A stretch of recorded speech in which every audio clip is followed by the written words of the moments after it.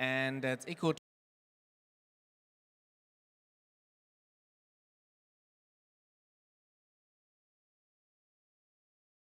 Rinne. Thank you so much. Hello, my name is Rina and I'm the co-founder of ecotrek. Do you know the sustainability performance of every single one of your suppliers? Do you know their certificates, labels, emissions, and sustainability goals from every single one? I didn't. I maybe knew 300 out of 30,000 of my high-risk suppliers. And I also asked my colleagues from different companies. They felt the same. And they also said that even if they know the data and they know the sustainability performance, they have currently no way to integrate that data scalable into their day-to-day operations.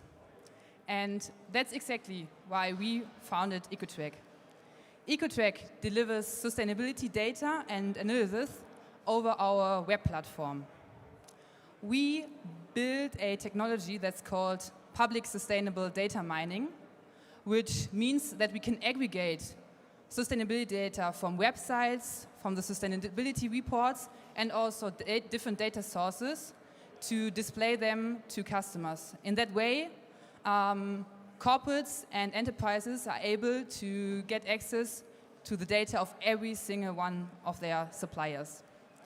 We were founded 1 year ago and are currently working together with 6 well-known companies from Germany that are testing our version, and we will be on the market launching in February 2022.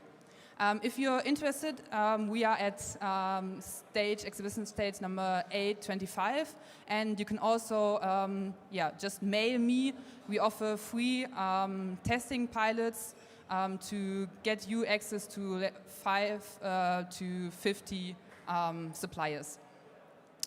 Thank you. I hope you have a nice day.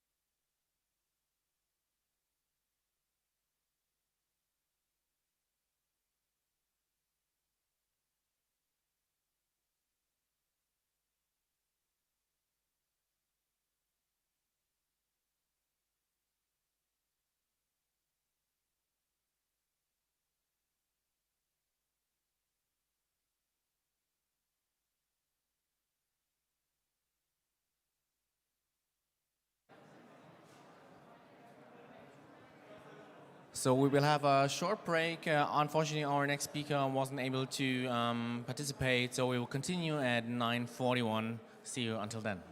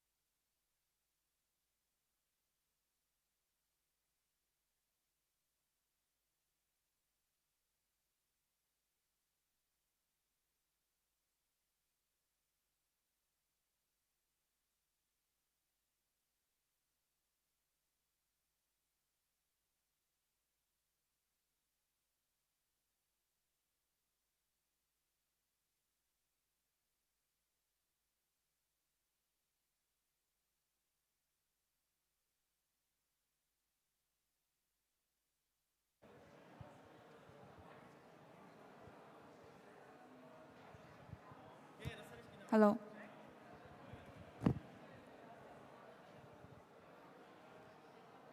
We will have a short break till 9:47, so the next on stage will be Klima.Metrix.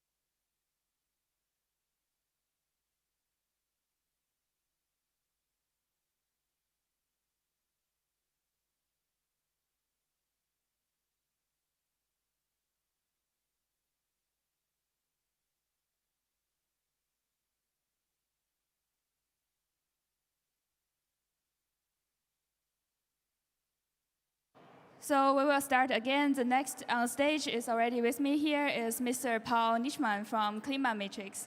So please. Thank you. Hi everyone, good morning. My name is Paul and I'm from Klima.Metrix. Klima.Metrix is a software that automates the CO2 footprint calculation for companies. That means carbon management in some sense. What does that mean? What do we do? We help companies to calculate, to track, and to report their carbon footprint. Thereby we focus on enterprise companies out of the sectors of construction, finance, and production companies from Germany. As you can see, when doing this, we not only calculate, we also report, do benchmarks of industry benchmarks, and help companies to track their carbon footprint, not only overall for their company, but also for products. We focus on all industries, but we, as I said, construction, finance, and production companies that's where we are best. How does that work actually? Our approach is, if you can see on the left-hand side, we have two calculation approaches. The first one is a cost-based approach, where we calculate based on the cost data of our customers, calculate the first carbon footprint. How does that work? We use emission reference factors for each of the cost sets of the customer and calculate therefore a first carbon footprint.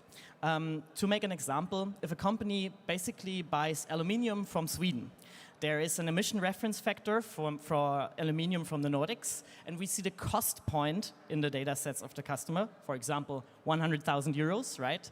And then there is an emission reference factor. Let's take an example, 2.5. Then we take costs times emission reference factor is carbon footprint. Therefore, 250 tons of CO2 emissions for aluminium in this example. When we've been there, we have a first carbon footprint for the company, which is very rough. And then we go into an activity-based calculation, which is much more in detail and depth. We add more data sets from different databases and also from systems of the customer.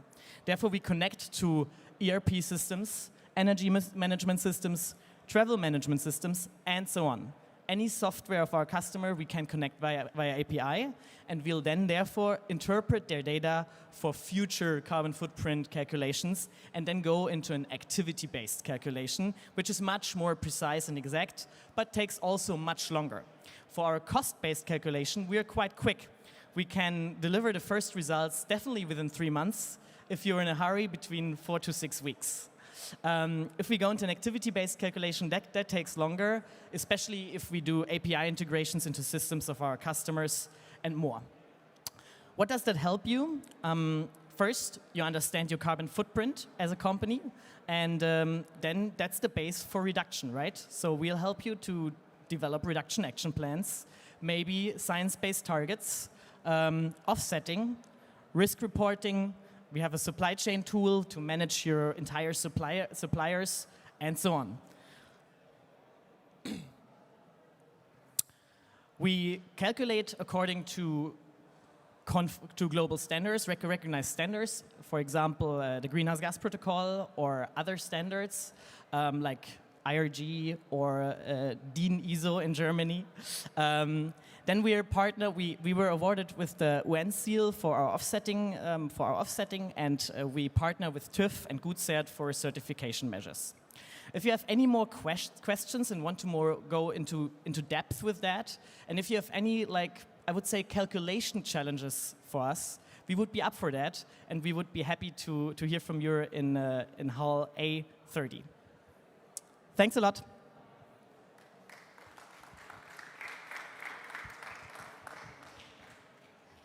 Thank you very much, Mr. Nischmann. And we will take a short break till 10 o'clock. Then we will have Marine Digital on stage.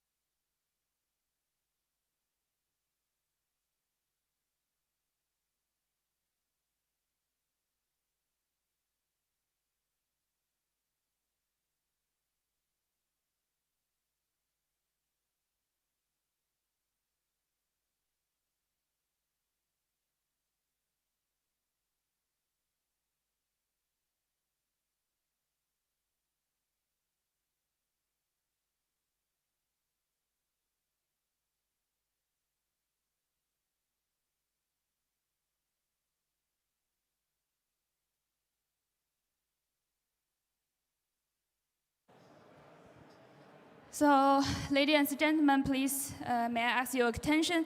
We are starting again. And please welcome Mr. Ivan Ladan from Marine Digital. Yep, thanks a lot.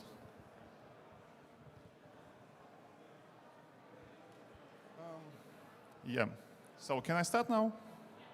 Yeah, thank you so much. Hello, my name is Ivan. I'm from Marine Digital.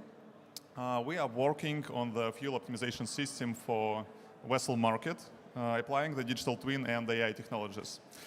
If you could imagine the biggest oceanarium in the world in Singapore, it contains 10 million liters of water inside. And this is the exact amount of fuel burned out by average vessel. It's 850,000 tons of heavy fuel, and it's only one vessel outside of 100K biggest vessels in the world. So in Marine Digital, we are working with the set of a problem, and the major one, how to digitize the NLOC vessel, because the 70% of the worldwide fleet are actually NLOC vessels without any possibility to track the emission. The second one, how to monitor the maintenance online. And at the end, it leads to the possibility to predict the fuel consumption, and at the end, to reduce the carbon footprint by building a better routing. Initially, we made a huge research and found that the majority of IT in marine industry are actually the subsidiaries of industry giants. So they got pretty much a strict focus on the core development. And today in 2020, we got a lack of data sets, combine all of the important groups of factors together. Instead of that, they upscaling the core technology. For example, engine performance. So in Marine Digital, we decided that we are pretty much independent company, so we can focus our development on building the best data set in the industry. And this technology provides you the opportunity to choose and analyze different routes, and afterwards to have the most short and optimal one based on the process data. The potential of this technology is pretty high. It's up to 12% and $240,000 per vessel per year. And it's only possible while you combine these important groups of factors together, not only working with one in particular. So we install our hardware on the bottom of the vessel. We got a specific focus on intraday installation instead of going to the dry dock for 7 days. Afterwards, we can apply AI algorithms and stream the results through web interface or API for our client. At the end, it leads to the possibility to reduce the fuel consumption. The solution costs 500 euros per month, 6K per year. Average client brings us 180K per year of revenue for the algorithms and software. Our free screen solves pretty much all of the problems that may occur during the vessel journey and performance monitoring and actually the emission reduction.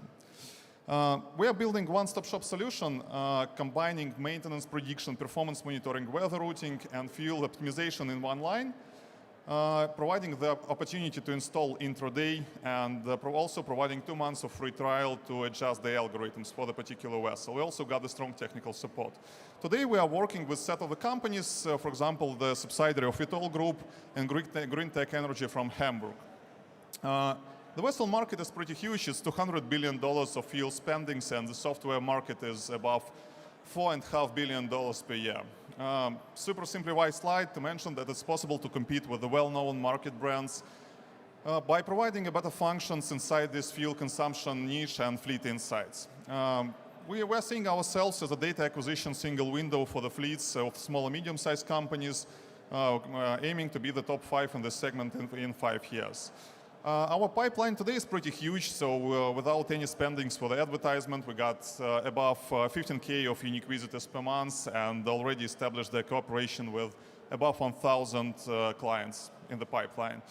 We're running around next year of 3 million. One of them is already committed. The investments from the founders already there were above 200K. We're already financed by the Northern Germany government bodies and banks. So we plan to spend this round on the data enrichment and manufacturing establishment inside the EU. Just some kind of a story from my side. In the March 2020, Porsche and actually Springer early stage entity invested into us. We boarded first client in 1 month later. After that, boarded additional angel investments from Slovenia and Latvia. And at the end, we relocated and established a new entity in Lübeck, in Northern Germany region. Afterwards, closed the round of 600K of non-dilutive financing from the state.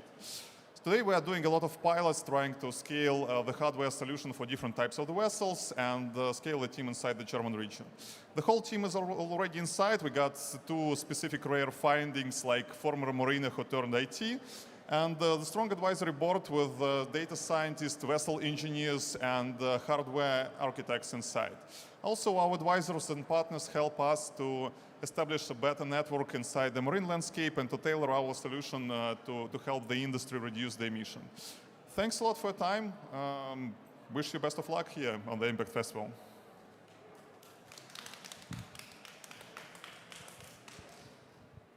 Okay, so thank you very much, Mr. Ladan. And if you have more questions, you can go to the booth A33 to find Marine Digital there. So our next pitch will start at 10:13 with Plantly.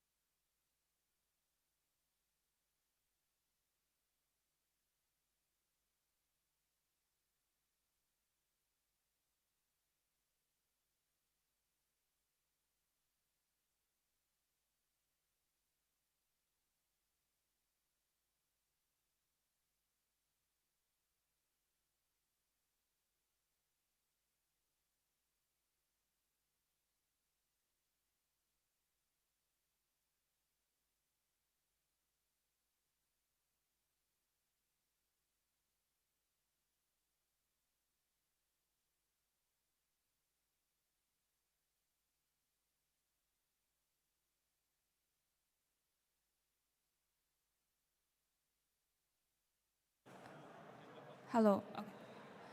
Okay, one mistake. The next on stage will be at 10:13.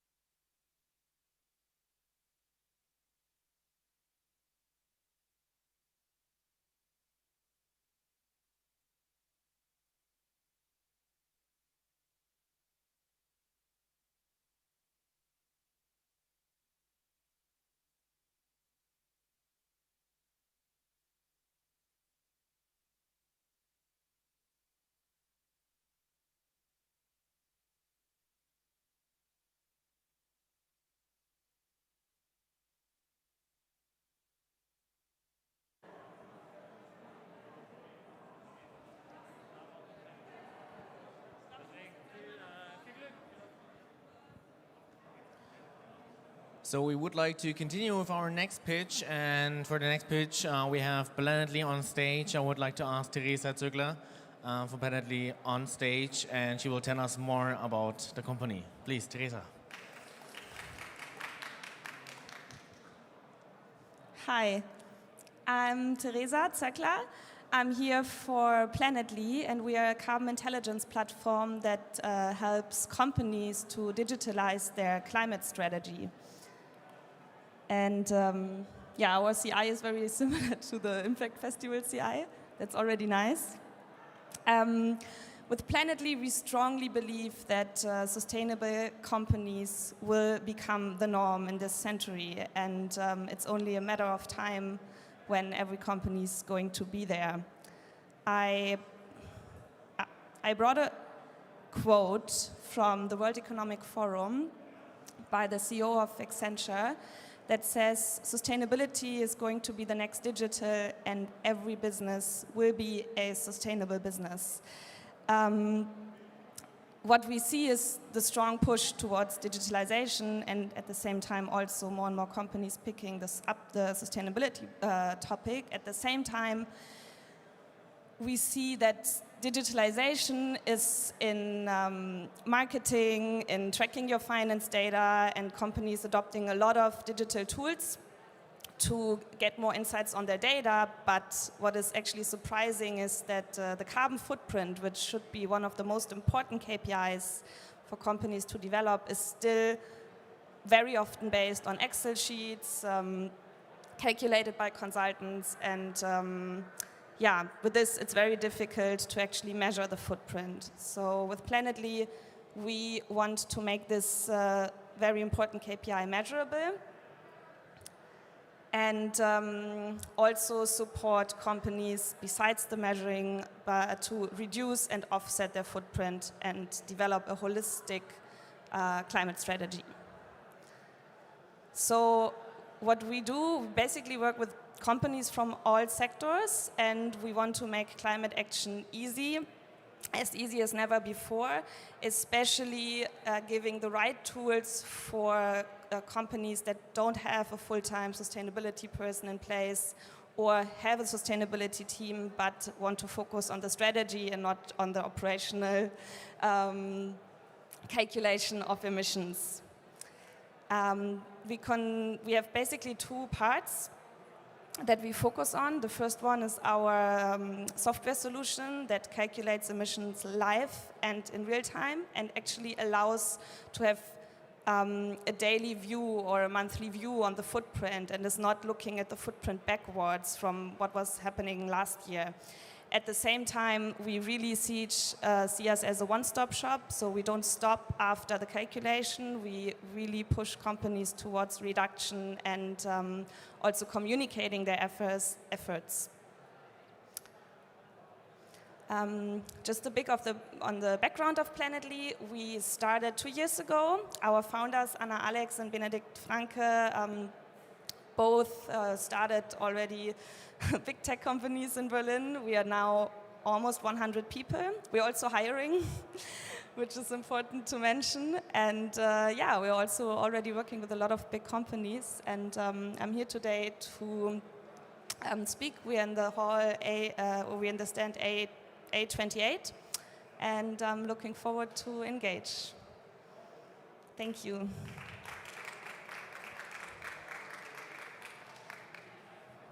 Thank you very much, Teresa. If you got further questions, she's still here a little bit on stage or around, so feel free to ask your questions. We will wait for 2 minutes, have a quick short break, and be back with Retraced in 2 minutes.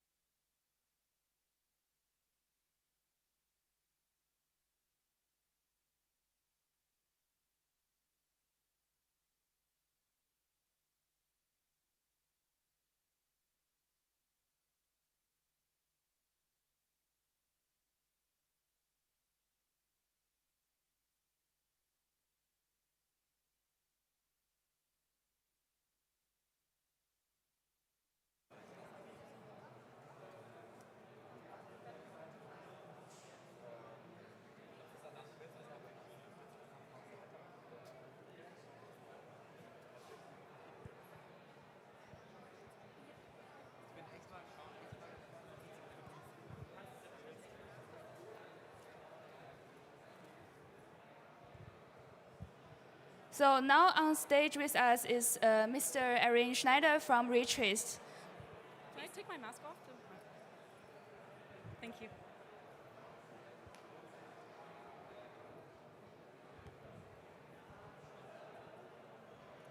Good morning, everyone.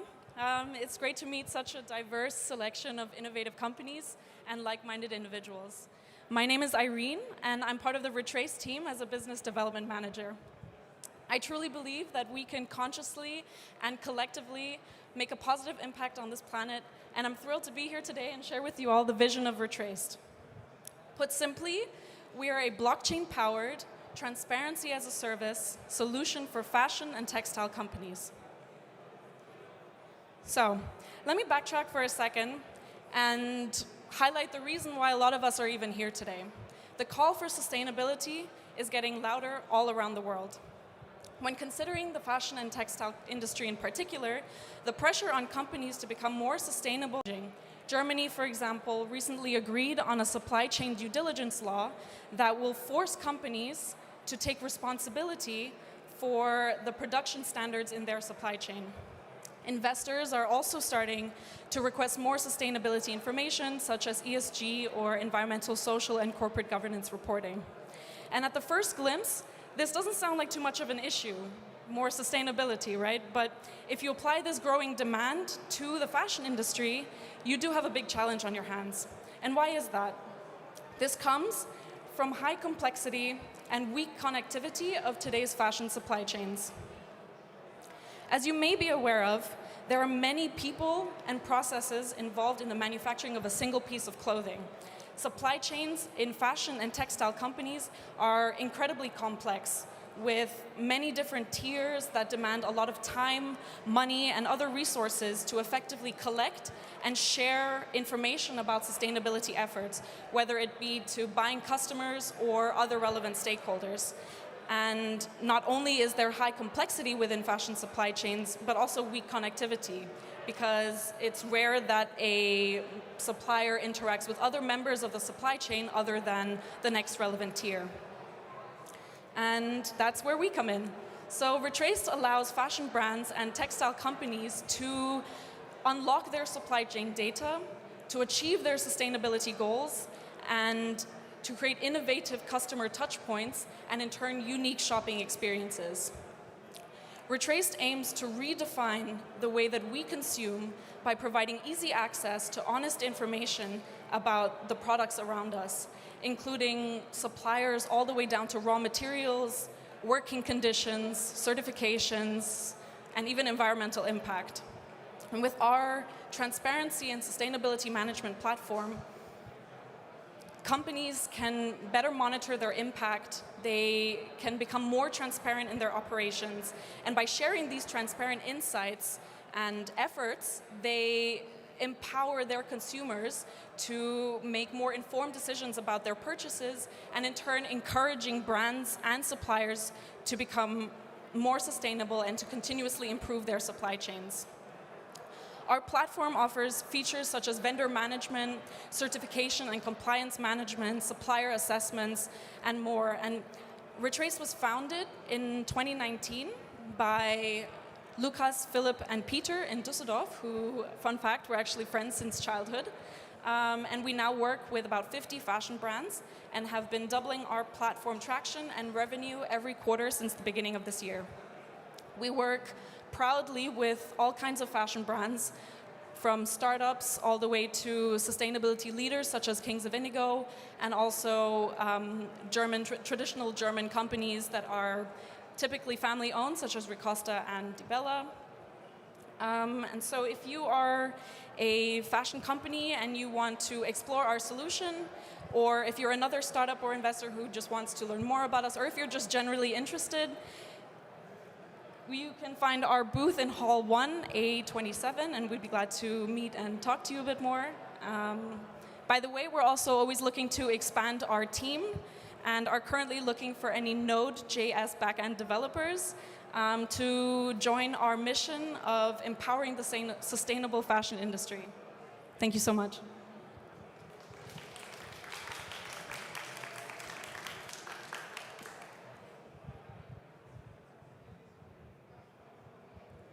Okay, thank you very much, Ms. Schneider. And I think we'll start in 2 minutes with the company Seedtrace.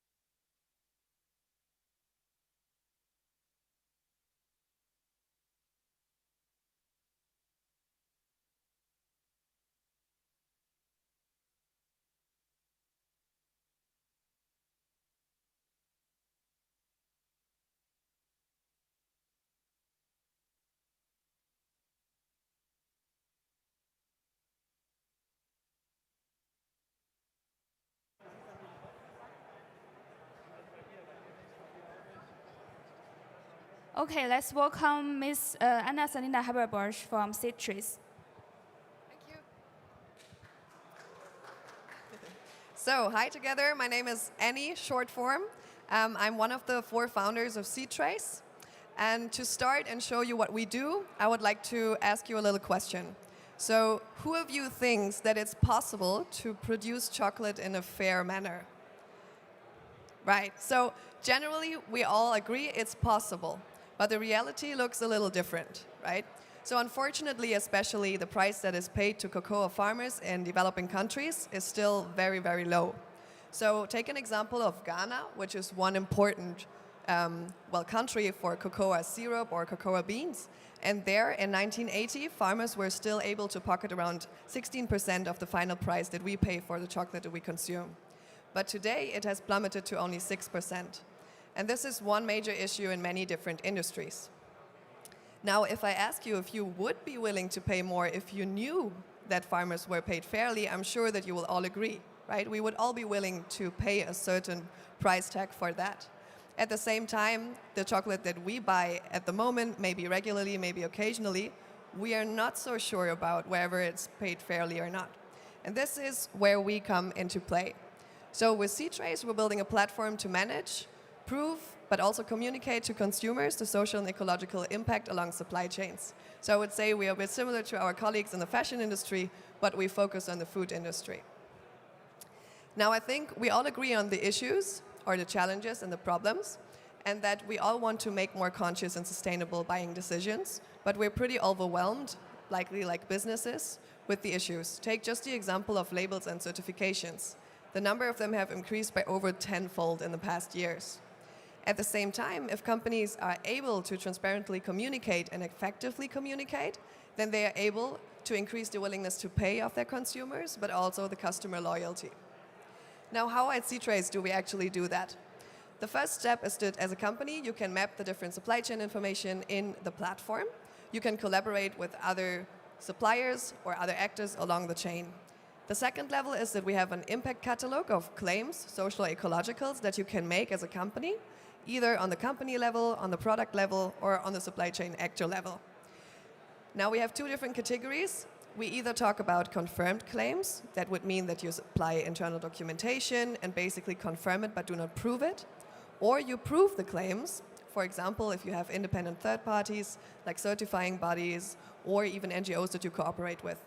The third level that we engage in is traceability. So we look very project specific at different products, at different supply chains, and implement that on a blockchain basis. So if we take one example, or what is very crucial for us is also that it's implemented on all different channels, right? So we started with a QR code. You can scan maybe the chocolate or the coffee or whatever product it is in the supermarket, and then you can see this information and you can travel along the journey of the product. But it's important to have a multi-channel approach, so to integrate it in your website, in your web shop, and to really do that everywhere. At the same time, we obviously also generate data, so you can learn about the behavior. Does my sustainability communication actually get to the people I want to reach, and how they're interested, what are they looking for? and what do they focus on. Now getting back to our example about cocoa, I would like to show you real quick what we do specifically with our client COA in Ghana and Switzerland. So they already communicated about what they pay to farmers. So they already confirmed that, being open and transparent, but they never proved it. So this is when we came into play. What we do with them is that we prove their fair payments, for example, to their companies that buy their cocoa syrup, like for example Lindt, and produce the chocolate. And we do that through a 3-level process. So first of all, we integrate with their systems. So we will get, let's say, a claim that they have paid X euros for a certain amount of syrup. And then there is basically a proof supplied by them, which is just an invoice that is signed by both parties. Now the last thing and the third step that we do is that we integrate with the mobile payment provider, so that every transaction we can actually check if it really arrived at the farmer, if they've been really paid, and then the transaction is verified and irreversibly stored on the blockchain. So as a consumer, we can then go to the supermarket, scan the chocolate, and know wherever the people behind it have been paid fairly. And we can not only know if generally the company they work with pays fairly, but we actually know what syrup has been produced or what has been used in this specific chocolate that I am consuming, and who has been paid for that and how much. So this is one example of many, and if you want to learn a bit more about our work and what we do, you can meet us in Hall 1 at A55, in German or in English, or whatever you want to talk us through. Thank you. Thank you very much, Anna-Selina. We will have a short break of 1 minute and be right back with the next presentation, which is Sustainbill, but we have a 1-minute break.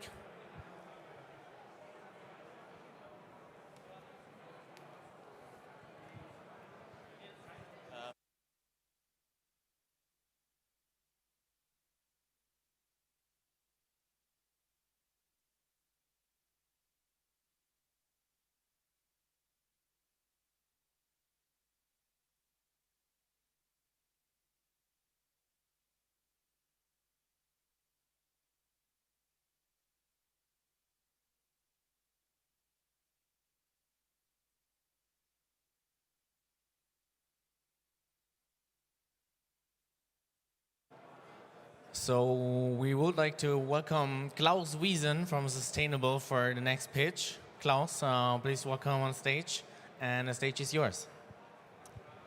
Hey everyone, thanks a lot. Happy to be here. I'm Klaus, one of the founders of Sustainbill. And you probably know this number. In average, 80% of a company's footprint comes from the supply chain. And this does not only relate to CO2 emissions, but also to other environmental impacts such as water use or biodiversity loss, and specifically also to risks related human rights violations. So companies, they really do need insights into their supply chain to manage those risks and specifically to initiate improvements. What they need is, they need specific data from each supplier and even more from each sub-supplier. And this is a big challenge. Our solution to this is collaboration along the supply chain. So a supplier who maybe improves towards sustainability, he creates a benefit for all downstream customers. So actually what you need is visibility towards your customers to leverage this win-win potential. And this is actually what we enable our customers and their suppliers to do. So companies can create transparency towards suppliers and sub-suppliers, they can take climate action, and they can ensure human rights and thus manage the supply chain related risks. And we do it in a, well, 4-step approach, you can say. The first step, using our cloud platform for sustainable sourcing, is you just connect with your suppliers. So via the platform, you invite the suppliers to your network. If they are already registered, they just can share their data. If they are not registered, they go through a very lean 10 minutes registration process. The second step is assess status quo, because you can't manage all your the entire supplier base. Specifically, if you're a large company, that's definitely an overkill. So what you want to know is, how far are my suppliers in terms of sustainability? Where do they stand? So you can send them, we call it a maturity assessment, and you can very quickly see where are the strengths, where are the weaknesses. And based on that, you can identify hotspots where you want to work with, where you want to improve. And this is where the third step then comes into place, increased transparency. So you want to work with your suppliers, you can request more information, send them a deep dive assessment in terms of climate action, in terms of human rights, and you can also request to go upstream in the supply chain to create transparency towards the sub-supplier down to the source of raw materials. And the fourth step is then to monitor the supply chain. So you can then regularly send assessments, and you can, of course, achieve or leverage corrective actions. So you can send requirements, and you can also track the improvement of the measures you have taken. So that's us. We have been founded 4 years ago, so we are quite mature in the new field of supply chain sustainability. We are an impact-driven company, so our investors, they focus on social and environmental impact. This is really essential for us, and we work across almost every industry, from smaller SMEs such as Share, who are also here today at the festival, to Volkswagen, the huge car company. And if you want to learn more, just visit us in Hall 1. We have a small exhibition there, and yeah, happy to talk to you. Happy to share you more about our solution. Thank you very much.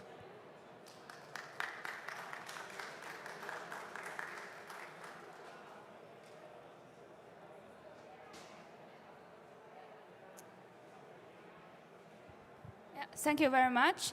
And till now, we have all our pitches in regulatory technology. And from 10 o'clock 45, we will dive into the next session, which is sustainable services.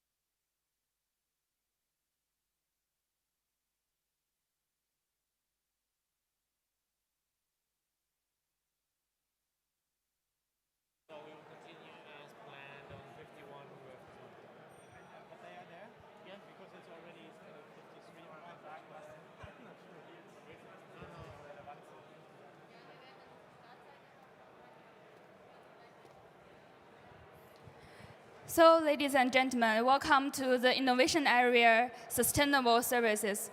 It is very difficult for a lot of companies to go through the digital transformation and sustainable transformation at the same time.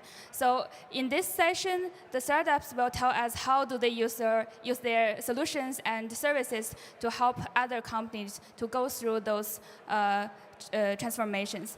And the first one on stage is Mr. Tobias Matteschläger from Global Climate Changer. Welcome.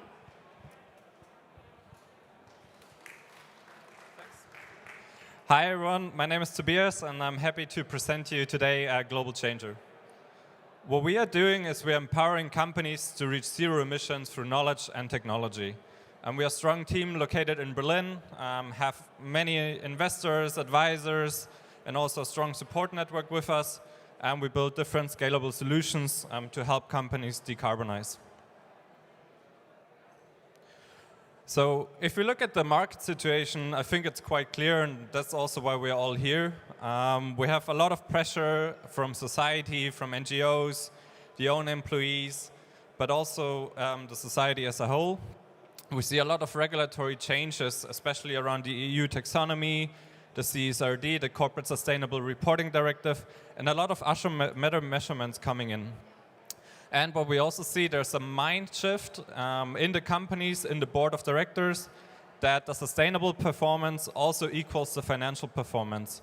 And it helps to reduce the costs and really increase also the profits around different areas and also innovate around different business models.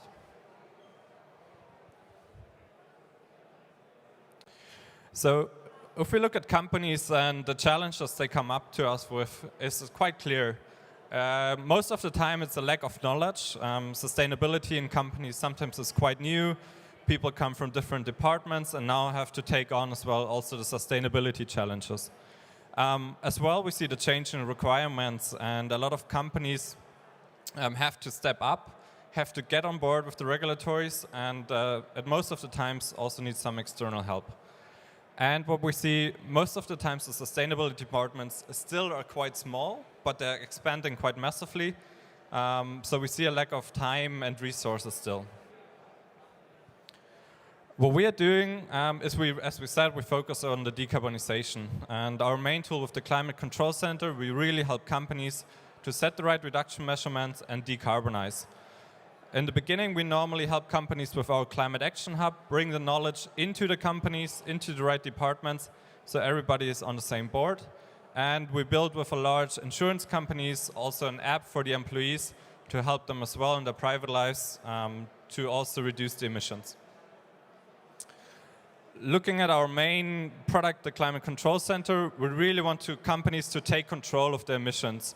And we integrate with different carbon accounting companies, build up the knowledge, have a massive database of CO2 reduction measurements, include the strategy and the goals, and then focus forward on also the reporting capabilities. So what is that what we want to do?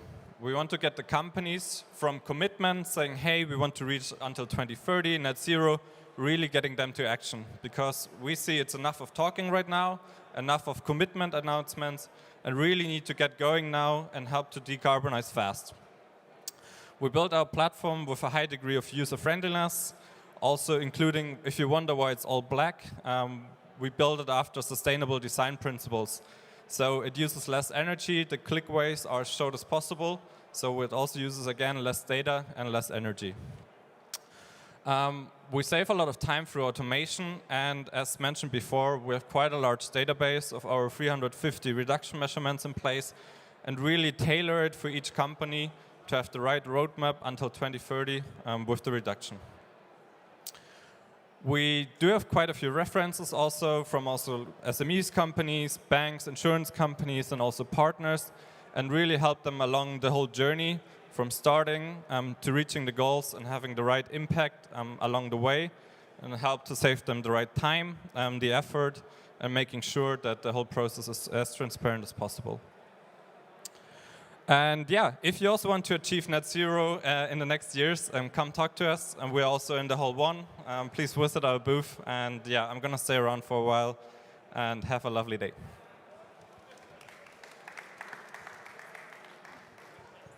Thank you very much, Mr. Matterschläger. And now we will take a short break till 11:04, and then we will start with Lissi.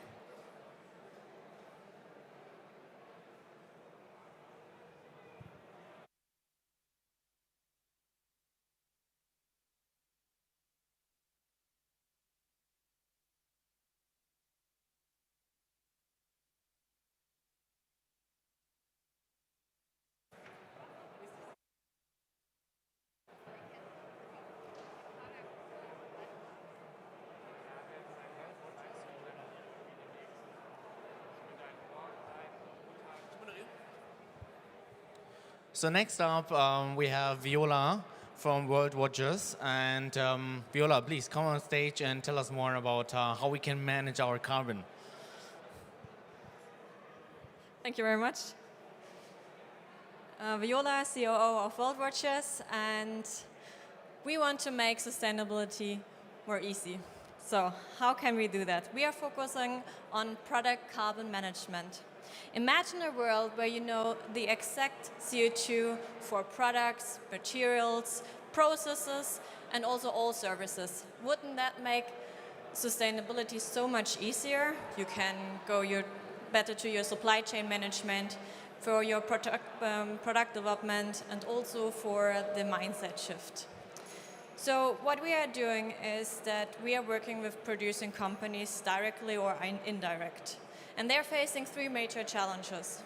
One is that their clients are asking for the product CO2 information, and they have to deliver it. So for example, we're working with one major company in the air ventilation industry, and they are, of course, bringing their air ventilation to construction site. And you know it all probably, we need to build CO2 neutral buildings.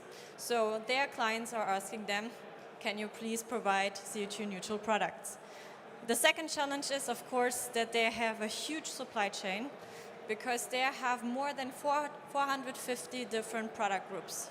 And for this, they need, of course, also transparency. And they would wish that their supplier give this transparency to them.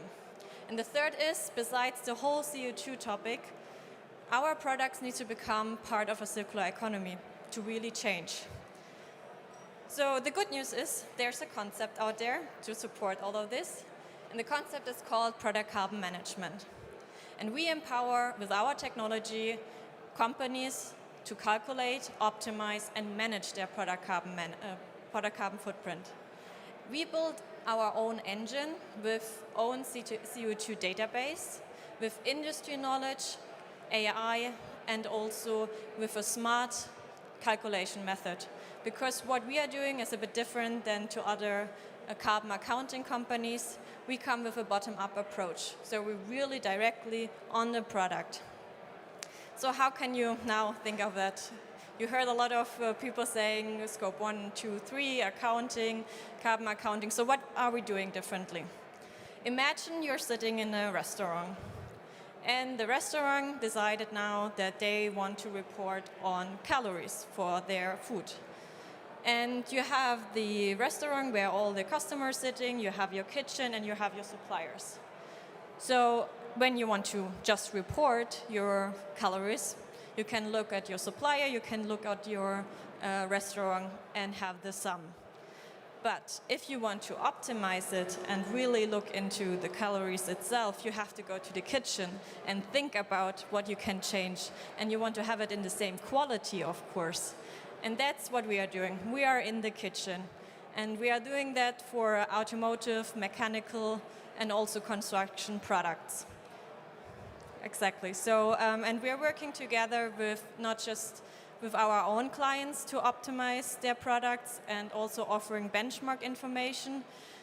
We are also working with consulting companies, bringing our technology to them to make them more efficient or also even to expand their portfolio. And we're working also with software companies such as Cost Data, where they are also coming from a bottom-up method, calculating cost for products, and we bring our data to them and our engine so they can also calculate the CO2.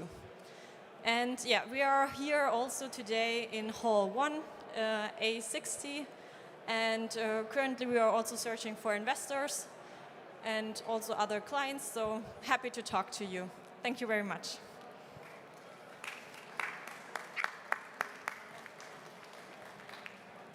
Thank you very much, Ms. Hassani.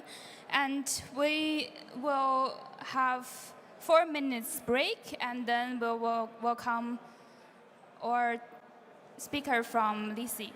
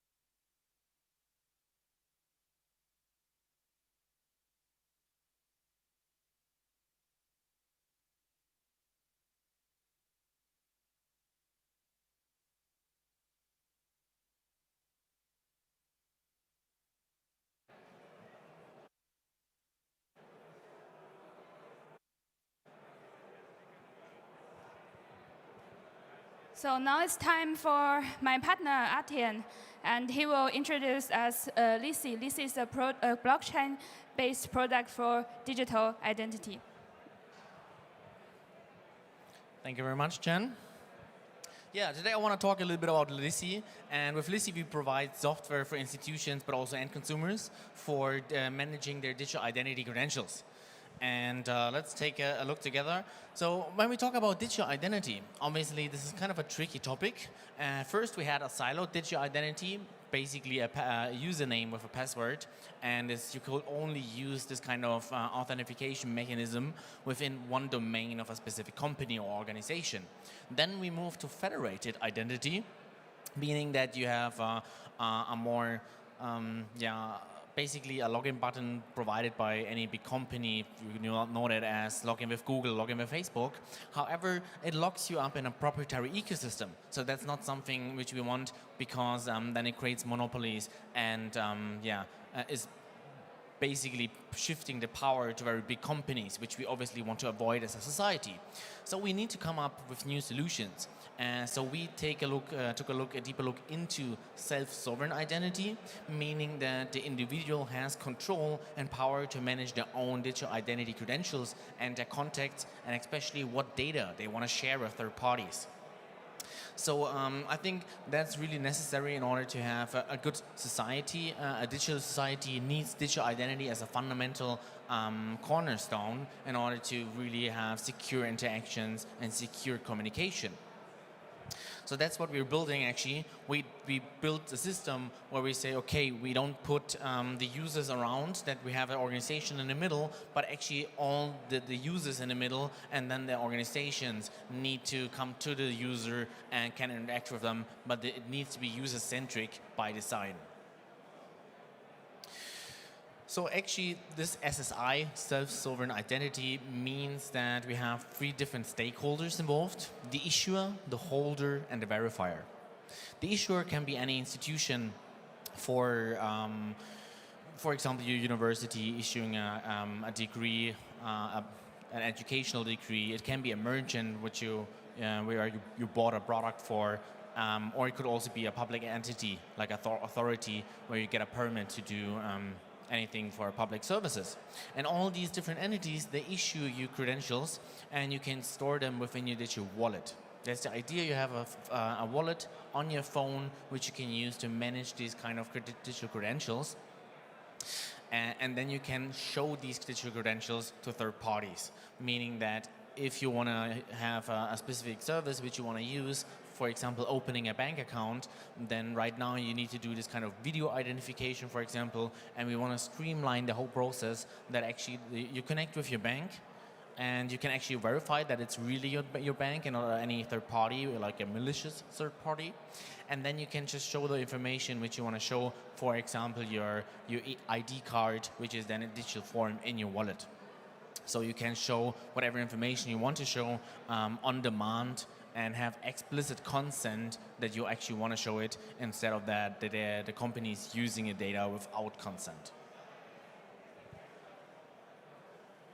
And we built that whole thing user-centric, meaning that we put the user in control with what data they share, what application they use, and with who they're going to interact.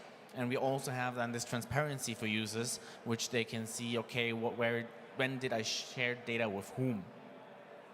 And we also enable institutions to establish direct connections to users, meaning that you have an encrypted communication channel between you as an individual and any third party which you interact with, which is obviously very valuable for both parties. And we offer data sovereignty, meaning that you have the data stored locally on your phone instead of in someone's cloud, right, which is just basically someone else's computer. You want to have your own data on your device and have this data sovereignty. And obviously we also offer this privacy enhancing features, meaning that it's very easy to be GDPR compliant with selective disclosure, only showing the information which needs to be shown for the particular purpose. And we offer 2 different softwares. One is our institution agent. That's basically for big corporates. We are the main incubator GmbH, meaning that we're a subsidiary of Commerzbank, but we also offer this kind of software to other big corporates within the financial sector, but also in the insurance sector, within telecommunication, public services, and so on. And they can use it. And for all the different for all individuals, you can use our Lissi wallet, which makes it easy for you to have an overview of what kind of interactions you did and store the credential in. And the wallet is super convenient, meaning you have just one application and you can interact with all the different parties cross-domain. You can, for example, get your university degree and then show it to a potential employer, and the employer can then verify the information, which is super handy. We also have the control, which I also said, and the privacy part.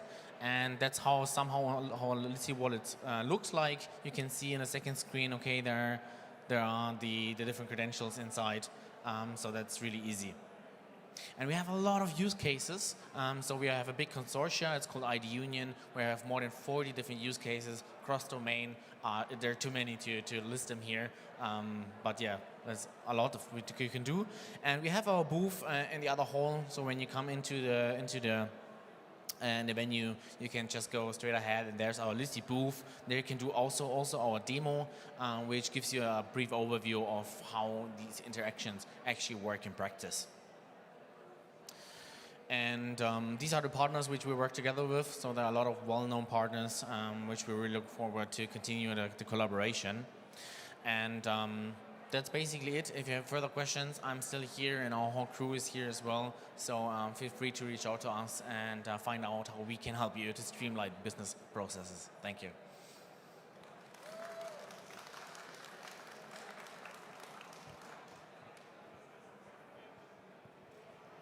Thank you, Adrian.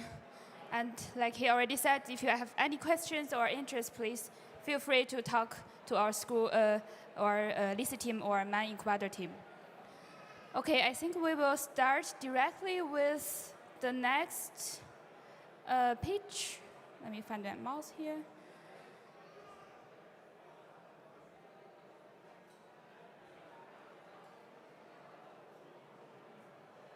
Okay. And please welcome Mr. David Mazzanti from Neustore. Thank you so much. Thanks. Hi, my name is Davide Mazzanti from Noi. And with Noi, we actually tackle one of the most pressing problems that we have right now, right, in the climate space. We're actually talking about the consumption of the domestic waste. So each one of us in Europe is currently responsible for something around 100 kilograms of single-use packaging. These include like single-use plastic and the other material that is actually made up our entire waste. And we know what happens, right? So after the usage of this single-use material, they end up in landfill, they end up in the ocean, so we create an entire problem that lasts generations. The good news is that there is a very simple solution. It's called zero waste, so we can actually completely get rid of single-use plastic right now. But the problem is that currently it's not very convenient. So what we did at Noi was to introduce an entire new level of zero waste. So we connect directly with food companies, food producers, to create a zero waste platform for them. How does it work? Basically, after our very long and extensive research with the entire food industry and the consumer, we realized that the time is actually right now for people to get over the single-use plastic. So, we actually are offering a hands-on solution for the food industry where the companies can simply become zero waste while having Noi taking care of the entire system. So considerably ditching plastic from day one. And we do this by generating an entire system of circularity. We already have our first partner. They are like very important food brands from Berlin. Actually, please come and check them at our booth. How does the zero waste platform works? We basically introduce a zero waste system without changing the operations of our suppliers. So we take care of connecting the food producer with the retailers, and we take care of the entire circularity. So there is really no change in the operation needed. And we do this by creating an entire ecosystem of food producers and retailers all around entire cities and then overall globally. And this is actually working. So if you look at the climate impact of a circular experience like Noi, we see a reduction of more than 10 times of the overall footprint when it comes to food packaging. And we can check, for instance, with a direct like single polypropylene, and we see like a more or less a 95% reduction in the climate impact. If you want to know more about the business model, which is pretty unique, that we call like packaging as a service, please come and visit us at our booth or just drop us a message on Talk. We're going to be active in there. Thank you so much.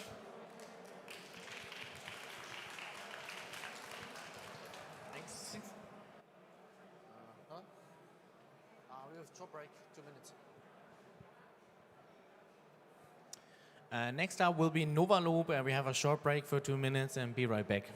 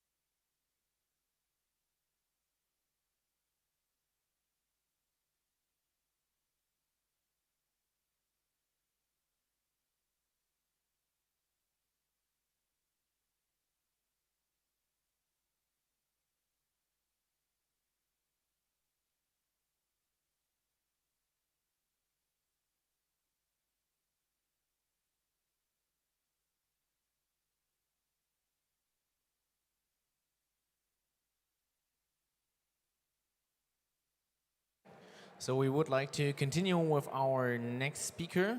And Johanna is already on stage with me. Johanna, Terry, you're going to tell us more about Novaloop. And I'm really curious about how you're going to help the companies to improve their environmental impact on their products. Johanna, it's your stage.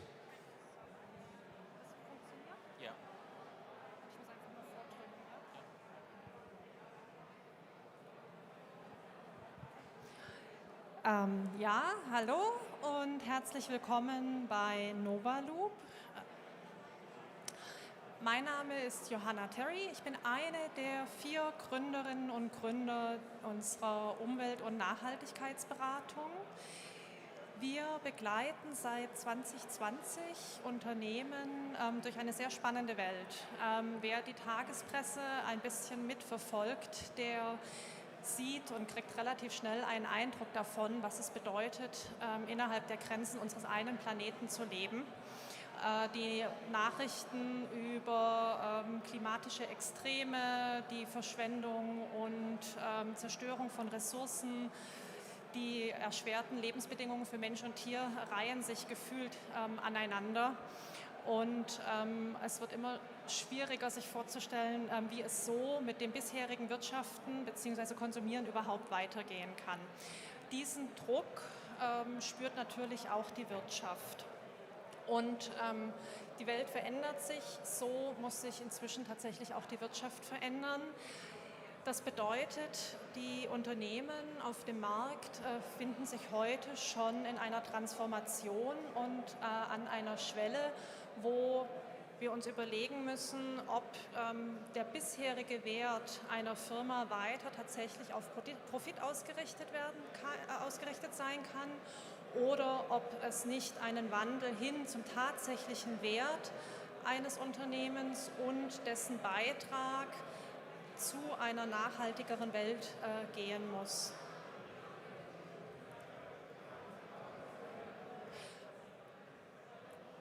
Das richtet sich natürlich auch an die Produkte und die Frage, welchen Beitrag kann eine Firma mit seinen Produkten eben zu einer nachhaltigeren Welt schaffen. Bei der Novaloop sind wir davon überzeugt, dass wirklich nachhaltige Produkte weder für die Menschen noch für die Umwelt schädlich sind. Das bedeutet, wir unterstützen Unternehmen dabei, Produkte bereits heute auf die globalen Herausforderungen von morgen vorzubereiten. Das bringt natürlich sehr viele Anforderungen mit sich, für die es eine strategische Ausrichtung benötigt und kluge Konzepte, um das in die Tat umzusetzen. Denn oftmals bleibt das Thema Nachhaltigkeit und Nachhaltigkeitsstrategien ja auf einem sehr hohen Level. Wir haben vorne am Eingang gesehen, dort sind die SDG-Würfel. Das ist natürlich noch nicht runtergebrochen auf Produkte. Das heißt, hier braucht es eine Strategie, wie kann das anwendbar gemacht werden für einzelne Unternehmen und deren Produkte.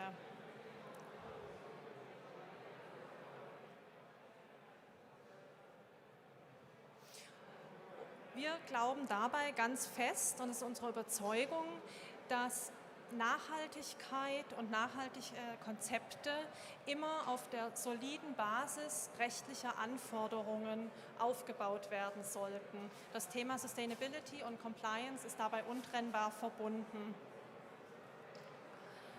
Mit unserer strategischen Ausrichtung verknüpfen wir die Themen Umweltcompliance und Nachhaltigkeit, um zukunftsfähige Produkte heute schon zu sichern und damit eben auch die Zukunft von Marktakteuren sicherzustellen.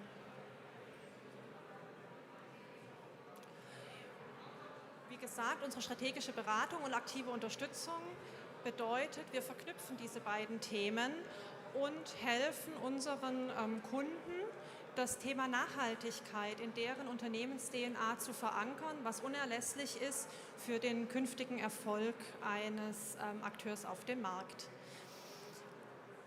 Wir würden uns auf jeden Fall freuen, wenn bei irgendjemandem diese beiden Themen im Moment auf Interesse stoßen. I'm very sorry, I did the presentation in German. I wasn't sure whether it was required in English or German. If anyone was here and couldn't follow anything I was saying, please come up to us. We have a booth in A13, and we're happy to also talk to you in English. Thank you very much. Thank you, Johanna. Thank you very much. We'll have a short break and continue with Plus Chip. Thank you. So we have a 2-minute break.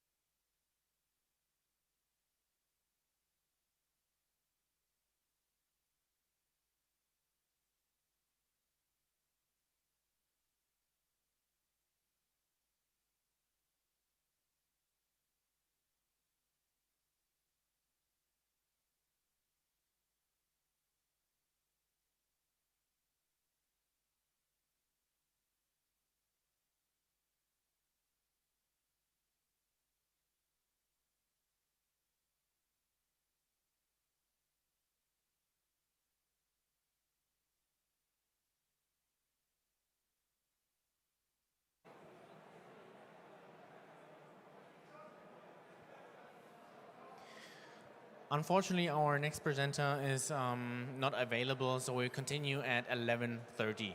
Thank you.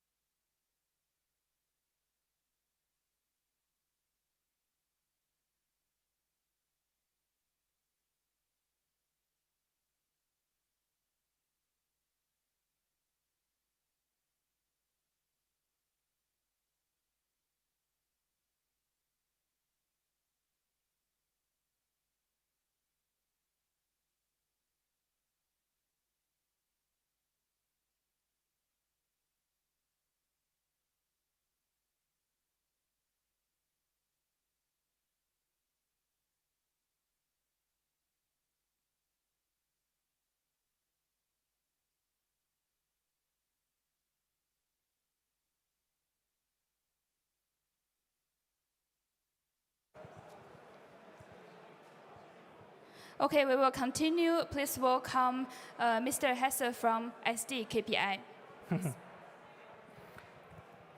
Yes, thank you very much indeed. My name is Axel Hesse from SDM GmbH, and the problem I would like to talk about is that banks and asset managers need global sustainability standards or ESG standards because they must integrate material or relevant ESG KPIs in their risk management for corporates and also for sovereigns.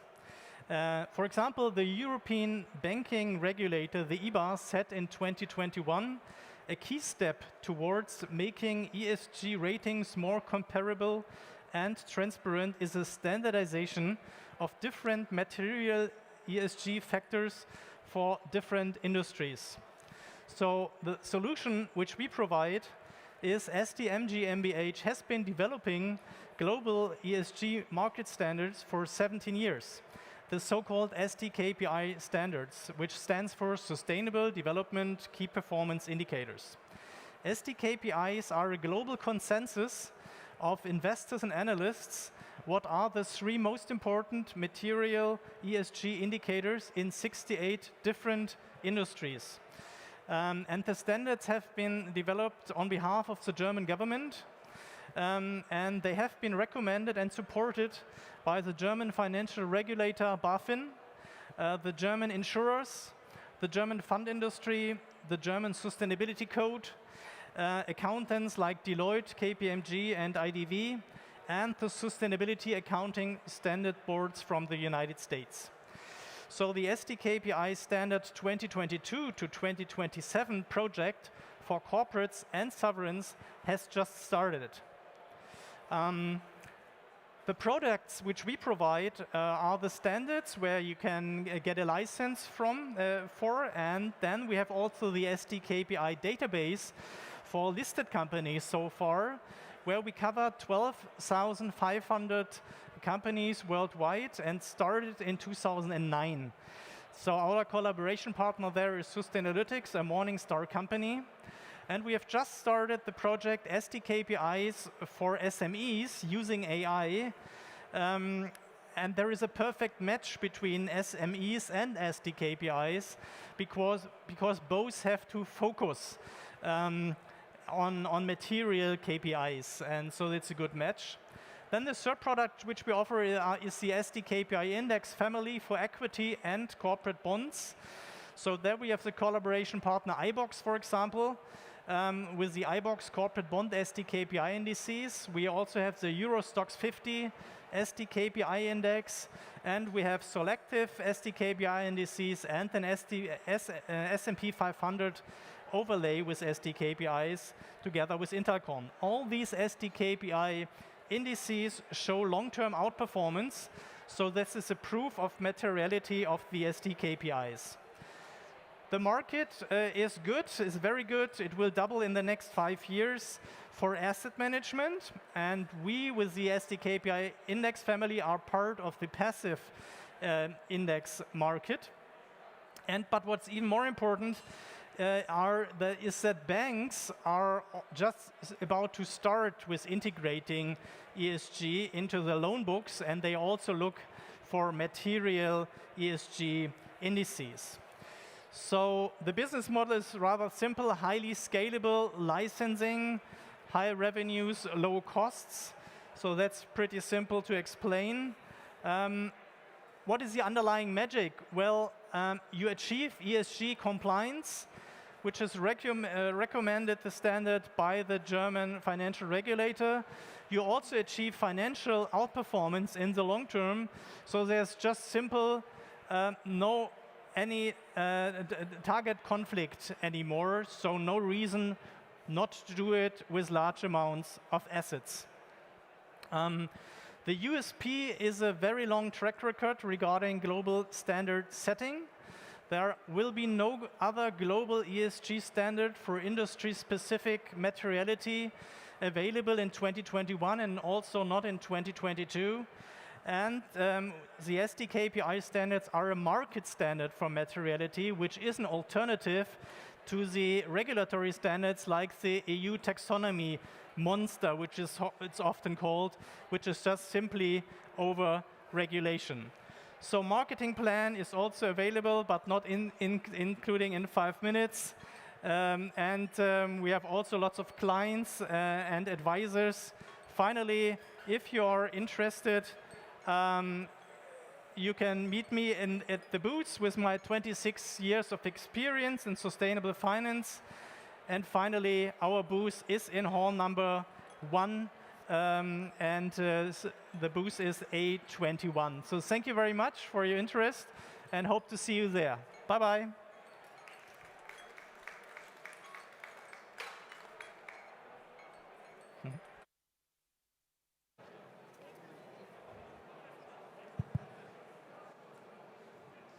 Thank you very much. So we will have a short break in this point, and we will continue at 11:50. So feel free to grab a coffee and be ready for the next session in 15 minutes. Thank you.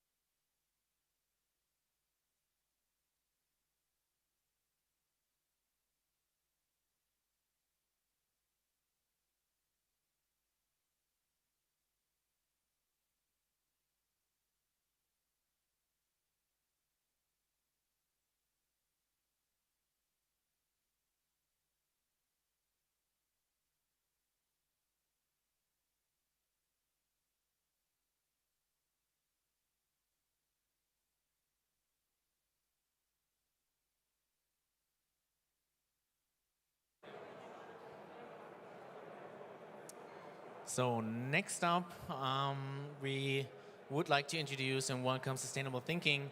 And Zina Vance, please we want to welcome you here on stage and would like to know what you're working on. Yeah, thank you very much. Hello, everyone. I'm really happy to present myself in sustainable thinking here today. We are experts for risk assessment and sustainability management. Okay. Ah, need help. Good.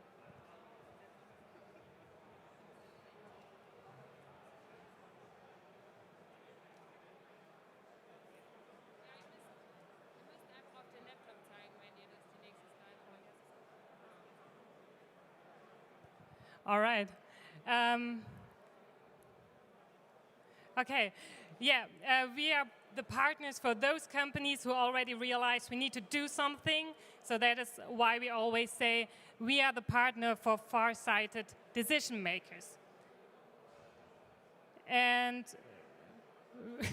we help companies in 3 main areas. And this is climate management and supply chain management and circular economy, and somehow the pointer is not working with me. But I don't need slides. I can do it without because I know what I'm doing. Wo denn? Aber irgendwie ich drück die ganze Zeit drauf. Okay. So we have 3 main areas. It's climate management, supply chain management, and circular economy. But we are not a usual consultancy because we believe that it's more about collaboration than competition. In these times, we need to find solutions together with other companies, and that is why we developed the thinking circle concept. We bring together companies in so-called peer groups where up to 10 companies can cooperate over 1 year and solve their sustainability solutions together. As you see, it's a really effective and solution-oriented way because the questions, sustainability questions, are too complex for one company to solve it alone. And different companies are stronger and more effective and faster when they learn to cooperate. And we have a framework, a collaboration framework with the thinking circles where this is possible. So here you see that we are working with a company from different branches like textile, automotive, and also energy sector.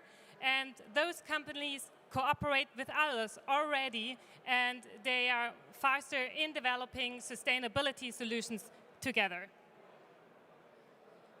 Here you see our team. We have a strong background in risk assessment and sustainability management.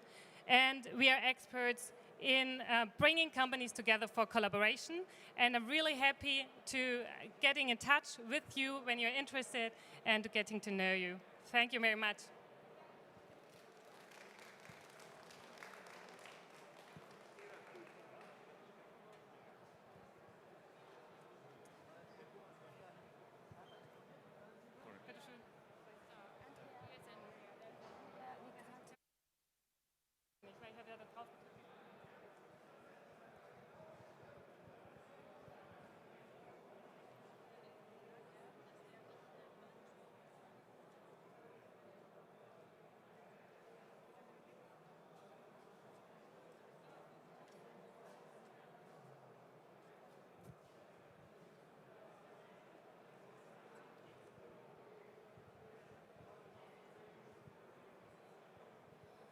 Okay, so the next pitch will be from Talenteco. Please welcome Andreas.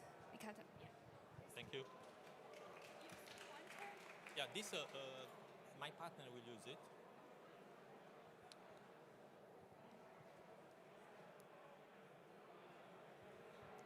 All right. Thank you so much. Can I start? Yes. Okay, smart green innovation meets global demand.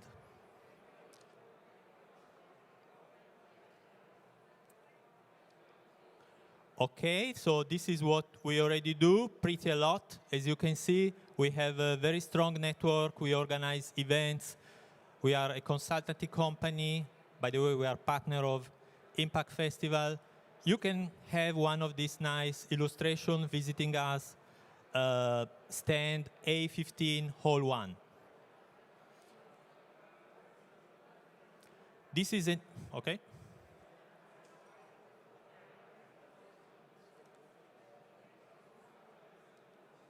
Okay, this is an example of a project already ongoing, a media project.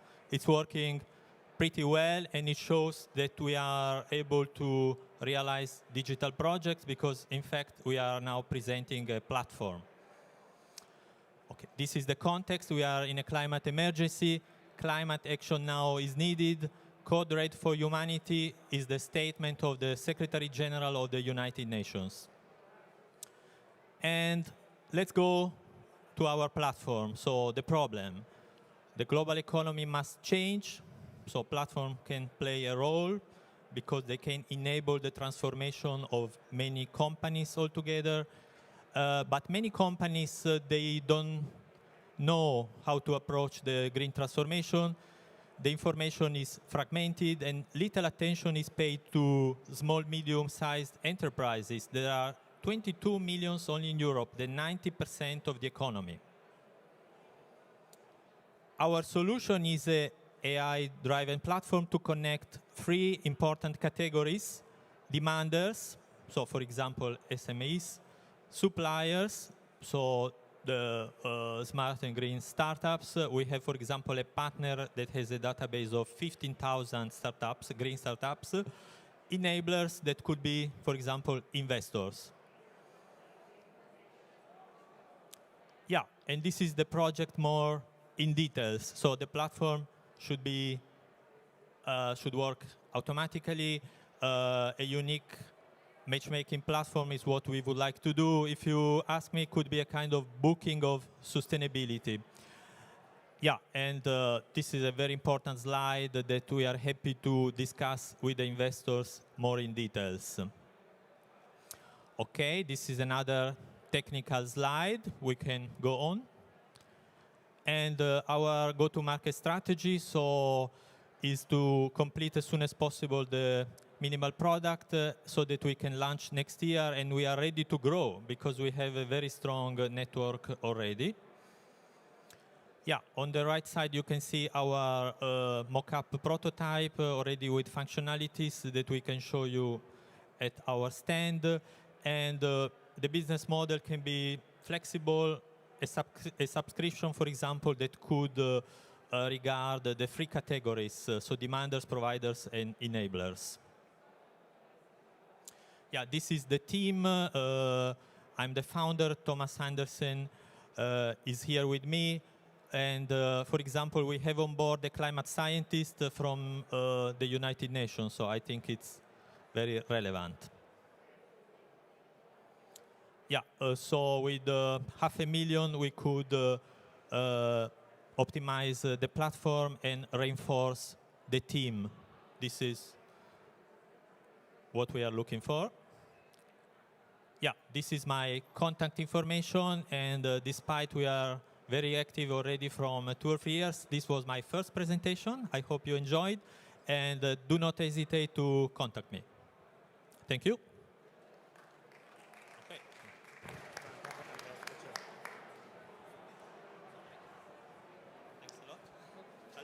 Thank you very much. Yeah, if you have any questions, I think they're still here, so feel free to reach out to them. Next up, we have Andreas Fletcher from the Trustlines Network. Andreas, the stage is yours. Hello.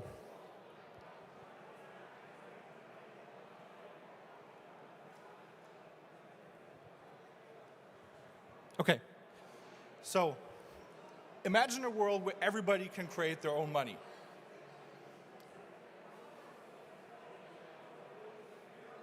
keep imagining it.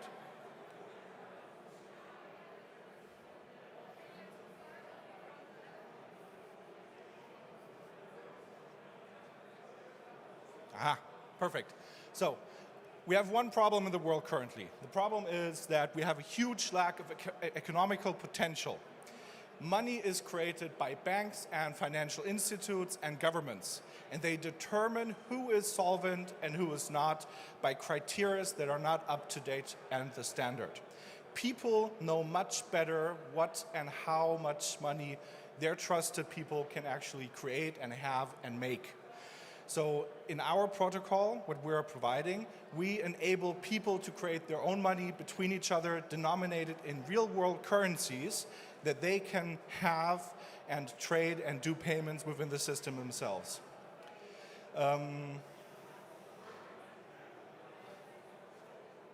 Yes, the Trustlines protocol.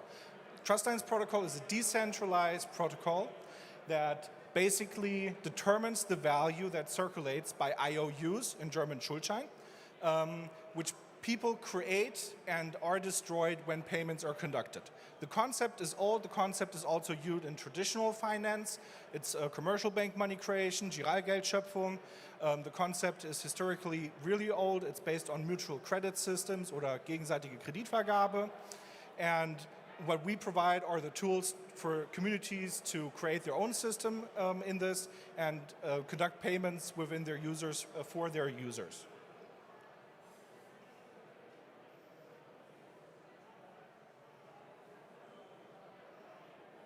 Ich drücke einfach, das ist einfacher. Okay, so why do we think this is actually possible? So I hope everybody of you knows the small world phenomenon. Everybody in this room is connected with each other in some way, maximum 6 hop. Proven example, if I take 3 of you, type in your name in LinkedIn, I'm pretty sure I'll have a connection at least 1, 2, or 3 hops. So in theory, everybody is connected with each other. And if we go and we basically create trust lines with each other, I can create a trust line with somebody that I trust. And the trust line is defined by 2 credit lines. So the maximum amount of money that I would borrow and the maximum amount of money that I would lend. And I could pay with IOUs this person, and that person could pay me the whole time in IOUs. The problem is what happens if I want to pay a person that I do not trust. And this is quite simple because small world problem phenomenon, we know each other through connected people. So our system basically looks for a path and then acknowledges it, and then you can basically hop over that person and pay people that you do not know by leveraging the connectivity that you have with that person. Current state of the ecosystem is that we're live, we're running. We have a working application in the App Store. You can all download it, Trustlines. Just type it in Google or in Apple. We have 5 community projects all over the world, Venezuela, Africa, Germany, Myanmar. And just to give you an example why we really think that this beliefs is, in Venezuela they have the problem that their currency is broken, so they use US dollars. The problem is they don't have enough small bills to give change. So basically, people go into a store and they cannot pay because the merchant is not able to give him change, $3, $2, $1. So they write on a piece of paper, I owe you $1, I owe you $2. Yeah? And they give that person the paper, and then they can come back next day and pay with this. We're putting that on our system so that in Venezuela themselves they can have a circular economy and basically pay with each other. User growth, the next 2 years will grow to 120,000 users over 10 strategic countries. And what we're looking for are either investors or partners that have common goals and can help us tap into communities to basically help them sustain themselves and create their own value. My name is Andreas. As mentioned already, we're in Hall 1, stand A22. We have great swag and great conversations, so see you there. Thank you.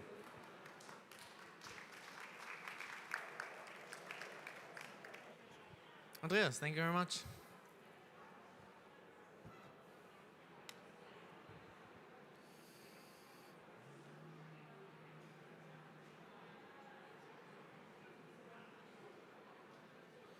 And next up on stage, I would like to welcome Martin Vierhoever from Positive Impact.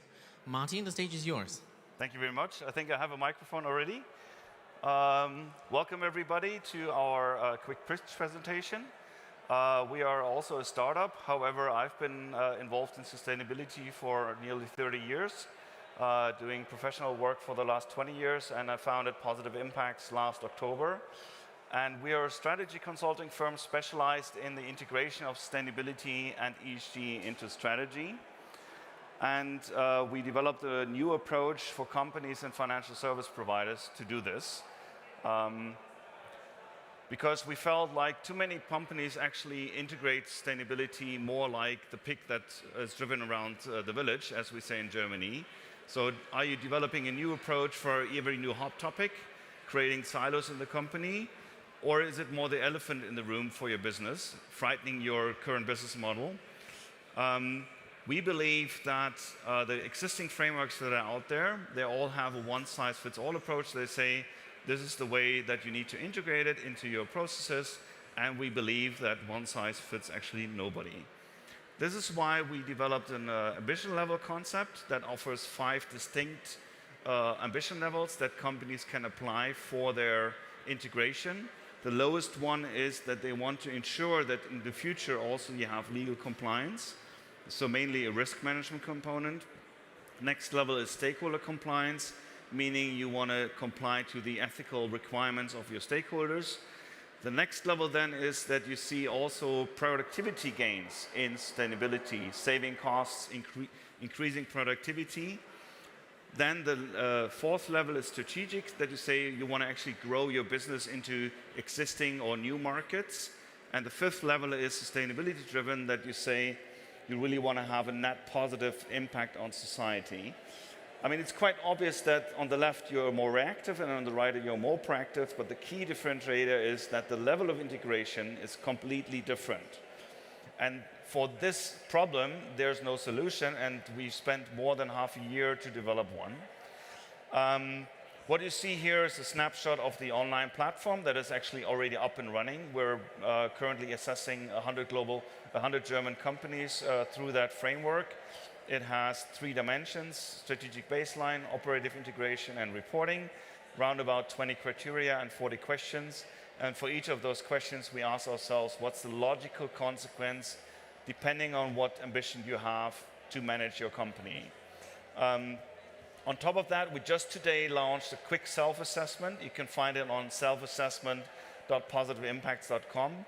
Every company with a company address can assess themselves once a year for free. So this is an additional service that we just launched today. Check out the website and do a self-assessment for your organization. The outcomes is that you get an insight into your current ambition level. You can do benchmarkings with your peers, you can do benchmarkings with your customers or key business partners, and you can identify your gaps to future the ambition that you have, and identify recommendations for the strategy and process integration. As I said, we successfully already launched a couple of projects, completed client engagements, and we're currently working on a study to assess 100 German companies solely based on public information on the more wide framework, and we're going to publish a study in October on this. The framework was actually not just built upon my own self or my own ideas, but we got feedback from a lecturer from Yale, Yvonne Zwick who was involved in the German Sustainability Code, a couple of ex-managers from S&P Global that are responsible for the Dow Jones Sustainability Index. They all provided us around about 200 comments on the framework, which we all incorporated. On top of that, we mapped more than 20 frameworks to our concept. So every question that we have, you can find a link to the frameworks you see on the right to really make it thorough and not replicate work that has been done out there.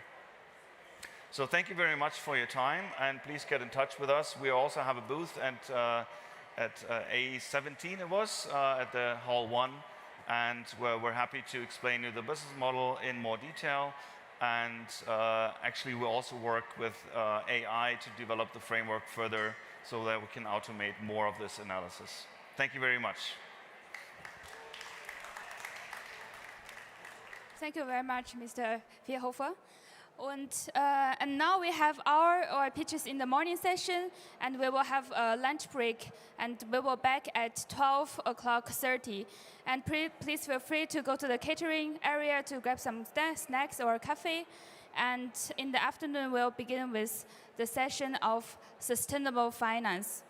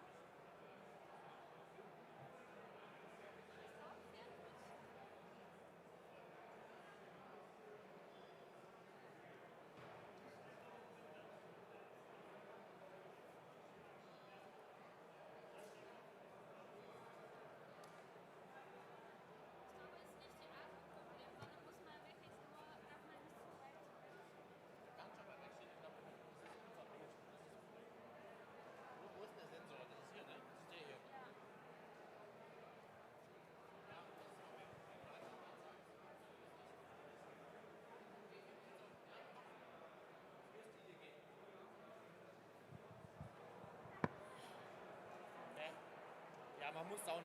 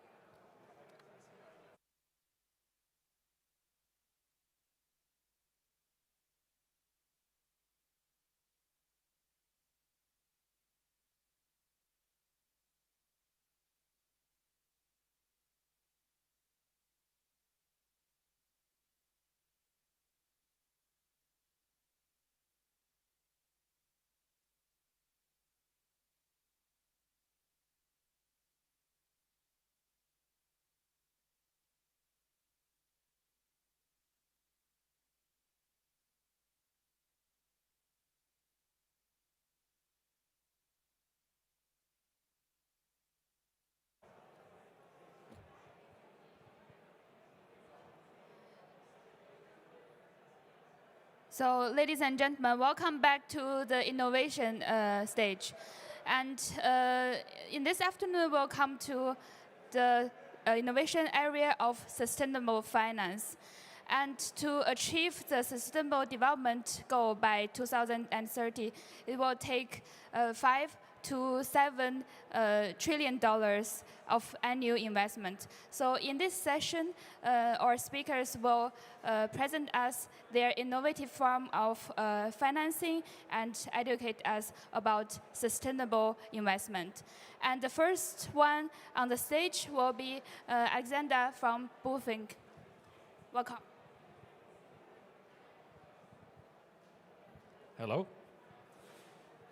Okay, yeah, welcome everybody. Thanks for inviting me. I'm Alexander from Bullfinch AG. We are a young startup, 2 years old. As I will explain in a second, we want to form part of that energy transition by moving a lot of money. I think we already heard a number, $5 to $7 trillion a year.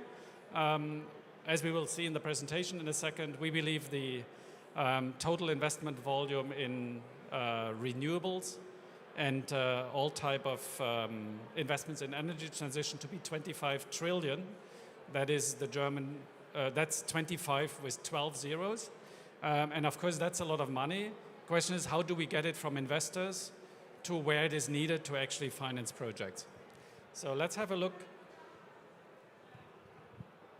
at what has happened until now, especially from an investor point of view. A lot of money was invested into large-scale utility projects.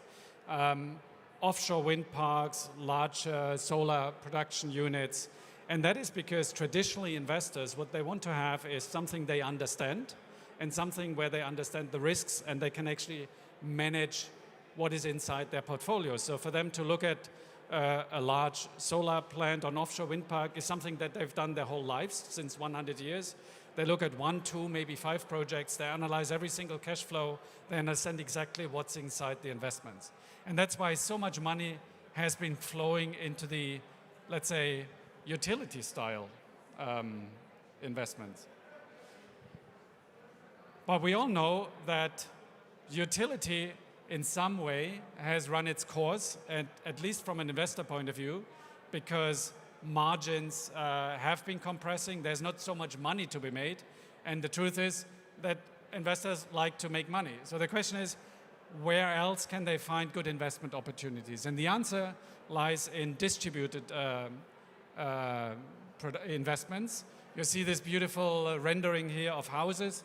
Every house should have a solar roof. Every house should have an EV car, maybe a heat pump, and a lot of smart technology of the likes that we see around here in the exhibition. And that is the space where we want to operate, to basically move investments from the large-scale utility investments into those large, decentralized retail investment opportunities. As I already mentioned, here's a study by Cambridge University. There's about 250,000 households in the European Union. That's our core market for now, let's say. And if you assume a completely rebuilding of those households, it would take approximately 100,000 euro per household. That includes heat pumps, solar, smart technology, maybe a very nice car in your garage. So that's a lot of money. Now, we're not as optimistic as saying all of that is our market share, but certainly when it comes to solar roofs and decentralized, for instance, smart technology, batteries, storage technologies, that where we actually see our market. So what do we do? I already spoke about the large investors.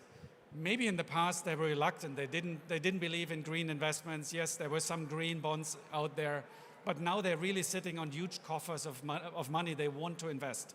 And they're pressed by regulators, they're pressed by the public to do that. On the other side, there's you, which is all the clean techs. Great ideas, you have great technology to deploy, you even have a good name, you have customers.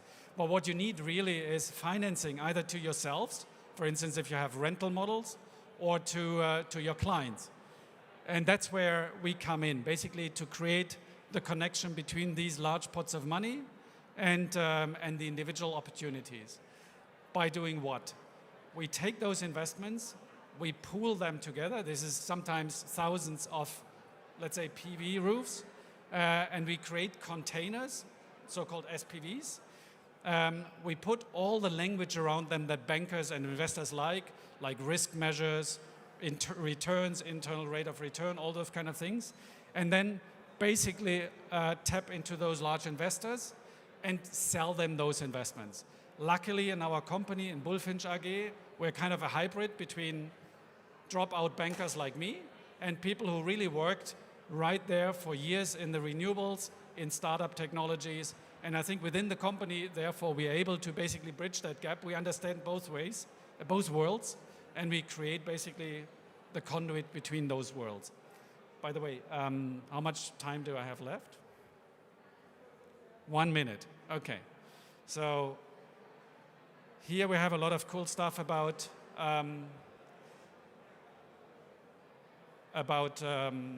our company. I think the important thing is we are a small company. We're just starting. And we have two of our founders, Robin and Hugo, here in the room. If you are interested, if your company needs money to grow, if you have a business that looks like a good investment, but you don't really know how to sell it to large investors, come talk to us. Our stand is over there in the next hall. Happy to see you all there. And thanks for giving me the opportunity to present.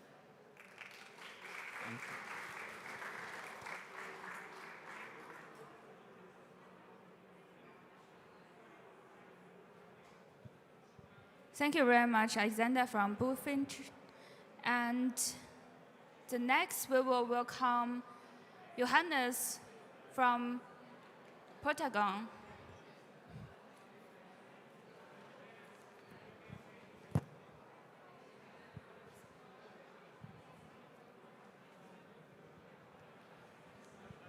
Hi everyone, thanks for having me. My name is Johannes from Portagon.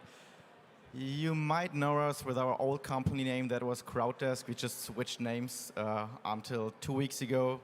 If you haven't heard about CrowdDesk, no worries, you will get to know about a lot of us in the next couple of minutes.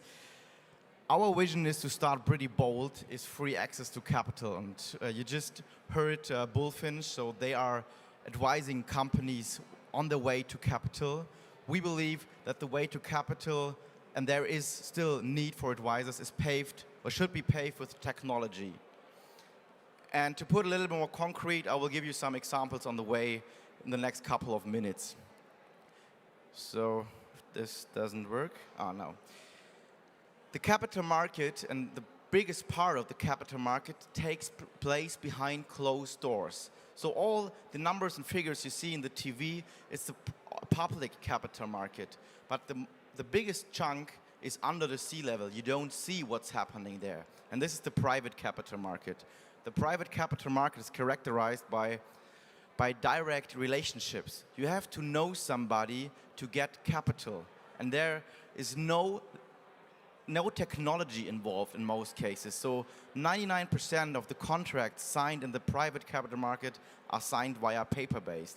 We just raised 8.5 million euro, and I would love to have to use our technology, but the investor weren't able to do so. So we had to sign over 100 sheets of papers for getting those millions.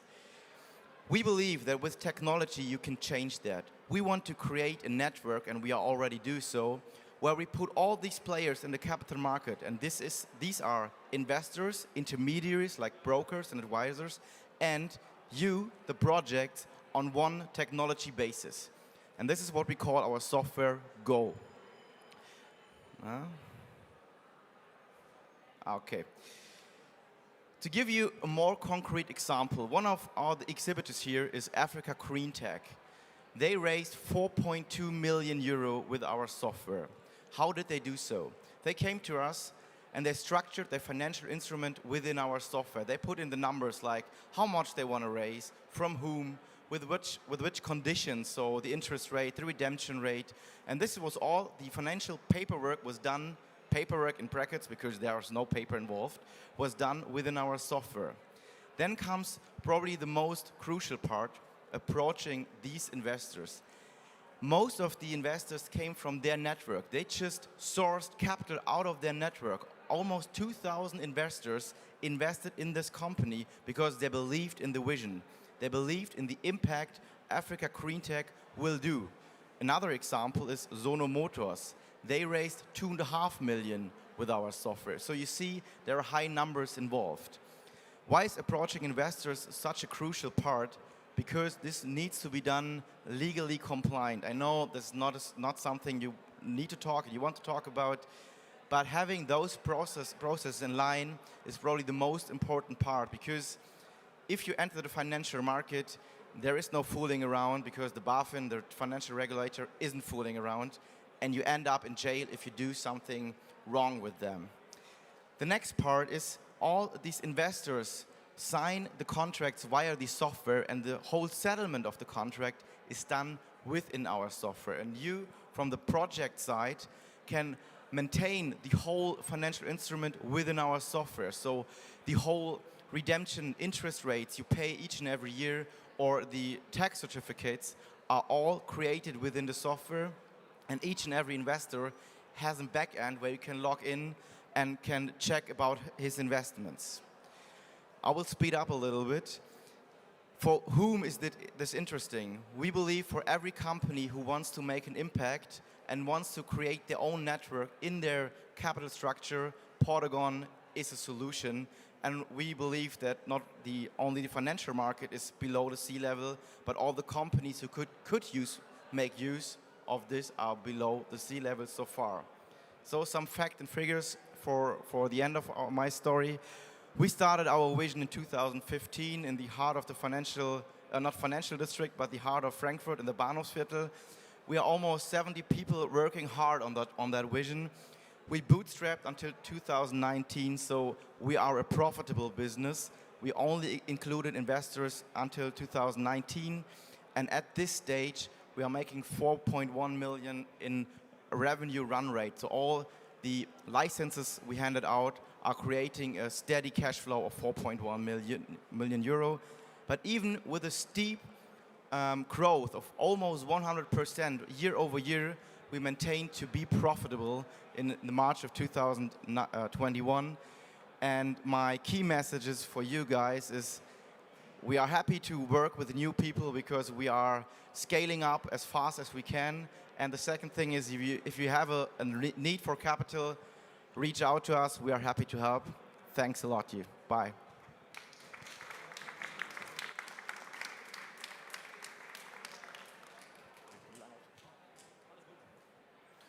Awesome. Thank you very much. Fascinating talk. We will have a break of 1 or 2 minutes and continue with our next pitch in just a minute.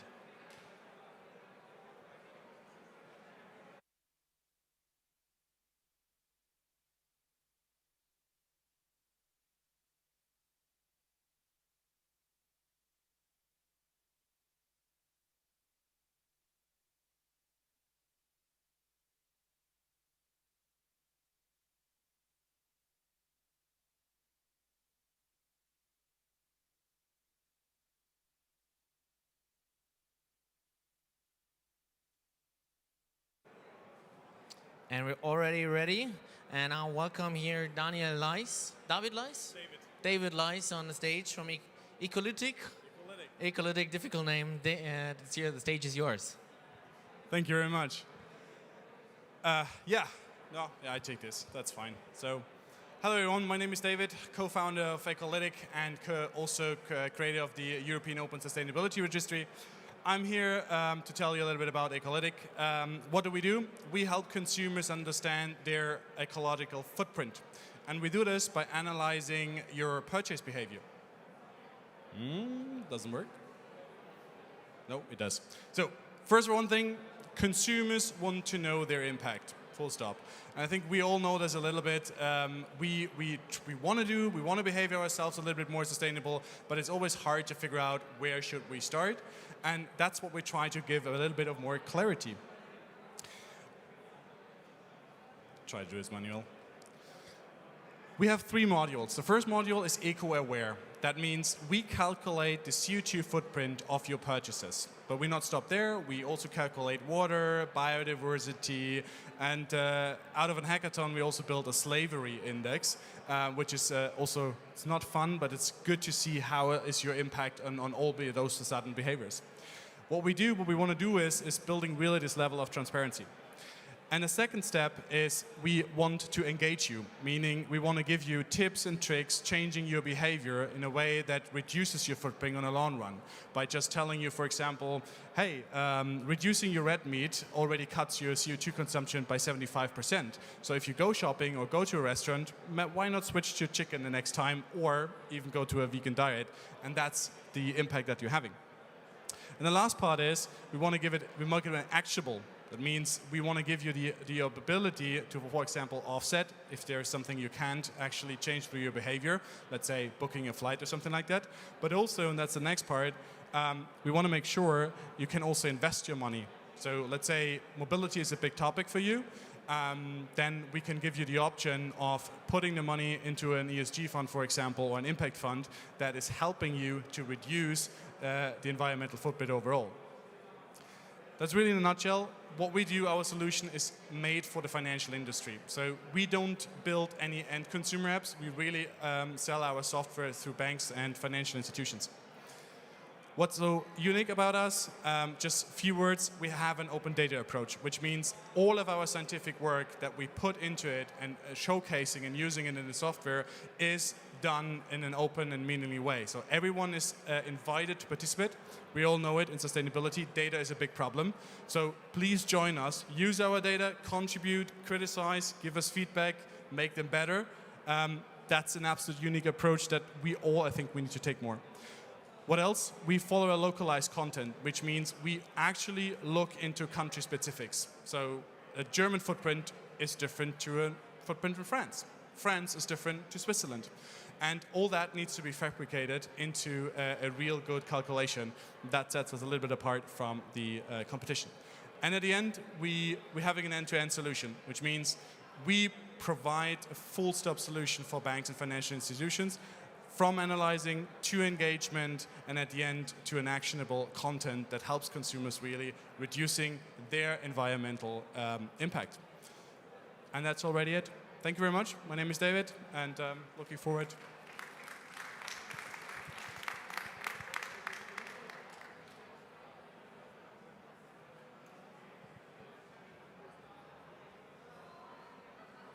Thank you very much.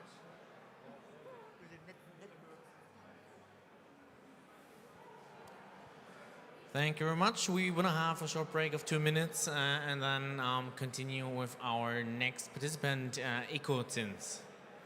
Is Jasmine here already? Okay, we hope she will show up in the next 2 minutes.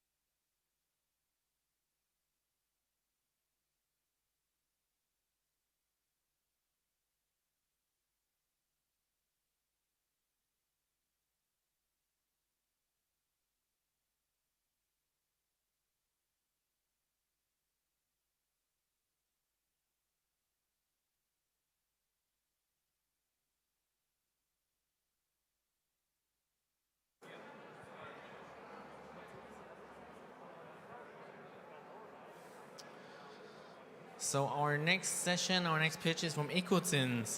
Is Jasmine Kobler, is she here on stage? Unfortunately, that seems to be not the case, so we will have a 5 or 6 minute break and then continue in 7 minutes. Thank you.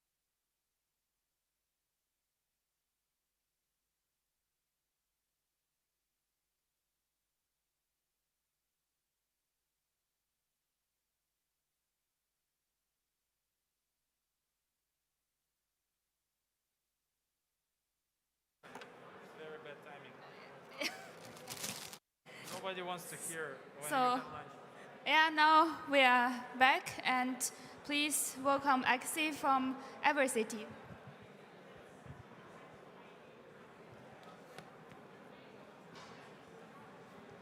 Hi everyone, sorry to disturb you from the lunch, but let's hear something about Evercity. It's a sustainability measurement and investment platform. Sorry, something with the clicker. Oops. Yeah. So if we look at the green bond market, it's a huge sustainable debt market which is growing like 30–40% each year, which make it a very interesting and dynamic. And we need all bonds to be sustainable to meet the Paris Agreement goals and to avoid the climate catastrophe. However, the sustainable finance and sustainable debt market in particular has some problems. Yeah, so let's imagine there is Mark, an impact investor who is based in Frankfurt, and he wants to find great deals to invest in to make some impact. And here is Leah, an Ethiopian organic coffee producer. She wants to raise sustainable finance, but she hardly knows what it is and how to structure sustainable finance instruments, how to issue green bonds. It's really complicated to companies, and it's also complicated to Mark. And also there is a problem of trust and impact measurement, because those guys, they are divided by thousands of kilometers, and they cannot see what's going on with the project and what impact is it making. So that's where Evercity comes in, a blockchain platform to issue and monitor sustainable finance assets like green bonds and carbon credits. So we introduce blockchain and monitoring tools combined together to provide full transparency and traceability of the impact data and issue innovative sustainable finance instruments.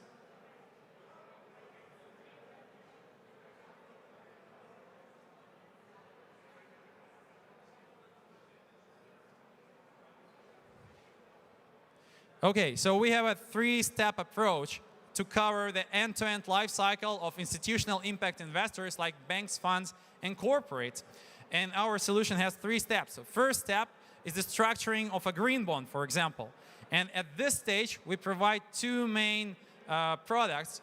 First one is EU taxonomy screening, because to understand what is eligible to issue green bonds, first you need to screen those assets against EU taxonomy or some other taxonomy.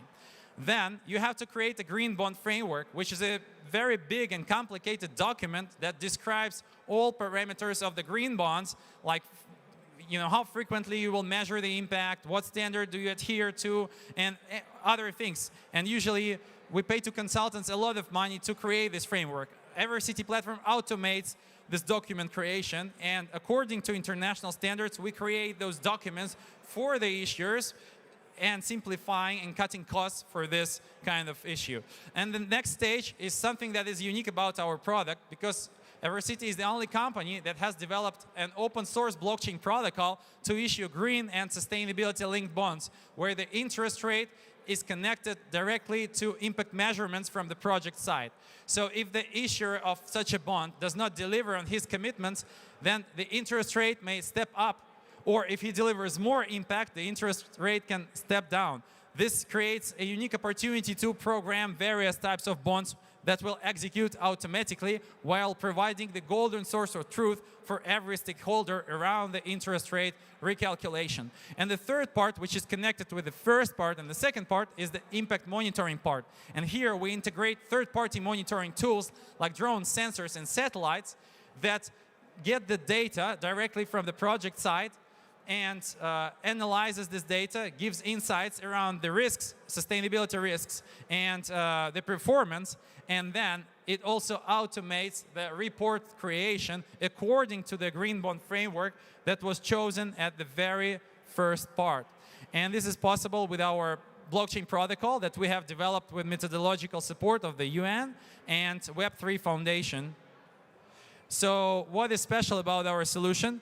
we cover more parts of the impact investment lifecycle, meaning that those investors, they would not use 5 or 10 solutions at the same time. They would prefer our solution because it covers more of their pains. And our aim is to present the Ready platform at the United Nations Climate Conference in Glasgow this year. We're already doing customer developments with some banks. We are Techstars portfolio company, raised $800,000 and now are going for the $2 million seed round. We are based in Berlin, and we have a very good team which has been working in impact space for 10 years, running an impact fund, working with many corporates, so we know what the B2B business is. We also have advisors and supporters who believe in our project and want to use the Ready tool. So with this, I'm closing the presentation. Thanks for your attention. We have a stand at the exhibition where welcome you. Welcome your investments, welcome customer development, and any types of collaboration. Thank you very much.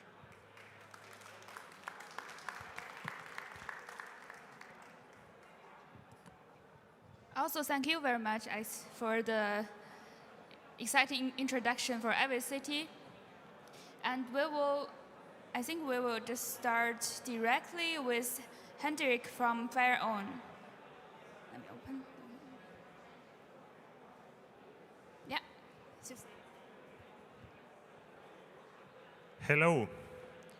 Fairown is a financial technology company which empowers large brands and merchants on increasing sales and customer loyalty via unique pay later subscription platform, which enables customers, end users, have products, technology what they want on a monthly subscription and renew them on a predictable manner. End goal being enabling a circular economy. Or if you wish, like a Spotify did for the music, we are doing for the physical goods. You remember when music, we bought lot of CDs. Those times are gone, no new music produced there. The subscription took over from 2015, and now all music is subscribed on. We believe that the hardware has the same problem. You buy something, you use it a couple of years, then you buy a new one. The old one stays somewhere in the drawer, ends in a landfill. And if you are a merchant brand like Apple, HP, Stihl, or any other of those, you need to fight again for the customer relationship. We feel this is broken. But it's not us to figure it out. It was Apple, most valuable company in the world, selling most innovative product, freshly released iPhone as a service. Almost half of the iPhones sold as a service in Apple stores. So why do they push it? They want to sell again to the same customer. They bundle in services and improve the loyalty. So, and they also want to steal the secondary market. So for the brands, it's still quite complicated to pull off because they want to sell the products across the world, many different markets. You need to figure out how to solve it. Do you need to build your own grower if you want to do it, or you do some bank collaboration to handle all the risk aspects, currencies and billing, and then of course the complex things like residual value, risk, logistics, etc. We are here to simplify all of that so brands can bring their pilots to the market within 5 weeks. Bringing it example that if we would work with LG, for example, then they can choose, can they let the products fulfilled by their partners, some retail networks, or do it directly? They choose the value proposition. Is it the flexibility, adding all the services in, or something else? Flexibility, for example. They choose the products, what to offer as a subscription. They define the recommended life cycle using our tools. And then they choose the region. Would it be Sweden, Poland, or soon to be Germany? And then we will set it up and go live within 5 weeks, and they will improve and try to find the product market fit and then integrate our API into the purchase journey. So it's comparison with the Grover. It's a little different thing what we do. We are subscription, Grover is a rental, so that's why people here know Grover. So it's like we are the infrastructure for the brands to make it happen. We are not servicing customers directly ourselves. So we are helping LG to build loyalty, consumers building loyalty towards the brand instead of us. So we are like MasterCard, Visa, and other payment methods in this flow. And why those brands want to do it? They get a lot of recurring customers. We are currently supporting more than 3,000 different products with residual values. They can build a flexible and attractive price points. And one of our most success cases, it's MediaMart from Norway, so there it's called Komplett. And as soon as they enabled our service, it converted 10% of their total business without any marketing. So what do we do? In our API happens credit request, approval process, payments, invoicing, and buyback and renewal. So we make this renewal very simple and smooth for the brands. We take away the complexity. We help them to get new customers who prefer subscribe instead of owning. And we enable also multi-channel journey, so in-store or online. Our history goes back 18 years. We have done many concepts for different large brands and merchants, and we have been growing quite rapidly. Thank you.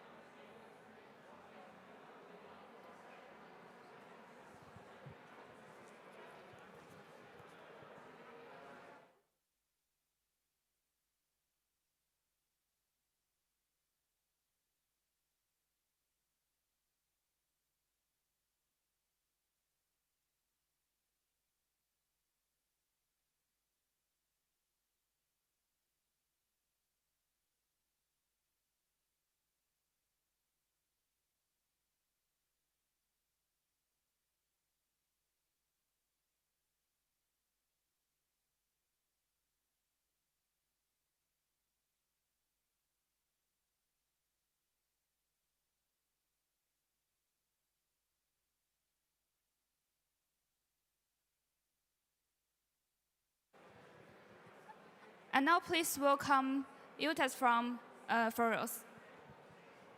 Thank you.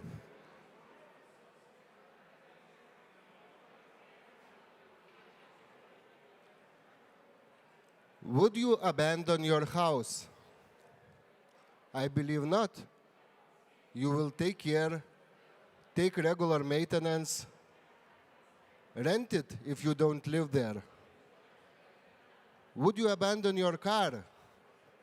No. You will repair it, clean it, take regular maintenance, change parts. Why people believe that we should abandon forests and to leave them alone by growing by themselves? Is it a good decision?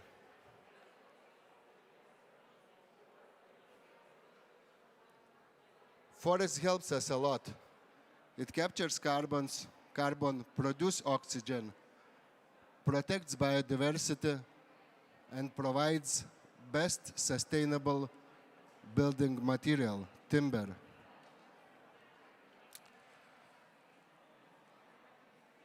And we have 4 billion forests around the world.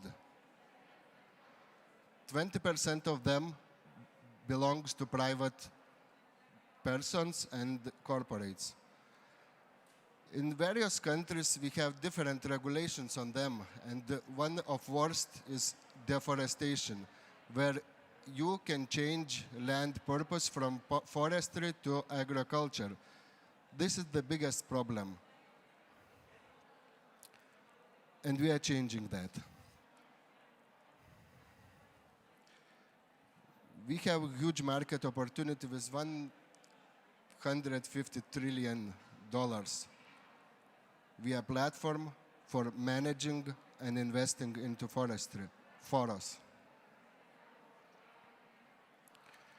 We are for forest owners to manage their property. We are for green and impact investors to buy forests from persons who don't want to take care after their forests. And we are for forestry companies to get the pipeline of jobs to be done in the forests. We already have 1,000 customers, made 25 million in transactions. We got 1.2 million of venture capital investment and built a team of 22 already team members. So let's grow and protect forests together. You can ask me questions. I will be somewhere in the hall.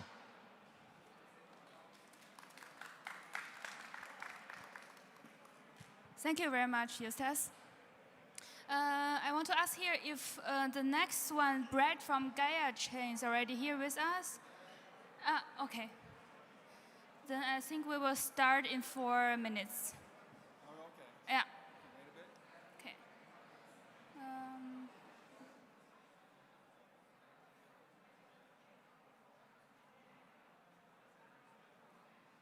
Start now or wait?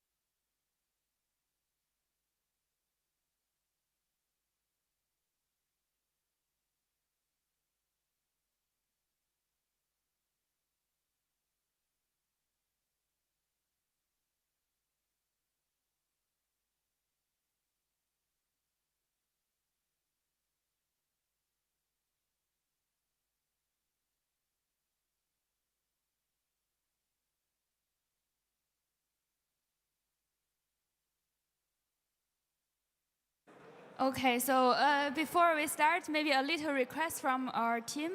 And for the next speakers, please come like 5 minutes earlier to our colleague Kevin there to tell us that you are ready and to let us know that you are here already with us. Okay, so Brett, come up with the stage and please introduce us Gaiachain. Okay, hi, I'm Brad, founder of Gaiachain, and we're developing a crowdfunding platform to make investing in biodiversity conservation profitable. So the problem that we're addressing is just the fact that there's not enough money in the world to help conserve and restore the ecosystems that we all depend on. Experts agree that to fill this gap, we need to mobilize more private funds, but that's really tough because investing in conversations is a really bad financial decision. There's extremely high risk with very low financial reward in most cases. So let's change that. So what we're proposing is a crowdfunding platform that does something completely unique. It offers high risk, low reward for conservation projects. That's possible through yield sharing of high returns on blockchain nodes, staking, and decentralized finance. So how does it work? How it will work is just like a regular crowdfunding platform, you browse, you select, you contribute to a project, but instead of your funds going directly to the project, they go to a yield pool, and that generates through nodes and staking and DeFi APYs that are quite considerable at times, and then those yields are shared between the project, the investor, Gaiachain, and the treasury. Okay. Regarding the market size, there's only the private investments in conservations in the low billions globally, but we don't want to just tap into that market. We want to help expand it. Regarding the type of users that we're trying to attract, well, there's just anyone in the world who wants to make money while helping to conserve biodiversity is welcome to use the platform. But we hope to attract institutional investors as well, and including companies that want to achieve their ESG goals more efficiently, or fund managers that want to expand their green portfolios. Everyone, of course, will have access to impact data as well. The crowdfunding space is quite crowded, but we're unique in that we offer guaranteed returns, flexible liquidity, and no hassle. So there's no debt, there's no equity. You invest, you sit back, and you earn. Revenue, the main sources of revenue will be a small investor fee, about 1.5%, plus 1% of the total APY of the entire pool. The figure here of 1.4 million, that's based on 50 million investor pool, but we hope to,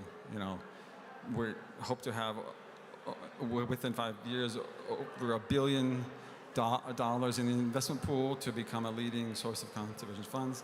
I know that sounds a little bit ridiculous, but if you look at some of the existing DeFi protocols, they have already reached multi-billion-dollar investment pools just in a few weeks. Okay, so there's two main components to this tool. The first is mobilizing the funds, and then there's distributing the funds. We have an MVP for the distribution of funds, and we have funding to continue the development with that in Uganda and elsewhere with partners. But the fund mobilization tool, the platform, we're in the early stages of development. There's three of us, myself, my background is conservation work. The motivation for this is because I know how it's tough out there in the conservation world. It's really, really hard to raise my money. It's tough work. So that's the motivation. We also have the CTO with over 10 years of experience developing software. So right now we're looking for investors to help us do two main things. One is to purchase some nodes for the platform infrastructure, and also to help to start to generate some revenue. And we're also looking for investors that can help us ensure a really solid fit with the market. Okay, that's it. Thanks.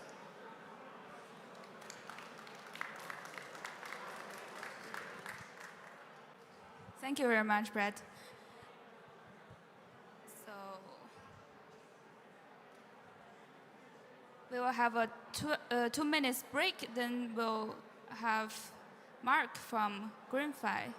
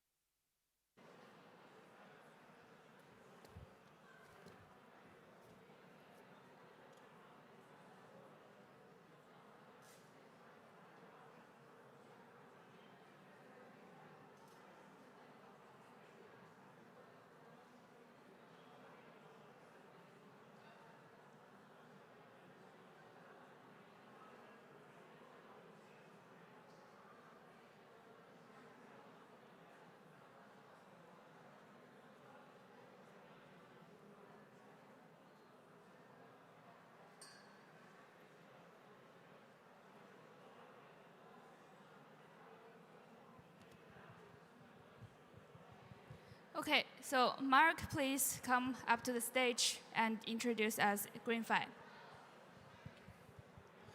Hello, everybody. I'm Mark Ellis-Jones. I run Greenfi. We provide tools to environmental project developers to help them design, operate, and finance nature-based solution projects. We're looking for investors who agree with us on the following market hypotheses. That we're in the early stages of a big cultural shift relating to how we use and value nature. The protection and restoration of ecosystems will become a big part of global economic activity in the future. And people who work to restore and protect nature will be rewarded for their actions and achievements. And in the context of that future, we meet the needs of environmental project developers who need tools and know-how to design, finance, and operate world-class nature-based solutions projects. And we provide those tools and know-how. Our tools democratize expensive and scarce know-how reduce the time and cost of project design and management, help manage payments, and enable more nature-based solutions projects to develop. In terms of progress, we spent a lot of time developing new methodologies. We won some prize money and incorporated back in 2017 before starting to build some IT systems to facilitate our methodologies. And we've started acquiring some initial clients in the last year. By the end of the year, we'll have nearly 10 clients and then projections for the future as well. A few context where our tools are in use, with 4,000 farmers in the Naivasha catchment in Kenya, with agri-lenders, and with green credit cooperatives. Those are all sort of live clients on the system.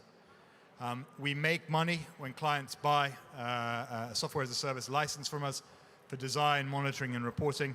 And in the future, we aim to match project developers to funders, and when clients use our payment escrow service, which is the two aspects of payment that pitches into the sort of fintech segment.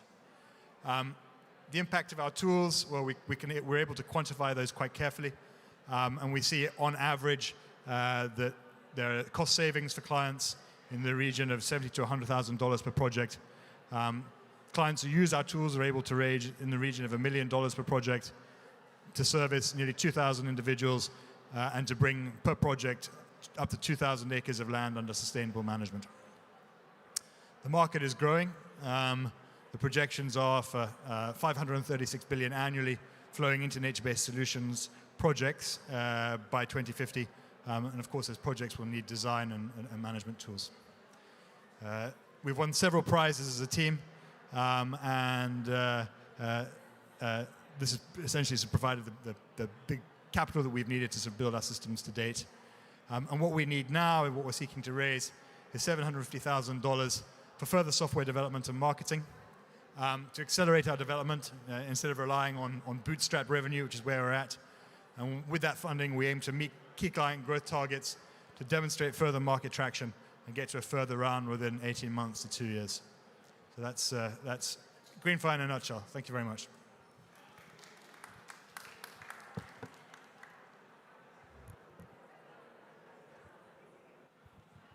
Thank you very much, Mark. I think we will directly welcome Talia from Hedera.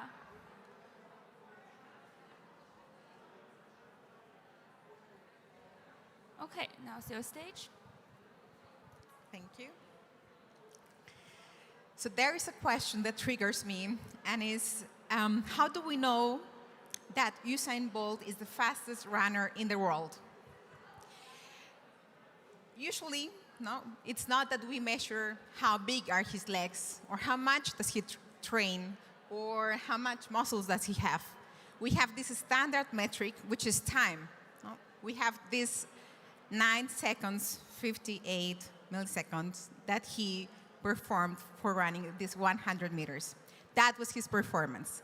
In impact investment, there is also a need, an imperative need to have standard metrics, so that impact investors can measure their impact and they can prove the effectiveness and it can grow.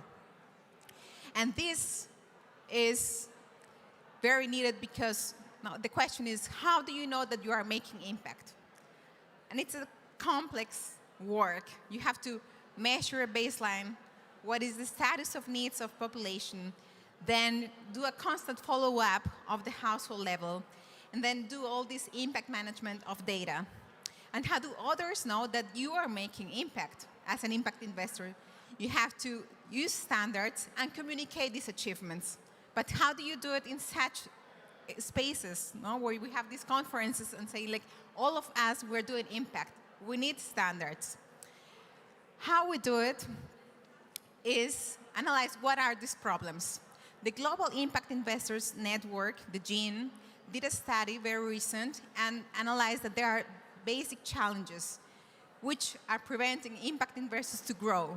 And it's this impact measurement, because it requires skills, budget, and complexity. It is complex to do it. It is expensive to gather this impact, and it needs skills, statistics, data management, and for the data collection. Our vision is to turn around like how impact management is being doing so far. I was before a consultant, going to the field, collecting data, doing very nice reports, sending this PDF to the microfinance institutions, to the rural banks working in developing countries. And now what we're doing from Hedera is giving them the tools, being able for them to collect by themselves the data, being able by themselves to analyze what is happening, what are the needs of their clients, and say, with this data, I will take my decisions where to focus my products, my services, in order to improve the livelihoods of my clientele. And this not only for a sample size, but for every single client of the microfinance institution with their tools, because everybody matters. How we do it, and this is with our clients that we have gone through all these processes, we provide them support for software and survey design, give them the mobile tools for the web or web data collection. We train them remotely. We provide them automated analysis and reporting of the data that is collected. We have tools for validating the checkup, the quality, and we provide them a network where they can share this data. So our impact is increase the outreach of standards so that for impact investors it's easy to calculate their impact in Philippines, in Uganda, in Peru. We reduce the footprint and we boost the impact investment opportunities. And this with fully aligned standard metrics and also fully remote. Our competitive advantage against our competitors is there are all these stakeholders that have SDG frameworks integrated, but are really targeting investors. We work directly with the microfinance institutions, with the rural banks in their language, with their loan officers, with their sales agents, so that all these tools can be provided to them and they can use them in the field and report with their standard metrics. We are two co-founders, Alfonso and me, with expertise in programming and with microfinance and energy expertise over 10 years. And we have a full team supporting in marketing, in programming, in project management, and in tech, developing our software solutions. We have started in 2018 with the EXIS program. We have won the Gründerwettbewerb Digitale Innovationen. In 2019, we are part of the European Microfinance Platform. I co-direct the Green, Inclusive and Climate Smart Finance Action Group, and we have been supported by the Deutsche Bundesstiftung für Umwelt since 2020. Our clients is UNCDF, in Uganda, now in DRC, where we support them to track their impact with digital tools. We've been also supported by ELB, and since last year, I am also Klaus Töpfer Sustainability Fellow at the Institute for Advanced Sustainability Studies. Last year, and during this period, we have been working with several microfinance institutions and organizations in rural areas across the globe. And last, we are raising 1 million for our upscaling our solutions in this impact investment growing market. Thank you very much. Thank you, Talia. Sorry, we really have a really tight schedule, so we have to keep up with our time.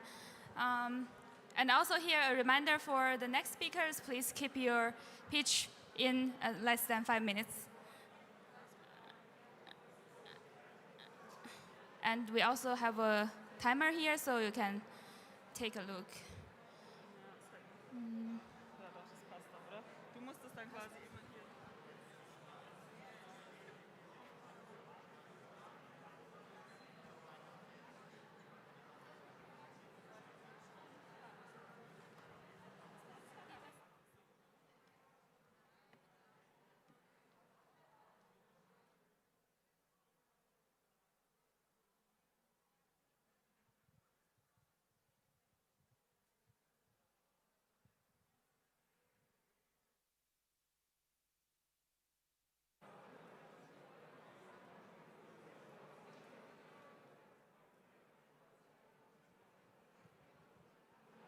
Okay, next is the turn from Leslie from Impact for You. So please come up to the stage.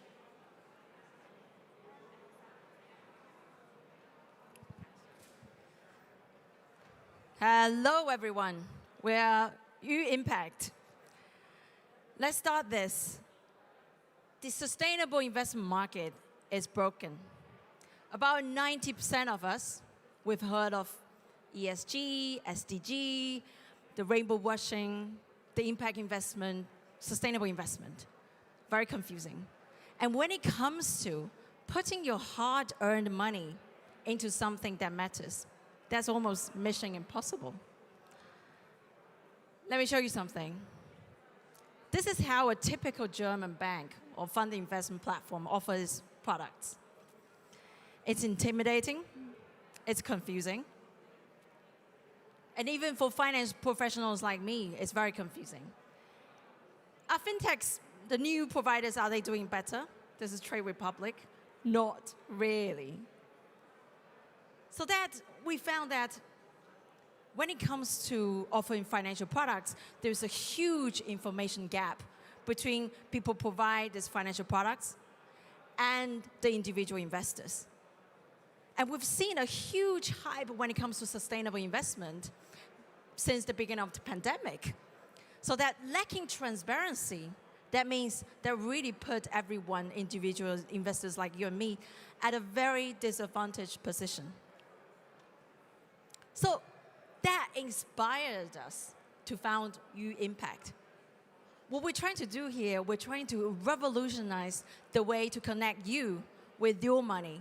And we're here to provide this emotional connection between you, the people, with finance by demystifying the world of sustainable investment. How do we do it?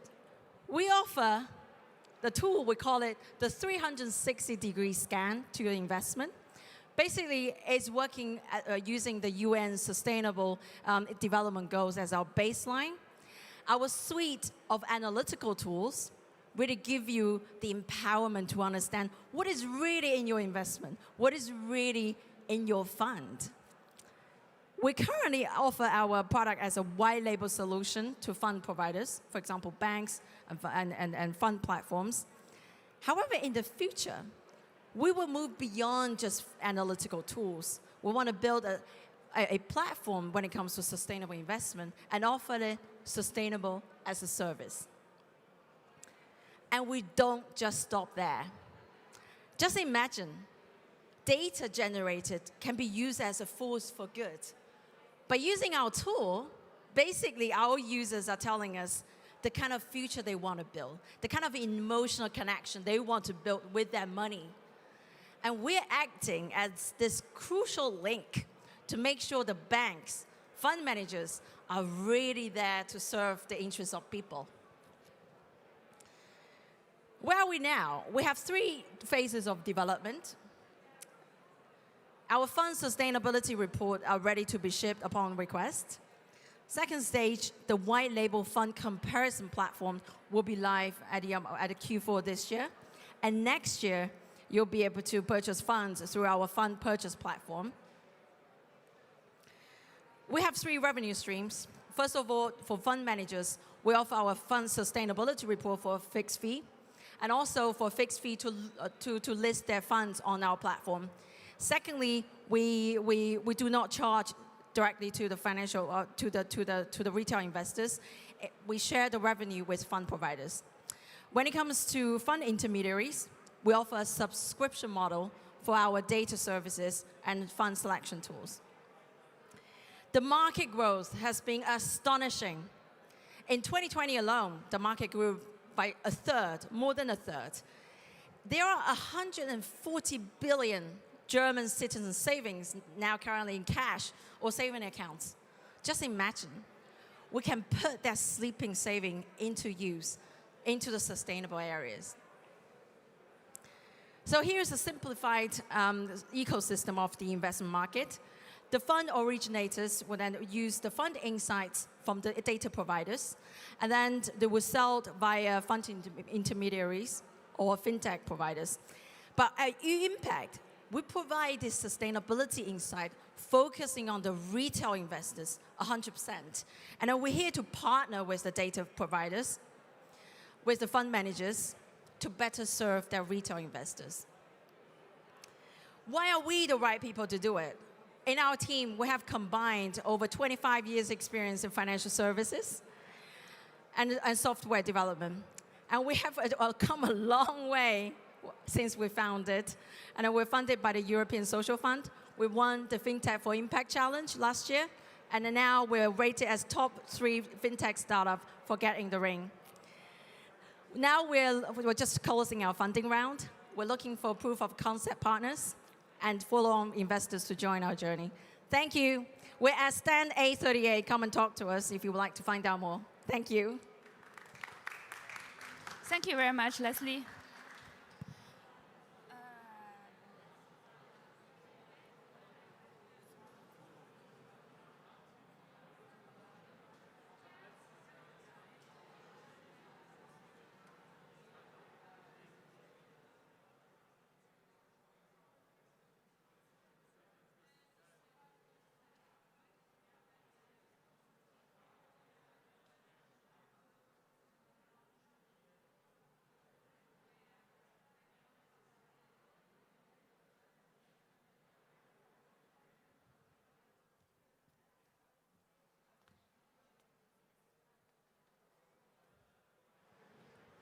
So the next on stage will be Harold from Investify. And I will set the timer. And please. Yes, thank you very much. My name is Harold. I'm one of the managing directors of Investify. Like you see here, Investify has 2 destinations, one in Luxembourg and one in Germany. We were founded in 2015, had about 30 employees, and we are regulated in Luxembourg at the CSSF. And for us, it's very important that we are not a tech provider. We are also a tech and regulatory provider. Because of that, we can solve the real big problems of banks, asset managers, insurance companies, and also non-financials. And we have 3 use cases we built. You see it on you see it here. We built robo-advisory suites. We built a private banking suite, but we also built execution-only suites. So we digitalize and minimize regulation costs in the whole investment business. On this slide, you see here that we have a good market traction and momentum at the moment. We work together with large international companies, for example, like the Sopra Financial Technologies. They are software provider, for example, for large banks. They build core banking systems, but haven't got investment solutions.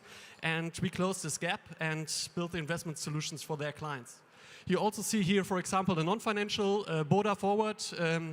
All of you know the portals, for example, Focus Online, Netmoms, Chip, and also Finanz 900.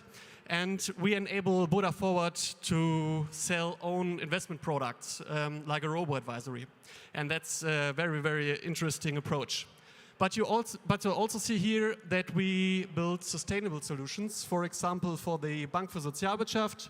It's an interesting case because there we built a solution for foundations and non-profit organizations, which is very innovative and the market leader. You see also there the Pax Bank, it's a German church bank, also sustainable. And you see on the left side here, the Triodos Bank. With the Triodos Bank, we will launch a new product next week. It's a very sustainable robo-advisor. And it's a very good product because of microfinance and impact investing. And it's a new market standard, I think. On this slide here, you see our one-stop approach. We make it very, very easy for banks and also for non-financials to sell investment products. Normally, they have the problem with digitalization and also with regulation. They have to develop new products. They have to do omnichannel management, digitalize and automatization their processes. And they have no time for their core competencies. And we minimize this problem. We are a one-stop shop, so we produce digital solutions for them in a B2B model. And we take their regulatory problems, their regulatory efforts. And because of that, they have much more time for their core competencies, which is normally sales and asset management. On this slide here, you see how it works. Because we have 3 different pillars we provide. The first one is that we provide solutions for better compliance and efficiencies in the banks. The second one is that we provide solutions for minimizing the effort in a bank so they can completely close their back office. And that's very, very interesting because all of you know that they have cost problems, efficiency problems, and we reduce these problems completely. And you see also that we have, like I told you before, solutions for non-financials. That's, for example, the Boda case, where we provide our license. It's a license as a service. So we enable non-financials also to do investment, to sell investment products in a very, very easy way. So all in all, we digitalize the complete value chain of a bank in the investment business. And the advantages are that they have less mistakes in advising and better consultancy times. They have more focus on their core competencies, and they have also the option to efficiently tap new markets. On this slide here, you see our 3 sustainable cooperation partners. The Triodos Bank launched next week, Bank für Sozialwirtschaft, which are already live, and also the Pax Bank, which are already live since about 2 years now. And here, it's a shortcut of what we are doing in the value chain. First, we provide a completely digital onboarding with also smart client dashboards, which are very innovative. We build very, very smart client reports, also in the case of sustainability, SDG reportings, ESG reportings, and also, an overview how the bank or the asset manager reduce waste, reduce water, and so on. And what's important, we are not providing the asset management. The asset management comes from our B2B partner. Thank you. And we would like to talk with you. So please come to our how is it called? I don't know. Stand.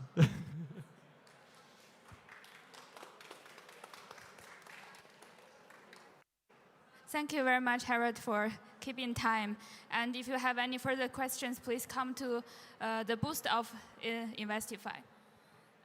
And also, we still have 4 pitches in this session. I would like to ask if the speaker from Loom Impact or PayActive or Yapu Solution or Impact Nexus, if you are already here with us, please come to my colleague there to tell us that you are ready.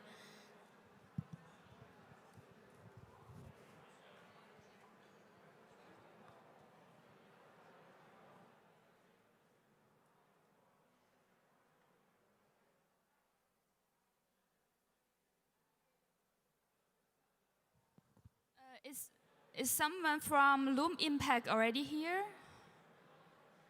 If not, I think we'll take a short break for 5 minutes.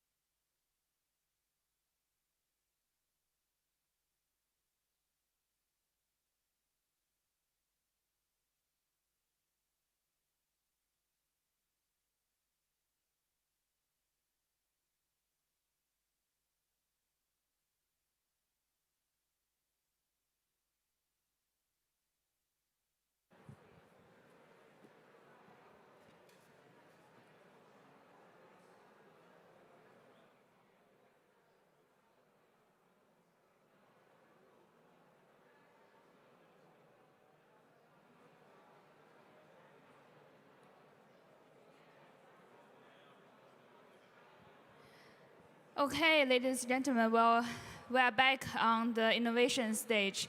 So the next on the stage will be Manuel from PayActive.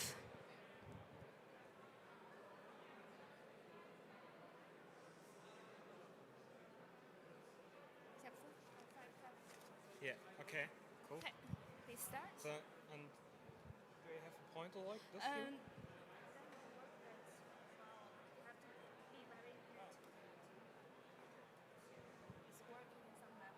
Okay, thanks. Yeah, thanks for having me here. I'm Matthias. I'm one of the another co-founder of PayActive. Manuel's my brother and also co-founder, but I'm Matthias. But no worries, I'm a payment expert. I have been working over 8 years for ING in Germany. And yeah, also I have a lot of experience in the tech focus. And I wanted to speak with you today over management and collect recurring payments for a better world and how we solve this issue. But first of all, let's talk about a very important topic like customer-centrics. So today brands who have subscription business are winning, who have a strong relationship to their customers.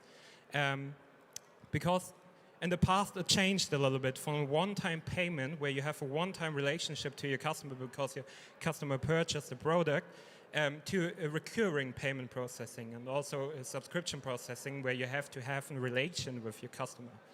And what we are seeing in the market is that we need more like personal recurring processes. So yeah, it's very important that your business, if you have a subscription business, have a personal relation to your customer.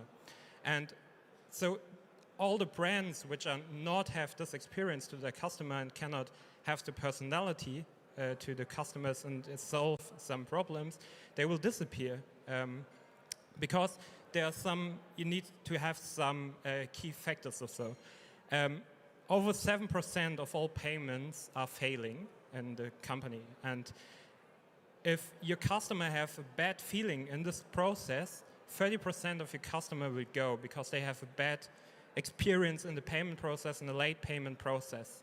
And what that means for your company is that you lose customers. And that's very important for you to have the good relationship to your customer also if something is go wrong. So, but there's a solution. There are 4 key factors you need to have a smooth payment processing and also to get your customer back. It has to be safe and simple, that's clear. The payment process has to be smoothly, so you're going to the payment flow. And also, very important, also new, is if the customer has a problem, like in the Corona pandemic, where he has no money on his account because salary was low, you have to understand what's the problem of your customer, and you have to interact with your customer in a personalized and emotional way. And if you are the king, then your payment transaction is also memorizable, and you have a good feeling for your customer.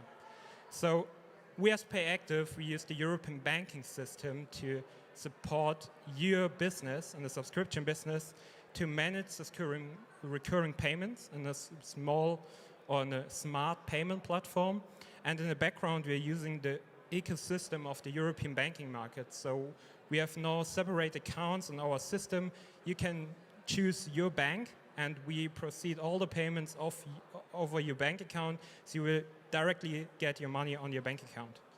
So there are 3 services we offer. So it's a subscription service that you can produce also your invoice over our platform in a digital way, and also to manage all your current processing payments like direct debits and also credit transfer from your account.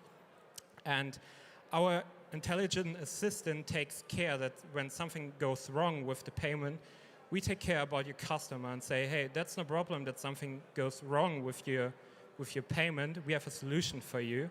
And we are an API-based fintech, so we have very good APIs, use the open banking infrastructure, and also are very customer-centric for your customers. So, but there's one thing more, like the social cashback service. And why we have the social cashback service? Because we have a lag in the European Union from 2.5 billion euros, and that's not a Gaiachain balance sheet. That's money is gone, sorry. But for the SDGs. So we built up our company completely in the other way, like normal fintechs do it. So we want to use our profits to support projects which support the SDGs, which are fighting against climate change, against poverty, and so on. And we're donating our profits, or the most of our profits, to these projects. And your customer can select if they wanted to support a climate action project or like a poverty project, which are helping to get more things done in the world. And that's our way with social cashback, how we want to solve something in the future and also for tomorrow. So if you have a subscription business and looking for a good payment solution, or if you're a bank and looking for corporations because we're using the ecosystem of the banks, please come over and let's talk about tomorrow with us. Thank you.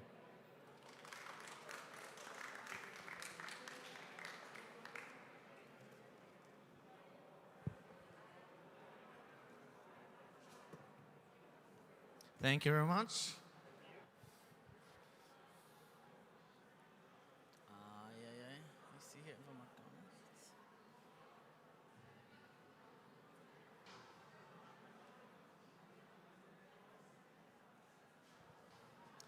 So our next speaker is Christoph. Christoph, welcome on stage. You're going to introduce to us Yapu Solutions. Awesome. We're really curious, so the stage is yours. Thanks a lot. Hey, everybody. I think I have 5 minutes. And it's running the clock.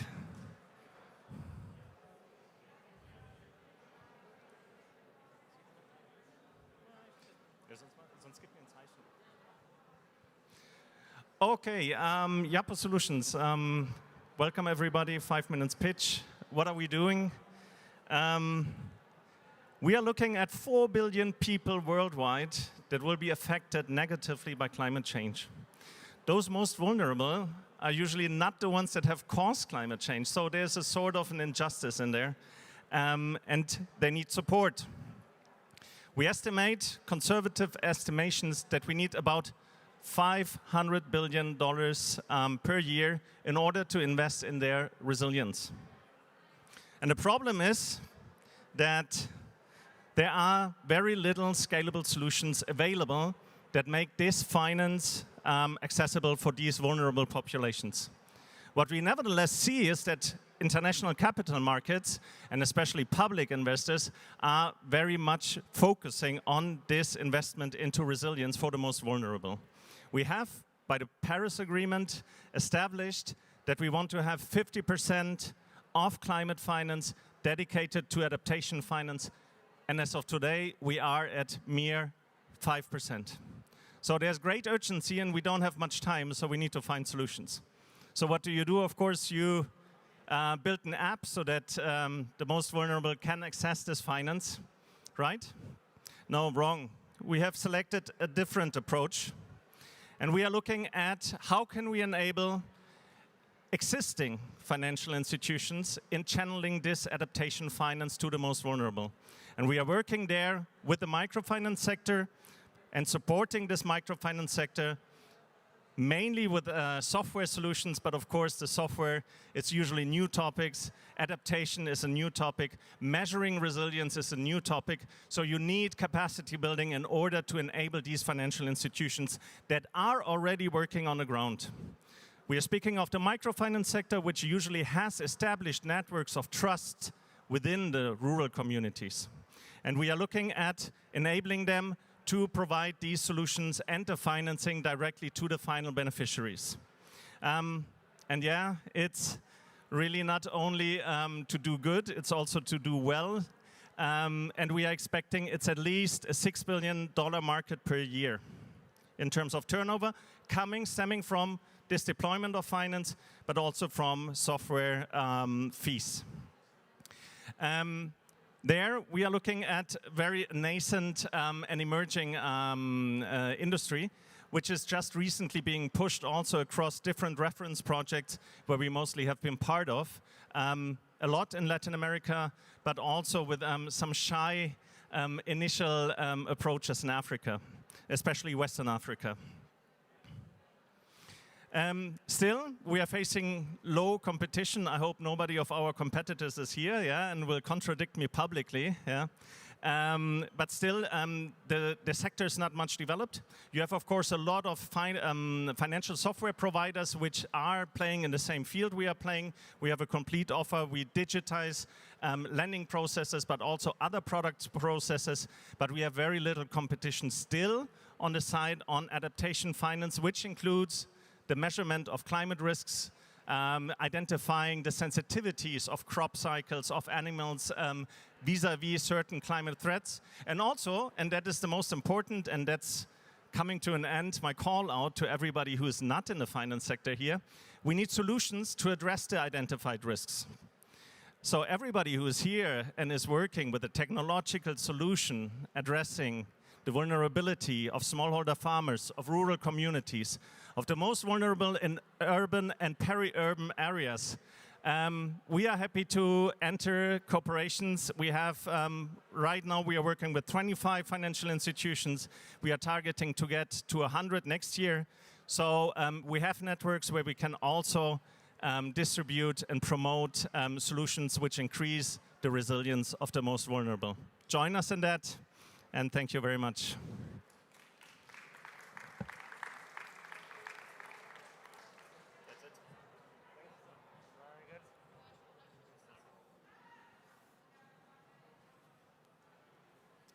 Awesome. Thank you very much. Our next pitch is from Impact Nexus. That's you, Yannick, right? Okay. I will just set up your slides, and yeah, then you can give it a go. We have to change the maker, so give me 1 minute, please.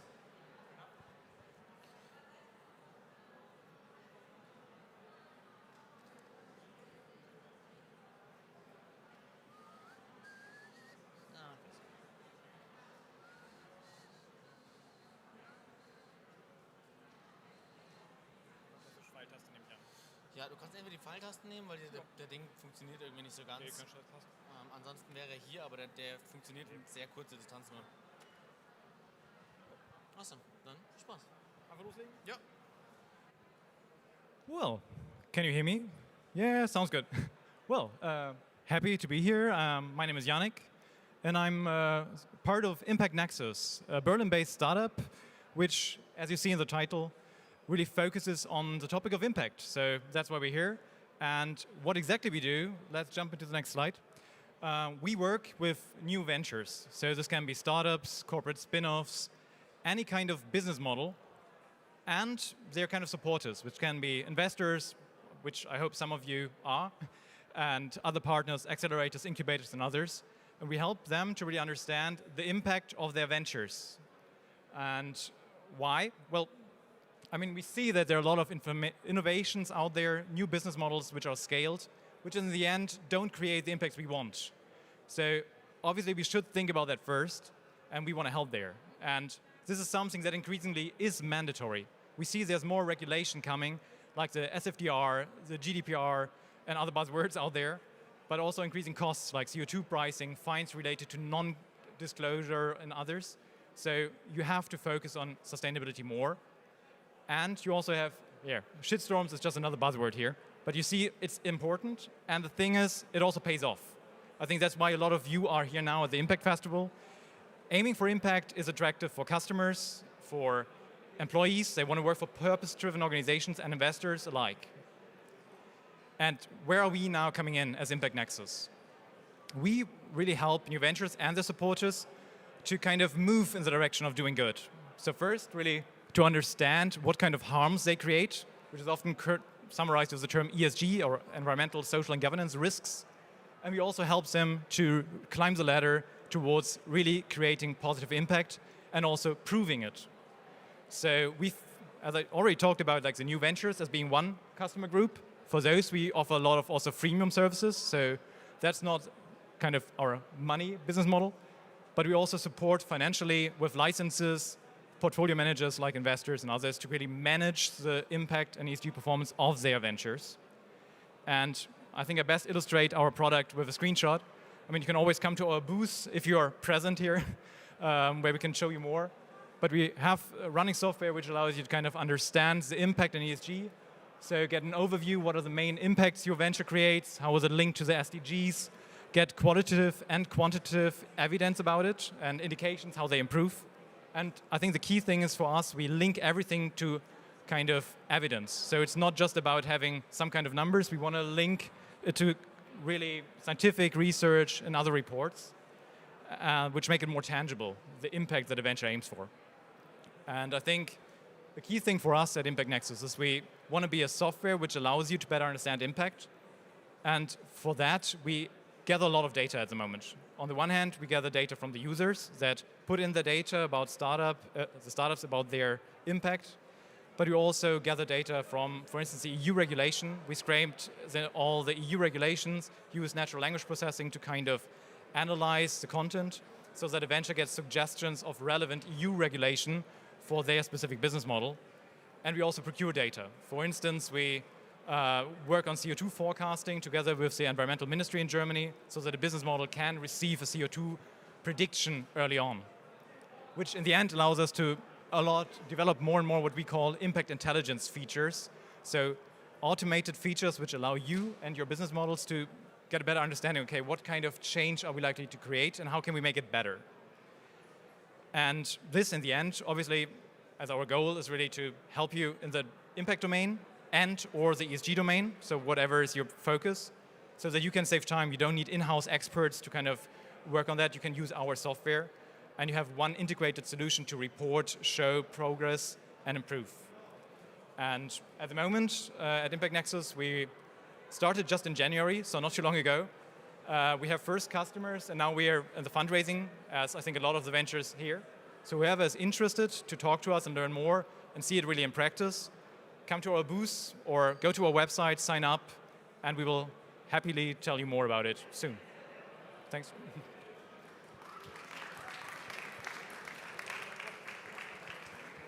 Thank you very much. If you have further questions, he will still be around, so feel free to approach him. At this time, we're closing this stage for a short break. We will continue at 14:25 for the next area, which is resource efficiency, and we'll hear a pitch from Spoontainable, and that will be at 14:25. So feel free to grab a coffee or get a drink in between. See you.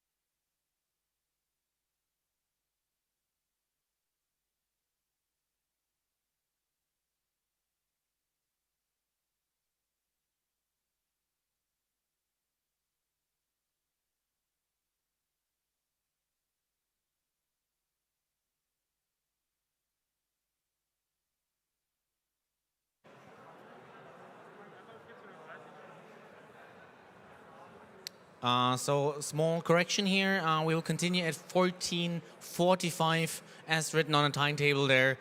Sorry for the incorrect, but like that's half an hour, so even some more break, and we will see you then.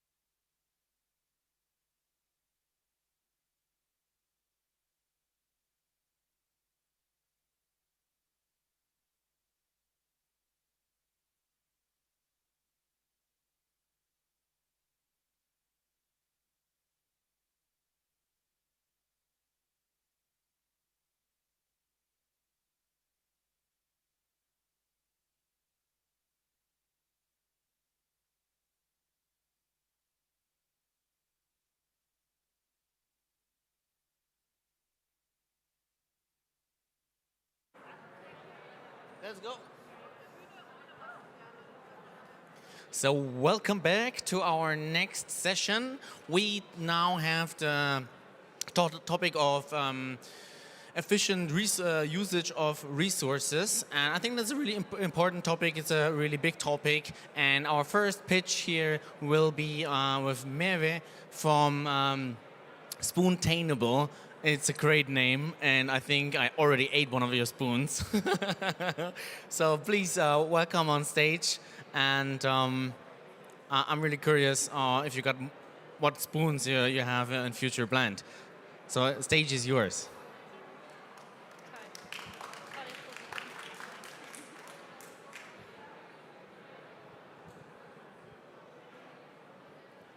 So thank you for the introduction. My name is Merve and I'm from Spoontainable, and I'm really happy to talk about our startup. And louder? Okay.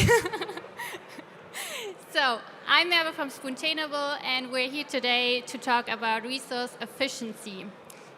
But first of all, I want you to imagine it's a hot, warm summer day and you just left work, and the only thing which could cool you down is a tasty ice cream. But how did you eat your last ice cream? Was it in a cone or was it in a cup? 50% of the ice cream lovers order their ice cream in a cup, which comes with a plastic spoon. 360 million plastic ice cream spoons are used for just a few minutes and then thrown away. So that we have a big global problem with plastic. That's not news. Everybody knows this. So that's the reason why this year the single-use plastic ban also started. But we already have a more sustainable alternative for that while using resources efficiently. And we started with ice cream spoons. But how do we do that? So we are providing truly sustainable alternatives while using leftovers from the food industry. What does that exactly mean? As you can see, there's the cocoa bean, and it comes with the cocoa shells. Those shells are not used by the chocolate industry because they're too rough for the chocolate. So 700,000 tons of chocolate shells are just thrown away.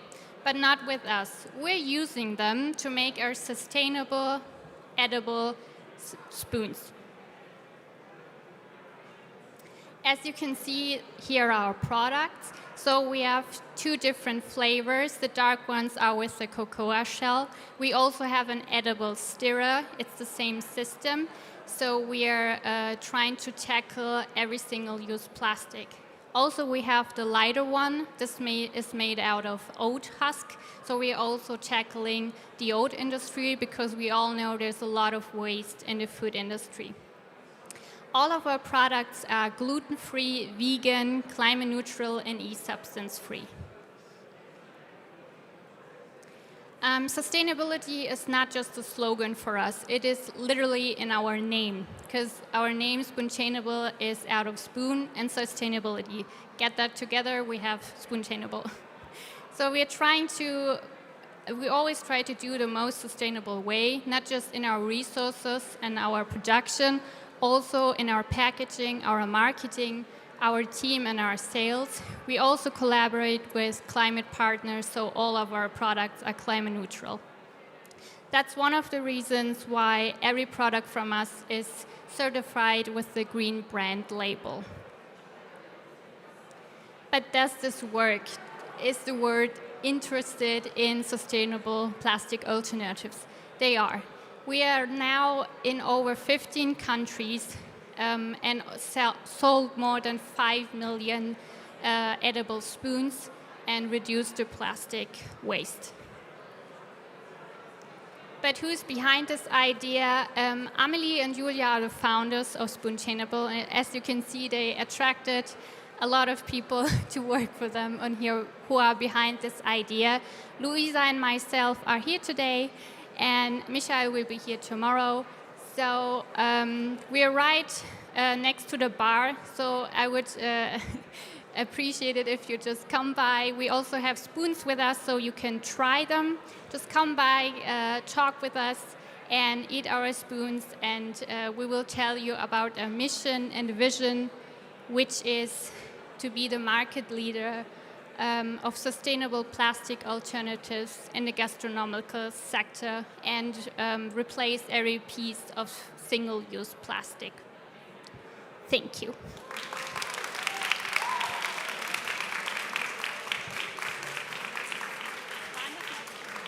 Awesome, thank you very much. If you have further questions or want to eat spoons, she's still around. So thank you very much for your talk. And next up, we have Traceless. And Anna is coming on stage already.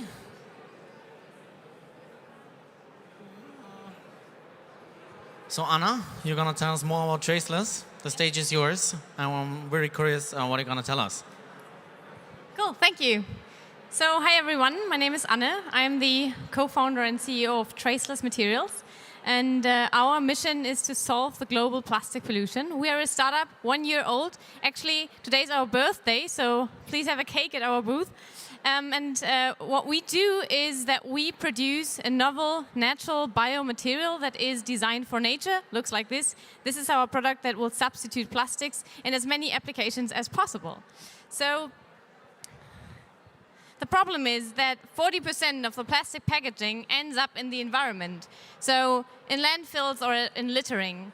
And currently, there's no holistically sustainable material on the market that is, on the one hand side, degradable in nature, ticks all impact indicator boxes, and is price competitive to plastics. And that will we bring to market, Traceless, a novel material. Currently, biodegradable plastics are only degradable in industrial composting plants. And the microbes out there in nature, they are not capable in cleaving the bonds of synthetic polymers. And that is what we change, similar to spontaneous. So we will produce a material that is not based on food and that is really degradable in nature, traceless materials. This is the proof of our degradability. We tested our degradability of the base material in a home compost, and it composts in 2 months without leaving a trace. And that way we achieve a novel material as a plastic alternative where we don't have to compromise between sustainability and price. So there's no food conflict with our material. It's a toxic-free biopolymer. We save up to 87% CO2 emission compared to plastics. We are competitive in quality and in price on industrial scale production. It's user-friendly, can be disposed, for example, in the organic waste stream. And with traceless materials, we get a plastic-free environment. This is how the applications look like when we use this material as a drop-in solution for the plastic converters to either extrude them to films, produce them to extrudable straws, for example, or injection molded items or packaging, or you can be used as a paper coating or adhesive solution. And this is how it works. So our process innovation is a patented process where we use byproducts of the grain processing industry. And these we transform into a granulate that has a plastic-like behavior and that can be used by the plastic converting industry. The items made out of traceless have very good functionalities like barrier properties, mechanical properties. It's extrudable, heat sealable, injection moldable, dye and printable. And all this makes traceless applicable for a very wide range of applications, especially packaging, non-food packaging, single-use items, adhesives, or coated papers. All these materials that we find out there in nature that can be substituted by traceless. Here are some examples of some prototypes. Feel free to visit us on our booth. There are more prototypes available. Most important thing is that it's a truly sustainable material alternative. It does not fall under the EU Plastics Directive. And it has a huge scale-up potential. And this we want to do with our highly motivated team to bring traceless to market fast, to scale the production scale to a large industry scale and to bring it to as many applications as possible. Be part of the solution, not part of the pollution. Thank you.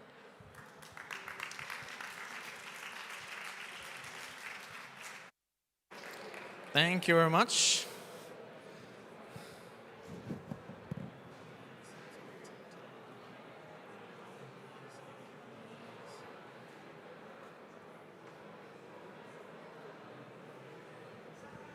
And next up is Christoph, right? Already on stage. Welcome. Thanks. The stage is yours. Perfect. Hi, everybody. My name is Christoph, and I'm the CEO and founder of Vilisto. At Vilisto, we save companies and municipalities up to 32% of heating energy and CO2 emissions. Now, how do we do this? If you look at traditional office buildings today, the people in there, they use energy because it's warm inside, the light is on, but they don't pay for the energy themselves, right? So they're free riders. When they leave the office, they just leave the heating on. On the other hand, the ones who's responsible is actually in the building management. The building management doesn't have any data from the room, so the only chance they have today is turn on and off the heating at night when nobody's in the room. But if you actually sum up your work hours you are actually in your room, especially now in times of a lot of home office, you'll notice that your rooms are maximum used of 20%, so 80% of the time there's no one actually using those rooms. But sadly enough, most of the buildings are heated 24/7 anyway. So that's a lot of waste of energy, and we want to change that. And you can only change that with a fully automated technology, where the user doesn't have to interact with. What we've done is we've created a digital heat management based on self-learning radiator thermostats. Those thermostats have an integrated presence detection. So we actually have sensors to detect if someone's using the room based on sound, light, and movement. And we can learn behavioral patterns. So at which times is a room actually being used and when it's not. This technology is patented European-wide, and those are the graphs we get out of there. So you see an American calendar here from Sunday to Saturday, and I'd say as a human eye, you can see that on Sundays and Saturdays there's no usage in the room, it's just noise in there. And then you can see Monday to Friday there are different timings when the room is actually being used, and we can use that to predict when to turn off and on the heating. So what we do with our customers is that we use the first 2 weeks to show them how they heat today and turn our technology to be as a normal thermostat, which looks like this. This is 1 week of data. In orange line, that's the temperature, and the blue line is our motor driving the valve. And you can see that the room is actually being heated 24/7 on the same temperature. There's no dip in there. So after we change our algorithms, the picture looks like this, so that the room is being heated before you enter the office. So it's warm when you arrive, and every time you don't use it anymore, it's turned on automatically, so that on the afternoons, the nights, the weekends, we actually don't heat anymore, which results in turning off the heat completely for 70% of the time, and that results in roughly 25% in energy and CO2 savings. So what we address is large real estate portfolios in the public sector, like municipalities, cities, etc. And in the B2B commercial space, customers like the Deutsche Bahn, Volkswagen, and other companies which own and use a lot of buildings. So Vilisto was founded 2016. Here you see a map of our buildings we have equipped from the very northern Schleswig-Holstein in Kappeln down to the southern Bavaria, also in Munich. And you see various use cases here where we prove our customers what we actually achieve in their buildings, resulting in 20 to 30% of energy savings, depending on the exact case. Here you see, for example, VSE, which is a subsidiary of E.ON. You can also see Europa Center, their real estate owner, and then we have the Berlin Energy Management, municipalities, the Deutsche Bahn, VISAG, etc., who are our customers today. Now everybody can take action because you all work in offices, you all work for a company or your own company. So if you want to get more sustainable in your heating, approach us.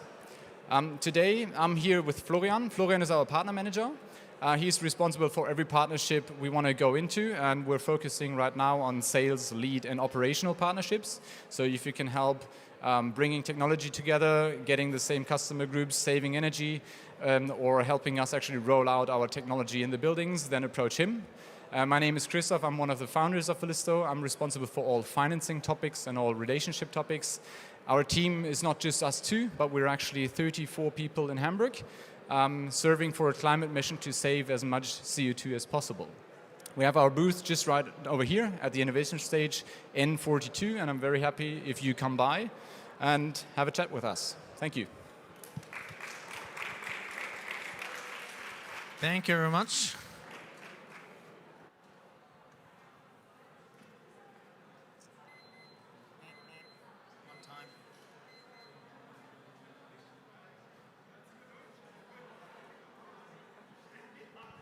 And next up on stage, I would like to introduce Eleonore from B1. The stage is yours. Thank you. Hi there. My name is Eleonore, and I'm the co-founder of B-Worm. B-Worm is tackling the plastic pollution with biotic recycling. So we are looking for microorganisms that produce certain enzymes to degrade polyethylene. Polyethylene is the world's most commonly used plastic material. We all know that plastic pollution is a big problem, right? But the dimension gets quite clear if we look at the size of the Great Pacific Garbage Patch. It has currently the size of 1.6 million square kilometers. So to have a reference, that's like 4.5 times the size of Germany. But we at B-Worm think about it as an enormous amount of resources that just need to be unlocked.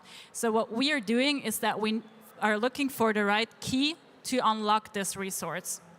So we are looking at microorganisms and organisms and their enzymes, because these enzymes attack polyethylene with their long hydrocarbon chains and split it up into shorter fragments. Those fragments are oligomers that then can be reused for the production of new materials, for example, for bioplastics. We reached a proof of principle by isolating plastic-degrading bacteria out of the waxworm's gut.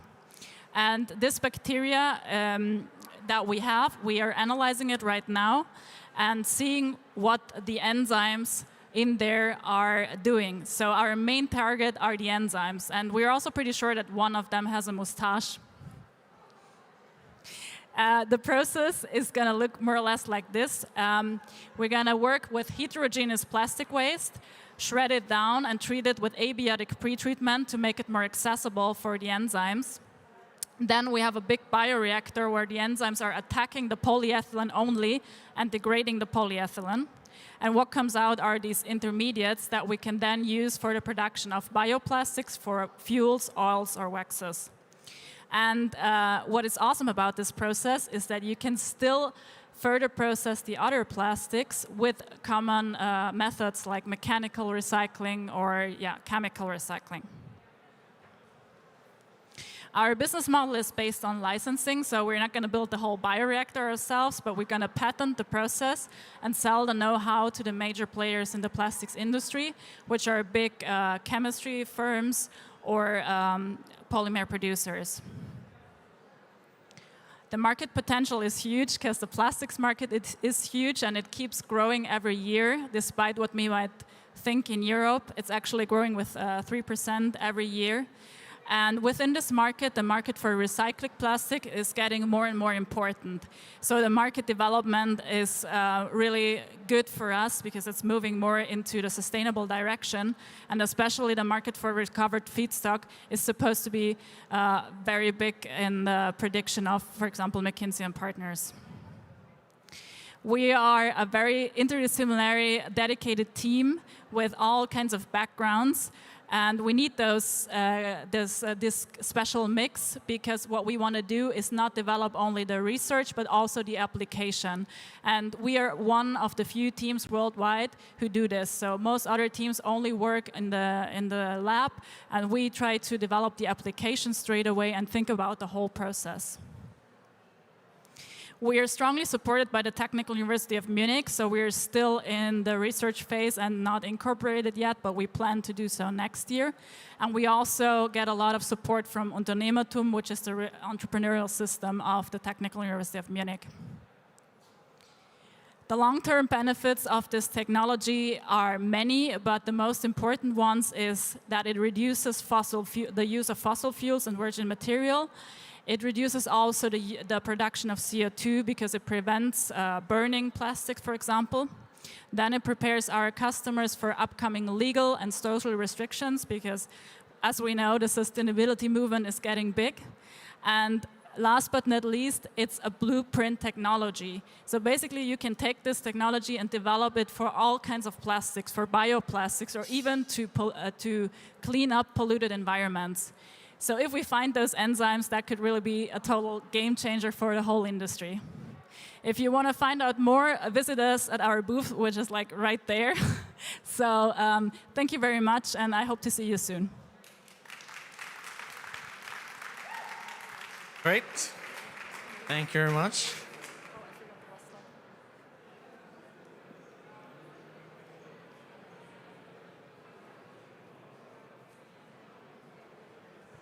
And next up we have Berlin Green. Hello.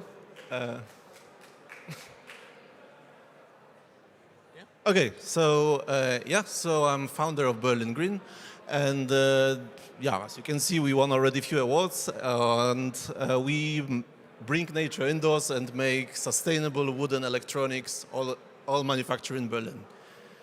So, little problem. So basically, as you see from these numbers, everybody wants to have a plant at home, but the problem is that usually you have to take care of your plants. So not many people have that green finger, green thumb. That's what we solve with our super cool product, which is Greenbox, and you can see it over the. When I finish, I can show you. There is our booth. This is wooden smart daylight simulation system. It has many cool features, but first of all, it is like having your own domestic sun at home. It connects with the app, so you can program it whatever you want. Imagine in the morning you are waking up by this strong morning light, even in the middle of the winter at the 7 a.m. And in the evening you have this cozy, warm light. And meanwhile also plants grow nicely underneath. You have to water them just once every 2 weeks. And and it's very nicely made out of wood, made in Germany. So what the app can, first of all, we have analytics built in, so you have all the growth cycle programmed into, you have full control over the light program, we measure the level of water, and because it's all Wi-Fi and Bluetooth connected, you can also connect another accessories. And in the future also it will be connectable with all the smart home systems out there like Amazon and so on. Yeah, we build all the ecosystems, as I said, and you have to basically exchange the plant plugs with the seeds every 45 days, more or less. We deliver them to your home per post. So everything over there is always green. And as you can see, we don't use cheap Chinese plastics, which is, I think, 99% of the electronics industry right now. We manufacture in the European Union. We are based in Berlin. We have this very strong tradition of German craftsmanship with us. There are more products coming, and you can buy it for $199. Target group, it's huge. Everybody wants to have a nice little garden at home, but mostly families with kids and urban hipsters. But imagine like every co-working space or office with a huge garden. This is what we want to do. We want to disrupt the whole gardening industry. But as you can see, it's huge, 18.4 billion euros worth just in Germany, and nothing happened there. But meanwhile, smart home industry grows by 26% year to year. Yeah, we were already, South China Morning Post wrote about us and built. We won a few more awards. And for now we sold right now it's 1,500 green boxes and more revenue than this. This is me, and my co-founder Olga is over there. You can come afterwards and have a coffee with us. We have a super cool investors. And together with your help, we can change the typical German office from something like this into something like this. Thank you.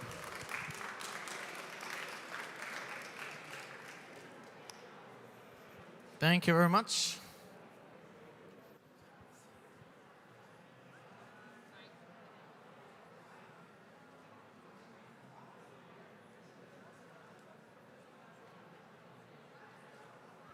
So you are Jan, I guess? No? No, Max, sorry. So Circolution, awesome. The stage is yours, Max. Thanks. Do you have the Ticker?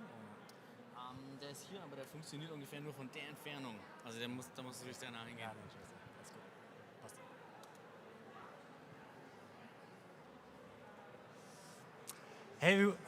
Hey everyone, my name is Max. I'm one of the co-founders of Circolution, and I'm thrilled to be here and tell you more about the disruptive solution we have for the food packaging market. And I'm not going to tell you what the issue is in the food packaging market. We have too much single use, we all know in Germany. You don't need the numbers, you don't need the statistics. So here's what we're going to do. We want to really accelerate the transition in the supermarket, in Germany, everywhere, that we have no packaging waste anymore in the market. And who is that going to do? We are going to do it. We have a great team of 4 co-founders. One of them is also here, it's Alessandro and myself. And then we have also a great team behind us to tackle that situation. 2 years ago, we started to analyze the food packaging market, the supply chain, how the system actually works, and now reuse systems. And we brought up the great solution of a standardized, white label, reusable solution that can be scaled to all food products in the supermarket and to all retail channels.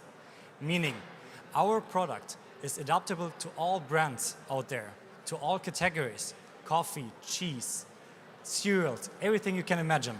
And we are building on existing standards, meaning we have the Euro pallet, the secondary crate, and our packaging goes in the normal reverse vending machine, for the Germans, the Pfandautomat. And we have an extra layer on our packaging that is smart, meaning we have a QR code on it to track it in each step of the value chain. So we know it from production, when it goes into the retailer, when it's going to be returned, when we wash it, and then resell it out. But let's see how the packaging actually looks right now, because it's an old animation. We now have 2 types of packaging. It's on the one hand our Cup Anita and our Box Stefano. Those are the 2 types of packaging we're going to start with in order to transform the food packaging market. But what is a packaging without the working system behind it? Meaning, for you to have a brief overview what it actually looks like. You as a customer right now buy your bottle of beer or your water bottle at the supermarket. You have a little deposit on it, you bring it back into the reverse vending machine, Pfandautomat, and then the system is going to take care of it, how to clean it, transport it back, and filling. And we are just going to hop on that infrastructure. We are not going to own the infrastructure, we're going to work together with service providers. Meaning, we are a low asset company, we're just owning the packaging. And that complex system has a quite easy business model behind it. We have a packaging as a service, meaning the customers, the food producers from our side, don't have to invest into the packaging, they're rather renting it out. So no investment cost, no depreciation, nothing else. Just a simple pay-per-use fee from our side. And what are we going to do about it? We take care of the whole cycle that the food producers don't want and cannot take care of. Meaning inspection, logistics, washing, hygiene, and then recycling at the end. And with that business model, with that system we have for the packaging market, we have a huge impact on the SDGs on 9, 11, 12, and 13. I think everybody can say this from this business that had a huge impact. But what does it actually mean in numbers? Before actually going to the market, we had a study done internally, an HCA study, that names that our packaging is equivalent to eliminate 80 single-use packages before we need to recycle it. Meaning we can lower our impact by 30 kilograms equivalents to single-use. That's a huge impact we can generate here. Where we are right now, our model is already protected. We are ready for production, and we are gathering the last partners for our pilot to actually launch it in the beginning of next year. And at the end, it's only about partnership. A real system cannot grow without partnerships. Therefore, we love that census. We are growing here. If you want to go fast, go alone. If you want to go far, go together. Thanks for listening, guys. My name is Maximilian. And if you want to talk more with me or Alessandro, just visit us on our booth N57. Thank you.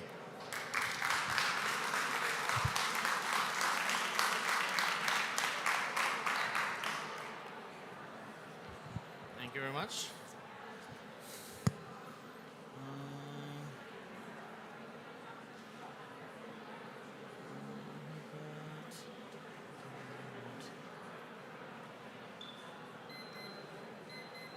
All good.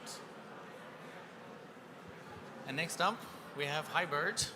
Hybird is next up, and I will welcome you on stage. I'm curious what we hear from you. Hi, I'm Niels. Nice to meet you. Well, I would like to introduce to you a very special animal, the Hybird. Hybird was born this year, but the story has been going on for quite a bit longer. So there's a bit of equity knowledge involved. So what we're doing is we have high ambitions. We want to save as much CO2 as possible. And so the target is to become the next gigacorn, because as we all know, impact metrics are quite important, and for us, the number one metric that is important for us is CO2 reduction. As many of you probably know, buildings represent a very large part of CO2 emissions today, and hence it's a huge market opportunity, and it's very important to reduce the reduction the CO2 of buildings in order to meet the Paris climate agreements. How do we do it? So we have high SaaS, which is CO2 savings as a service. So we come into your building and we actually bring you cash. So there's no upfront investment required. We finance our solutions with your savings, and the only person that is losing is potentially utility company, and your electricity bill will decrease. Less CO2 by combining state-of-the-art green tech and digital services, more efficiency, because we improve the way your building is interlinked in a continuous way, the Kaizen principle, using predictive analytics, and finally, as I mentioned before, lower costs. So we take part of the savings, and with those savings, we finance the equipment for you. There's only one-stop shop, and that is Hybird. Who can benefit from using our services? Basically, anyone with a high electricity bill, so that is commercial property, offices, healthcare, hospitals, industry, obviously, retail, and hotel chains. And I guess you could extend this list. We offer quite a range of solutions along the savings as a service value chain. The customers can benefit basically from minute one. Once the solution is installed, we generate savings, and you can optimize your operating cost. And we're doing this by combining a range of hardware solutions together with predictive analytics software solution towards a artificial intelligence building control system. As we know, operating margins are quite often very depressed, especially in hotel rooms. So in hotels, so for example, by using our service, that means the operating cost that hotel operator saves is equivalent to building 4 new rooms. So you get 4 new rooms without actually having to build them. That's from us. Please come and see us in booth N41. Thanks. Thank you very much, Niels.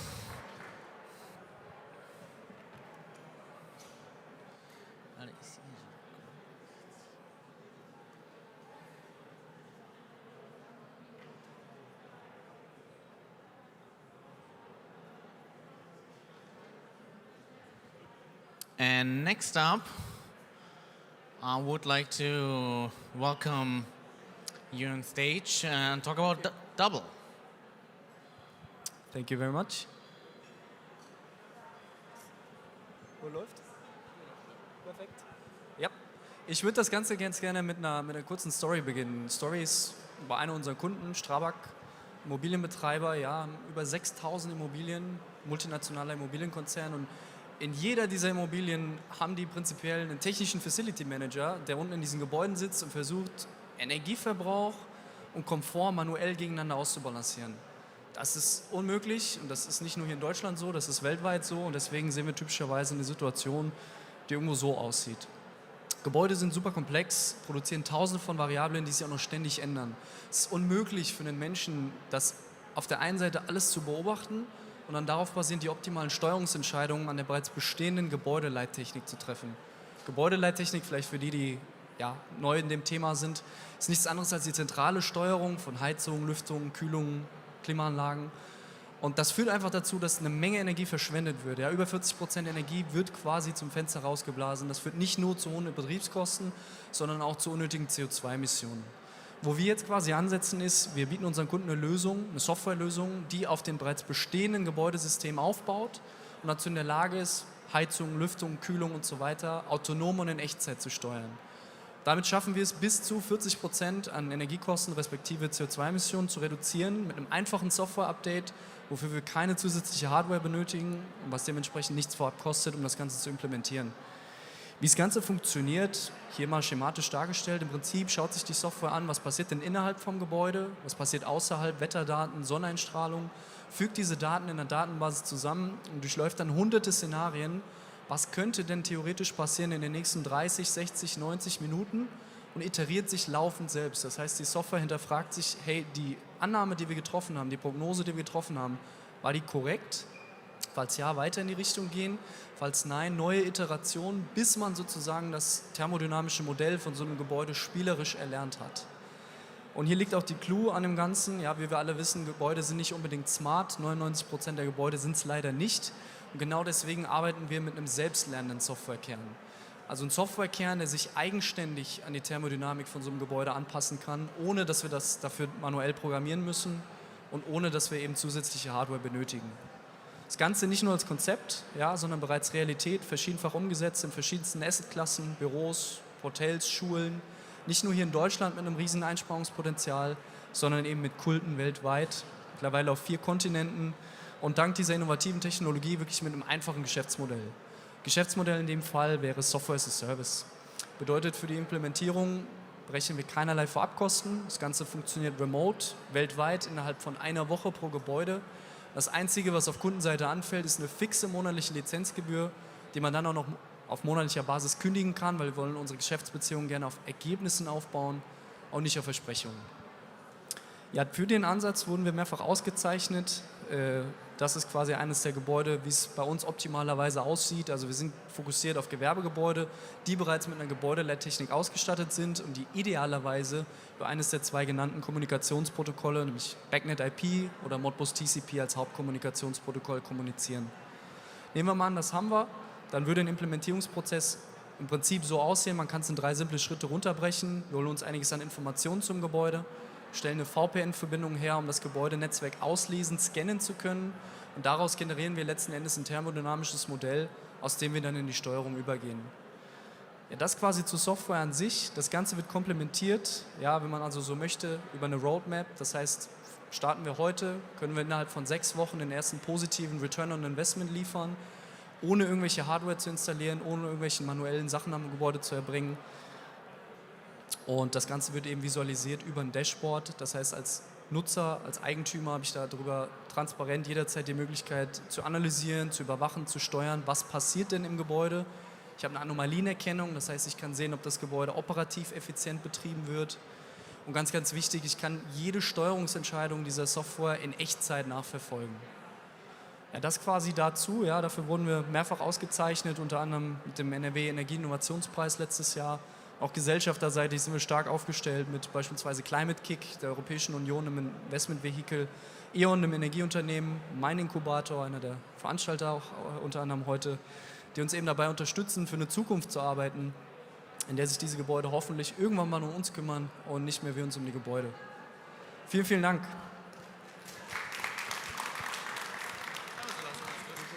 Dankeschön.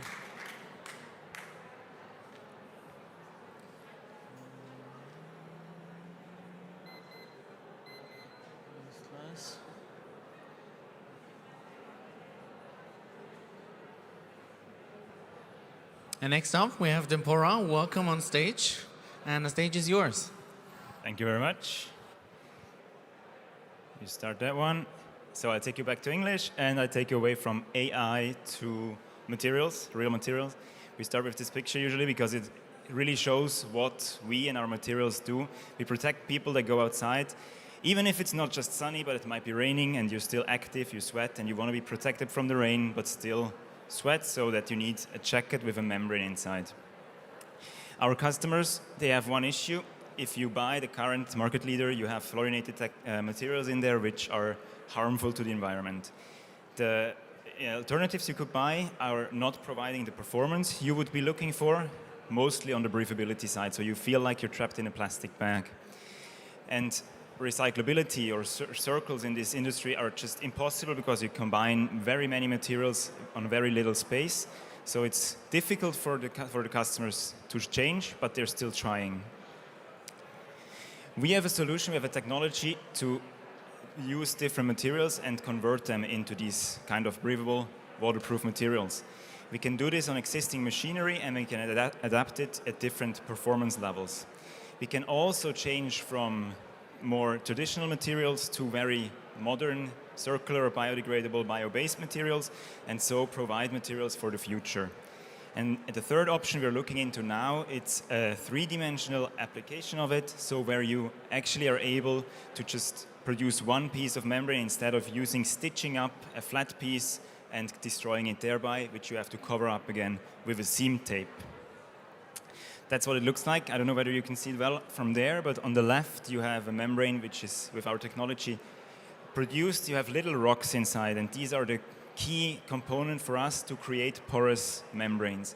So our membrane in the middle is a very small pore membrane with high waterproofing values. So if you go out and you want to stay dry, let's say you're a security guard staying in the rain for 6 hours, you want to have one in the middle. If you want to go for a run, we make the membrane thinner, we open the pores up so your body can breathe more, but the waterproofing is adjusted to your activity. The first product that we have, I'm also wearing it, and that's my co-founder Anna. She's wearing in the picture. It's the Dempora Eco Pure, which we're currently producing actually in Germany on the full width. So we're running the materials for our customers to use. We are selling the membrane directly, or we're selling them laminated to a fabric. In the future, we will be licensing this operational model to producers mostly in Asia, where most of this industry is actually happening currently. In the middle, we have the circular solutions. It's a family of products where we have different materials going into. And there we're currently working with specific brands that have a specific vision, so they want to have biodegradable versions or bio-based versions, and we implement these kind of polymers and convert them to the membranes they need for their products. One thing is also a monomaterial, so you use the same material as is on the fiber in the membrane, so you can actually physically recycle it in one stream, and you're not going into separating micrometer-based combinations of materials, which it's not viable. And then on the left, you see a sock made out of a membrane. Currently, if you look at a shoe or a glove, there are so many seams on it that it doesn't really make sense to put a membrane inside. Although you buy your hiking shoes with a membrane, usually that's not really breathable enough. With these socks, this would be the case. So the market for this is actually growing. In these forecasts, the pandemic has not been included. It has shown that the pandemic drove people outside, so the numbers are expected to be higher, and we are working about a $2.5 billion market to sell laminates. We have also been awarded a few prizes, so the Global Change Award from the H&M Foundation is the biggest among those, but the Fashion for Good batch acceleration was actually also very valuable. We did some funding first, non-dilutive, Swiss-based funding mostly, and we closed our round in the beginning of this year to go forward for the next few years. We have had first customers to sell that solar jackets. We have one example in our booth in N40 if you want to visit us. This one is a current sample that we are producing in Vietnam now.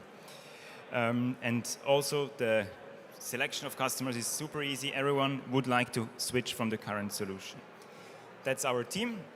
So it's Anna and me, my co-founder, and the team mostly consisting of girls, which is super amazing to work with them.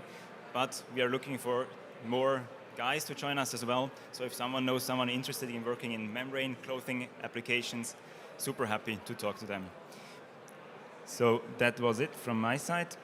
Thank you all.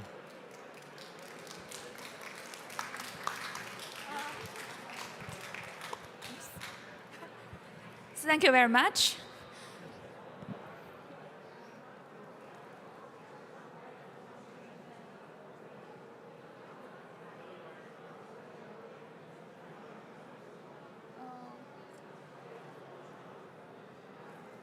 Okay, so the next on stage will be startup again.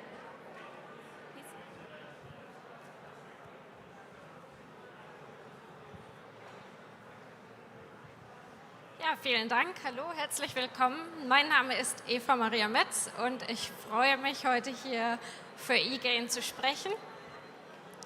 Wir verbinden, digitalisieren und optimieren Gebäude.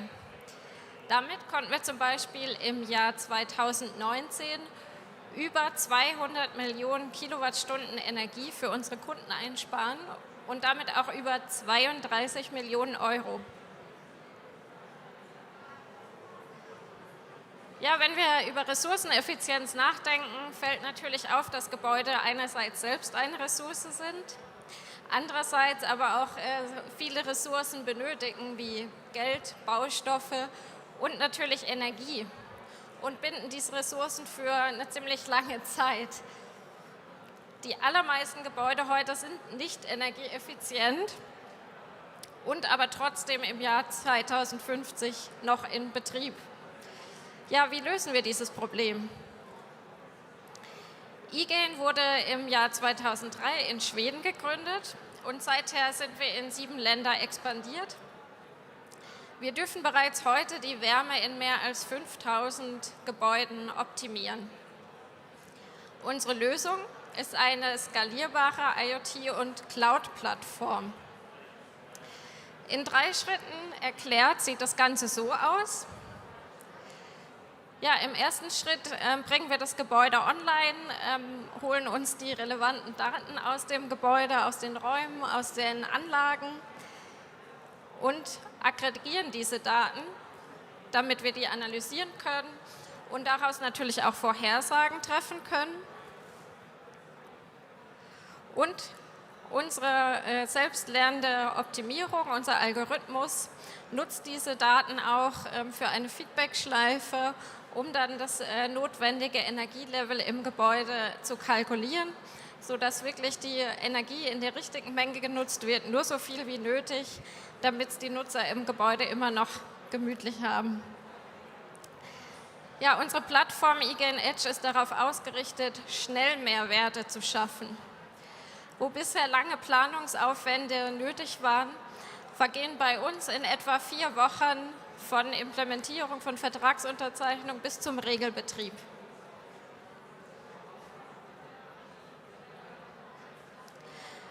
Der Green Deal der EU forciert Investitionen in Nachhaltigkeit und sieht eine Sanierungsrate von 2% vor.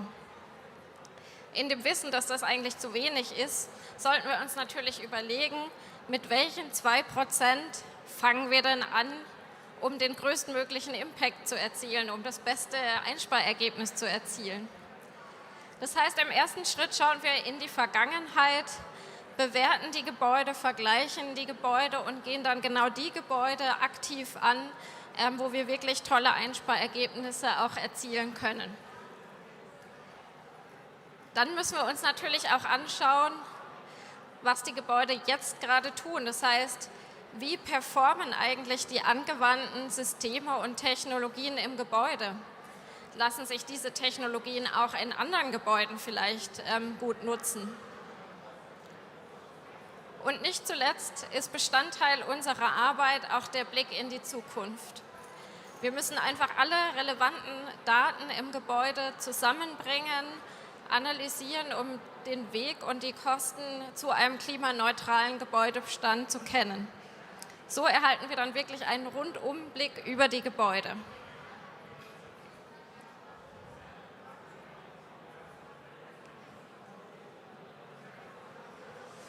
Ja, wir optimieren die Wärme.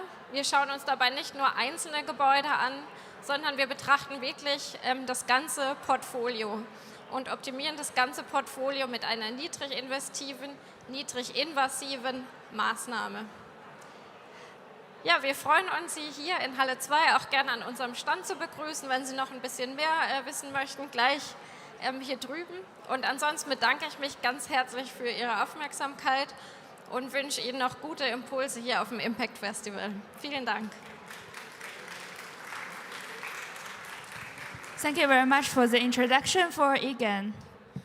And next, we will have Sebastian from Fix First.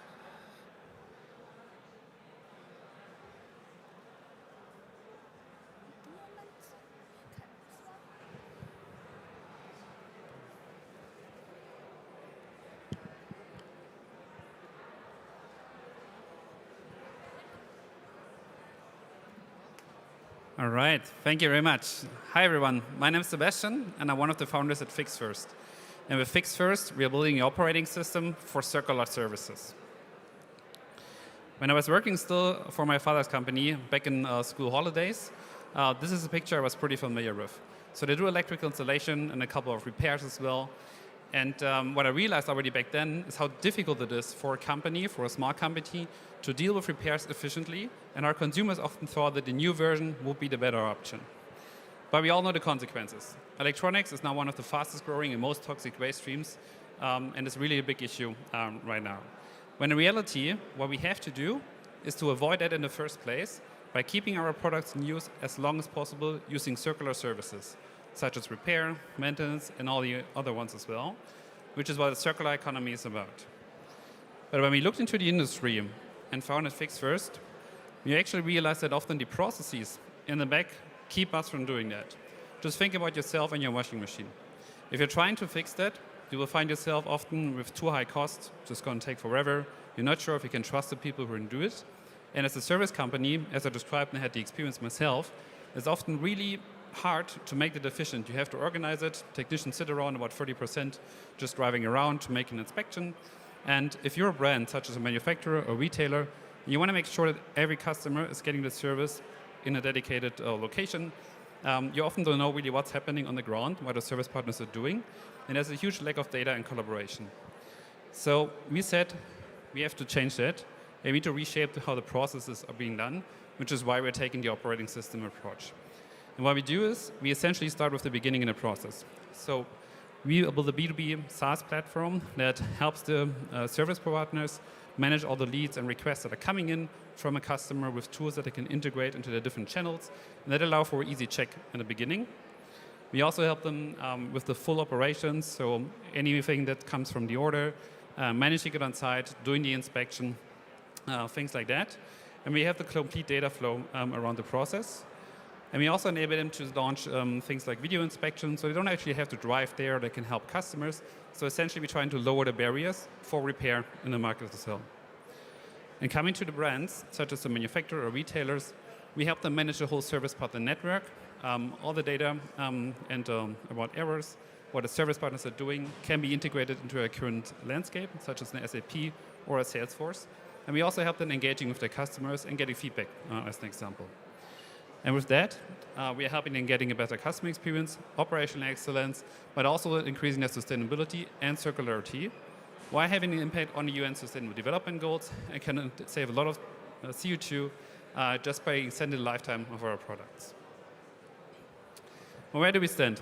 So some of you might know us from coming from the B2C angle, where we started as a marketplace company. Now what we did, due to COVID and other reasons, we pivoted our business to a B2B SaaS platform. There we help brands such as Miele, Euronics, and others to improve their customer experience and operational excellence and also circularity of their products. And now we work on a more scalable product that we can launch in Europe and beyond, moving beyond repair and just large appliances, targeting a $1 billion market. And yeah, this is what I just mentioned. So essentially, we move from repair and just large appliances to more circular data and operations platform. We were still focused on electronics, but can also use it in different industries as well. And we also just completed the Circular Valley and joined the Scale 360 initiatives of the World Economic Forum. We are backed already by an amazing crowd of mentors and investors as well. Also joined the Green Tech Alliance or the Universal Climate Action as well. Yeah, have different supporters coming from founders or coming also from the industry as well. But none of this would matter without a team. So myself, I've been working in venture development for a while. I'm joined by my co-founder, who has also started a company before in the tech space as well. We are now a team of 5, and we're going to be 10 in the next couple of months. What unites us is really the mission to accelerate a transition by creating a world where fixing products comes first. And I'm inviting you guys to join us. So we are now looking for industry partners and also seed investors. Our booth is right behind there, next to Grover and the guys from Refurbed. And yeah, I'm happy to connect with you.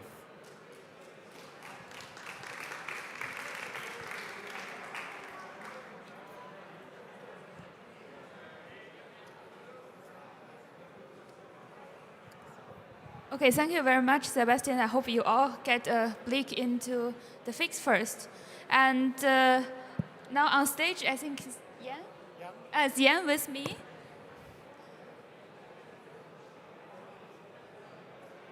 The moment. Could already have this. And then,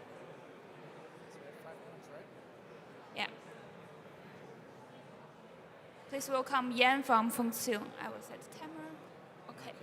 Skip here? Yeah. Yeah, thank you. And hi, everyone. I'm Jan. I'm one of the founders of Function. And at Function, we produce eco-friendly materials in collaboration with fungi. Now, currently, we are working on one of our first projects. And one of our first products is going to be the inner shell of a bicycle helmet. I mean, think about it. Why should a product that is supposed to protect you only once pollute the environment for hundreds or even thousands of years afterwards? One of the main reasons why bike helmets today are so polluting are their styrofoam components. Styrofoam causes a serious amount of CO2, and at the end of its life cycle, it ends up in our waterways or in landfills where it just gets burned. And also in the waterways, it's really harmful for the marine life.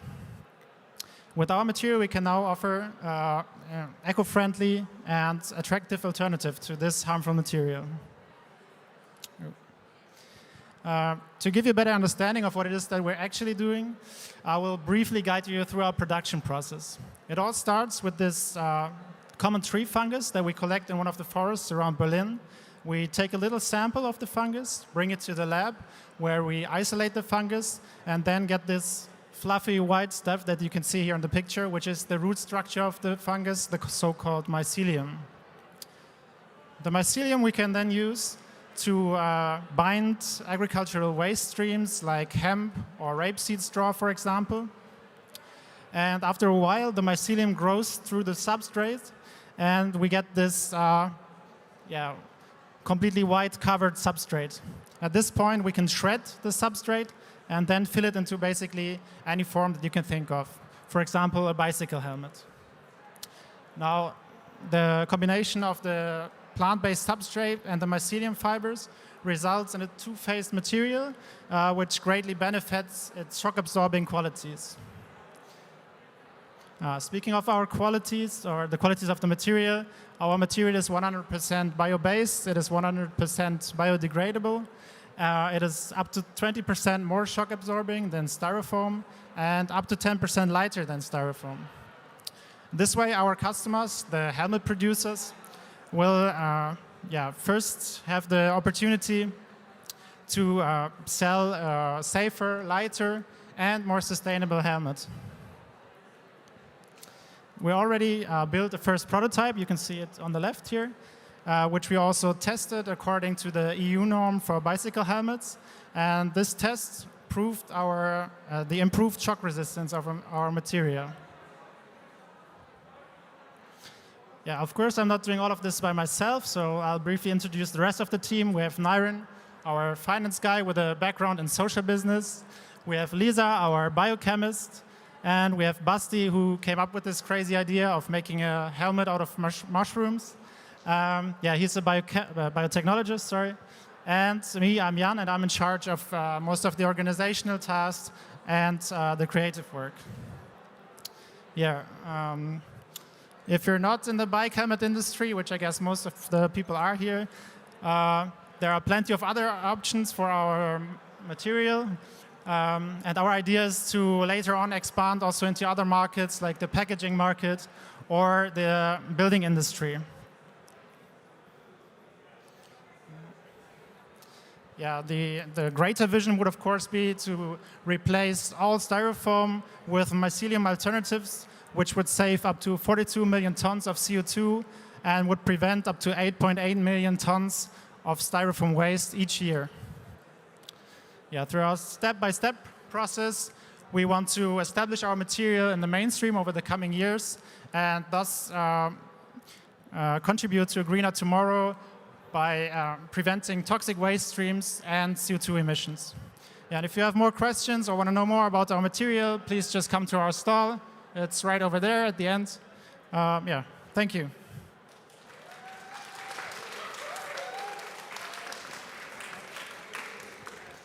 Thank you very much, Yan from Function.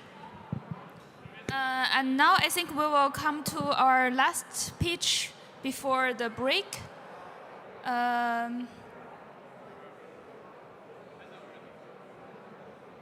Which is started by Goover.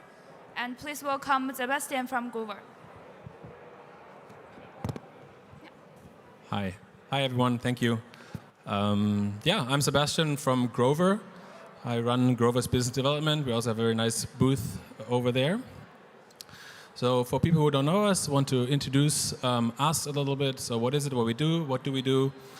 We believe we transform the way people access and enjoy tech. Those are obviously big words. But let me tell you a little bit about the company itself and its history. So we are currently Europe's market leader in technology rentals, and we believe therefore at the forefront of the circular economy. Basically, we enable people to rent their technological devices on a monthly basis. You can pick a monthly rental, 6 months, 8 months, 24 months, whatever monthly rental you want, and give people the flexibility to do that. So it's an alternative to financing and a big step towards the circular economy. All right, so a couple numbers here. Obviously, the first big one is we got a bunch of funding. We actually have two types of funding. One is regular venture capital money. There we just closed Series B with about 100 million. And the other one is we have a pretty big asset-backed financing with also 1 billion euros where we can buy the devices from. We have about 3,500 different devices to rent, so different types of products.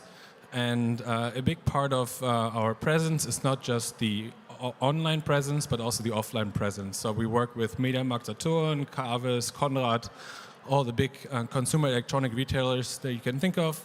And you can go in there and say, like, hey, I want to rent that TV. You actually rent it through us, Gravis or MediaMarkt. They actually sell it to us, and we're renting it out. So in this scenario, everyone wins. We are headquartered in Berlin, so we're a Berlin company. The next number is a little obsolete. We are already over 300 people. Last year we grew by about 150%. This year also doesn't look too bad again.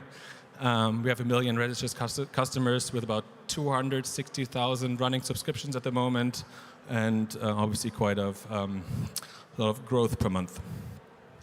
So why do we exist? Obviously market trends, that's the big one.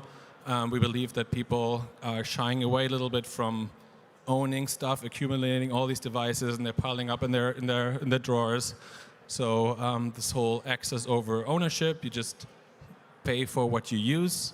That is mainly driven by short innovation cycles, that tech parts become more expensive. So for us, it's also very important to make tech available to everyone. And people want to upgrade. People want a new device once in a while. You can do that through us. Once you're done, we send it back to us. We will refurbish it and renting out to the next customer. So Another one is obviously the fact that people are more aware of sustainability and the circular economy and circularity of things.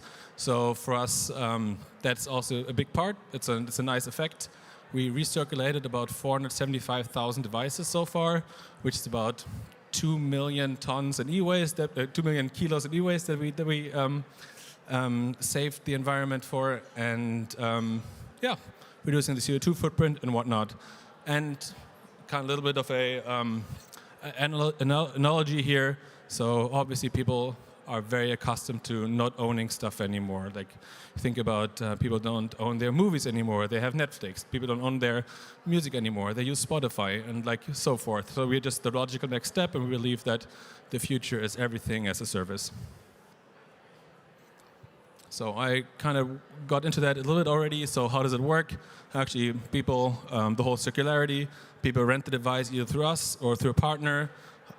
They select the product, they select the subscription length, getting it delivered. We score them, so we take on the risk. We own all the devices that we're renting out. Once the rental period is over, they send it back, we refurbish it, and like the circle goes on and on and on. Our products have an average of 3.5 renters, so it's actually quite nice. We're like circling through products quite a bit. You can still rent iPhone 8s through us, for example. So we will extend the lifetime of a typical tech product quite a bit. Where are we? We are currently in mainly in Europe. So we are a German-based company. So the biggest market is Germany. We are in Austria, in the Netherlands, in Spain, and soon to be, hopefully, across the pond in the US.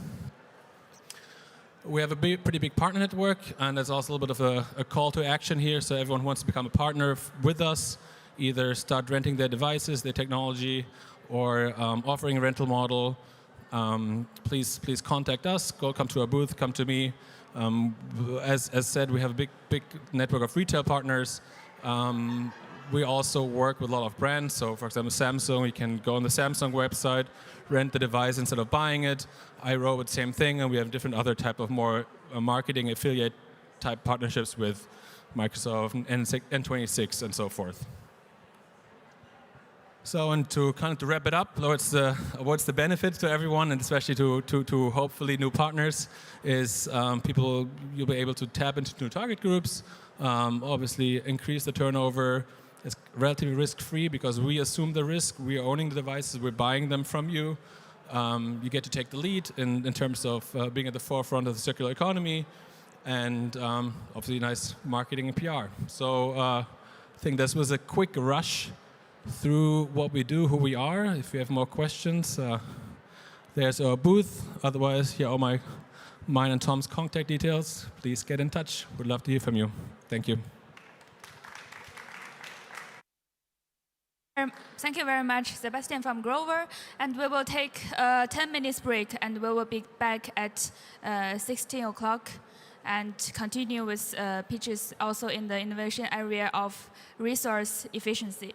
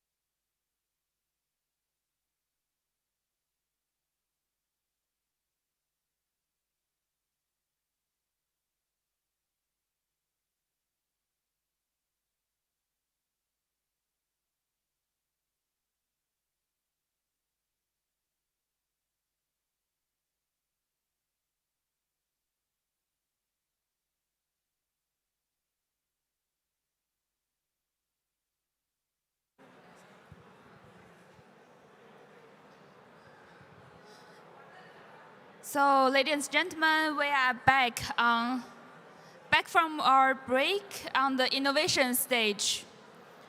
So, Claudio from Joulia will start our session here. And welcome, please.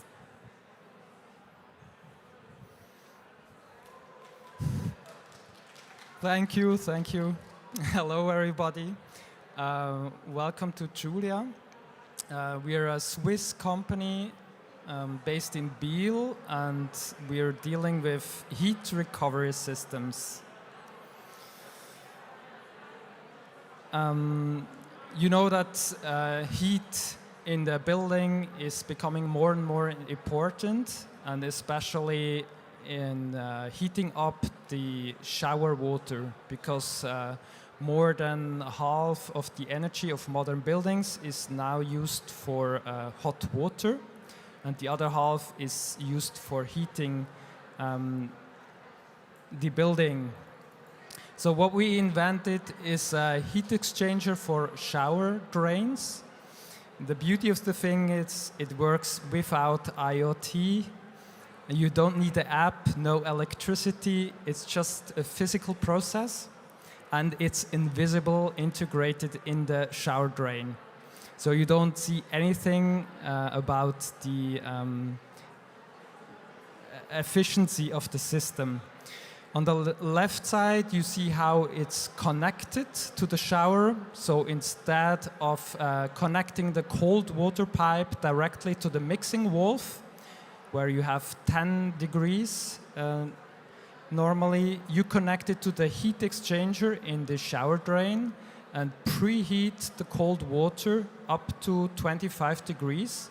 So you don't need to add, you need to add less hot water, and therefore you have the savings. It's that easy. In the middle picture, you see the working recuperation system. We saw that we need several building heights for renovation and for new buildings, also for fitness centers. These are the unique selling points we differentiate to our other concurrents. We have a high efficiency. We are very convenient. It's an easy and easy to install system. We have a quick payback time. It's between 3 and 7 years. So it's also quite interesting for investors. We have a design prize of Switzerland. And we are certified in several countries like the UK, in the Netherlands, in Switzerland, and newly in Germany. And we're working for other European countries.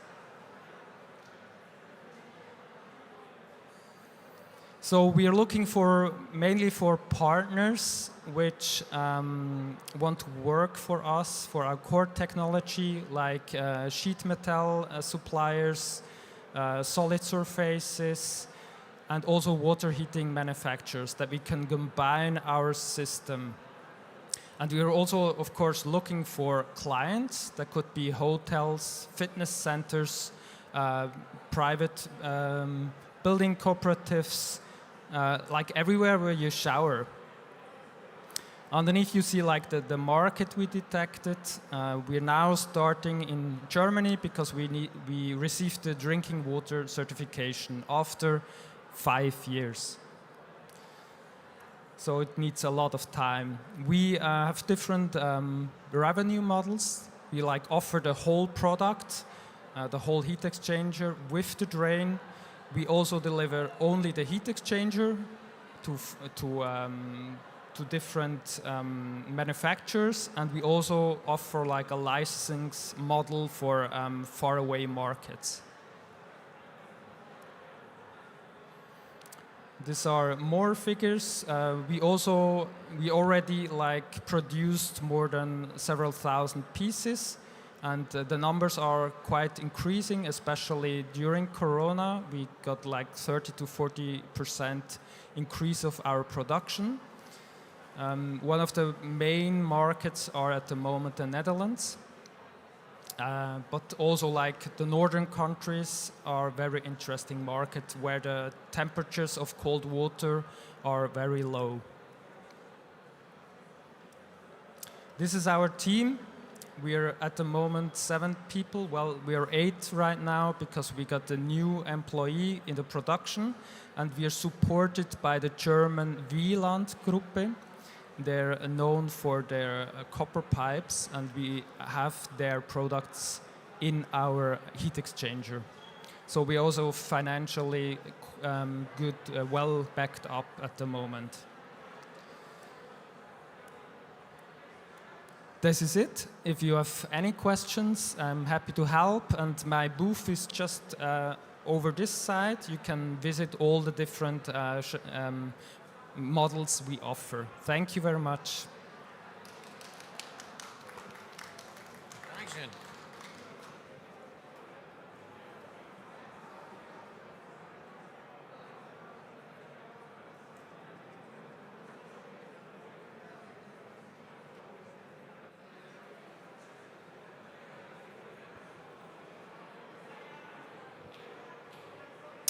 And next up we have Knertje. Is there somebody already here? Yes. We welcome you on stage. It's yours. And you brought your beer. Awesome. Do you brought one for all of us as well? No. Not yet? Maybe next time. Where that is coming from. Thank you. All right, yeah, well, that's the benefit of being a founder in the beer industry, if you will. You can bring your own beer to stage and nobody judges you for that because you're doing some sort of marketing. Well, my name is Daniel and I'm the founder of Knertje, which is the dialect term for the end piece of a loaf of bread. So everybody from here that is not from Hessen or Rheinland-Pfalz probably hasn't heard about it, but we used to call the end piece of a loaf of bread Knertje. In the northern region of Germany you say Kanten or Knust, in the southern region you say Renftel, because we Germans are really proud of the way we produce bread. And you can see that because it is resembled in our languages. We have more than 200 words for the end piece of a loaf of bread in Germany alone, which is quite a record, if you will, compared to other nations worldwide.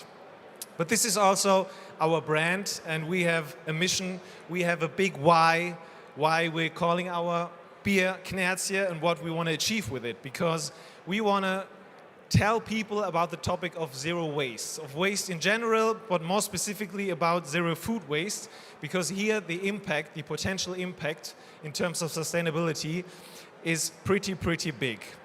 Just to give you one figure, because we talk about climate change all the time, if food waste, global food waste, was a nation, it would be the 3rd biggest emitter of greenhouse gas emissions after China and the USA. So just food waste alone is a big driver of global climate change and therefore a huge potential when it comes to taking measures against climate change. Just compared to Germany, we have 4 times the CO2 emissions of food waste alone compared to Germany with all its energy, with all its mobility and industry in general. We know that up to 40% of the food that we produce ends up in the bin. So we waste a lot of food, and the majority of the food that we waste is in pretty decent shape still. So there is no really a big reason why we throw out the food. And if we just look at the baked goods, so bread for instance, we throw about 600,000 tons of food, just the bread that comes back from the small bakery shops. And if we would put that into big trucks, we have the distance between Munich and Frankfurt on a yearly basis. So we know about the fact that we waste so much food, and we want to come up with a solution that brings that food, that bread that hasn't had much luck, back into the circle. And we do that by, if you will, processing the food that we rescue. There is something like a zero waste hierarchy where you can see all the measurements that you could take with leftover food, if you will. Of course, the best case would be to produce just as much food as we consume. But we know that is quite difficult in these days. So what we do is the 3rd topic here, which is conversion. So we rescue food and probably come up with the most sustainable beer there is in Germany right now, because we have a zero-waste beer that is organic and that is also climate-friendly produced due to solar energy at the brewery. And we try to combine, if you will, pleasure and sustainability, which used to be something like a big conflict in our times because we discuss about it all the time. If you want to consume sustainable, you have to live like in the medieval times, or at least like in the Stone Age, in order to keep your CO2 footprint as small as possible. With our beer, you rescue 1 slice of bread per bottle. So something like about 18 grams a beer, and you become an active food saver by drinking beer. And this is what we try to achieve: sustainability and pleasure in once. And our claim in German, it's quite more fitting: Anstoßen, etwas Größeres anstoßen. We know that we won't save the world with that beer, but we want to kick off a discussion about a bigger topic, that is how we deal with food in general, and what really is waste and what is sustainable consumption. And we have a booth here where you can get a free Knerz, a Freibier, in order to taste it for yourself. It's a pretty decent, pretty tasty beer. But as I said, it has a sustainable story. And since the resonance, the feedback so far is quite good, we're thinking about doing a finance round. So if you have a little bit of pocket money, come get in touch and we talk about details. Thank you very much.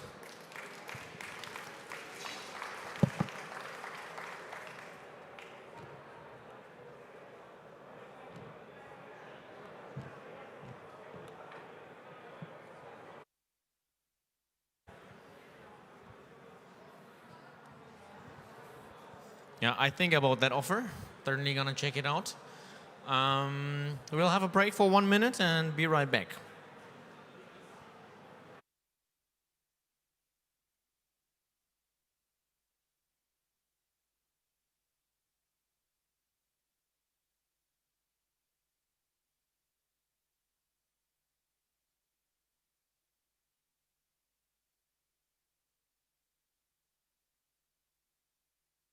And next up, we have LB.Systems. I think, Lasse, you're already here, right? You ready? Lasse, the stage is yours. Welcome. Thank you very much. Hello, my name is Lasse Bartels. I'm the CEO of LB.Systems. We work in recycling batteries, or especially not recycling, but rescuing batteries from premature recycling. A lot of you might have heard in the discussion about e-mobility that batteries can be used in cars, in storage, and then be recycled. In reality, most batteries today are going from the cars directly into recycling. We want to change this. The problem is, in the last year alone, in Germany, more than 10,000 tons of electric car batteries have been recycled by shredding or melting. We can rescue many of these batteries and build energy storage from them. In 2025, we expect more than 150,000 tons in Germany alone to be going into recycling, and we want to rescue those batteries. To do this, we have developed our own testing equipment and testing facility where we can test batteries from the system level down to the cell level within seconds and get the state of health for each battery cell. In 2025, when we expect 150,000 tons of battery waste from the e-mobility sector in Germany alone, this amount of batteries we can save could be used to build more than 10 gigawatt hours of energy storage and start the new revolution in Energiewende. So we had wind, solar, and now we need storage to expand the usage of renewable energies in the grid. By doing this, we can save more than 1 million tons of CO2 in production emissions that are currently being used by producing batteries if we only use the batteries that have been produced until their real end of life. LB.Systems has already rescued more than 12 tons of batteries, which is about 2.5 megawatt hours of energy. We sell them in our online shop. So if you need a battery for your product, please visit our online shop. And we can also help you develop your products with our deep technology know-how in batteries. In our portfolio, we have different battery modules, so we buy battery systems from all great car manufacturers and offers these as tested goods in our online shop.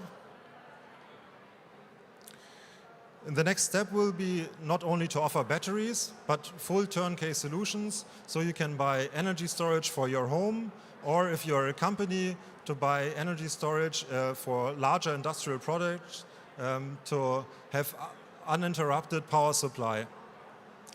The biggest project is grid storage, so we can really use the renewable energies we have today to the full scale. So wind turbines, for example, today, if we don't need the power from them, we just turn them off, but we could use much more of the renewable energies if we have storage in the grid.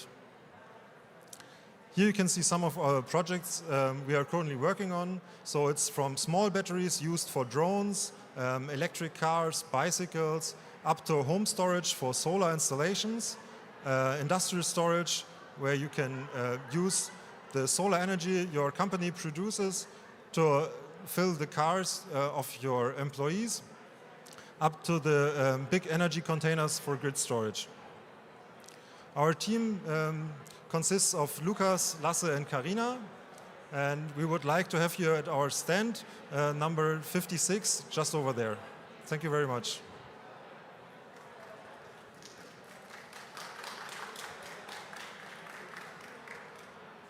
Danke sehr.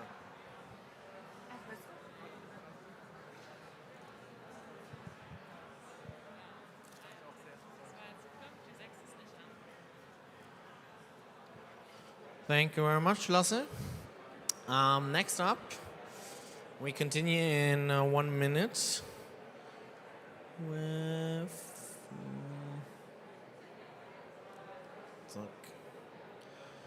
with Modular One.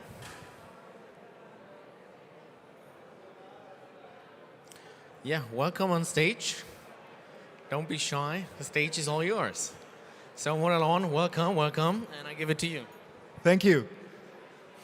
Ich werde das Ganze jetzt trotzdem in Deutsch halten. Ich glaube, die meisten werden mich verstehen. Hallo, ich bin Moritz von Modular One. Wir beschäftigen uns mit der Digitalisierung der Baubranche und dem Aufbau von Bauwerksinformationsmodellen, um eine Informationsbasis über eigentlich den Lebensmittelpunkt von uns allen zu schaffen. Wir verbringen alle 80% unserer Lebenszeit inzwischen in Gebäuden, aber wir wissen eigentlich gar nicht, was da passiert.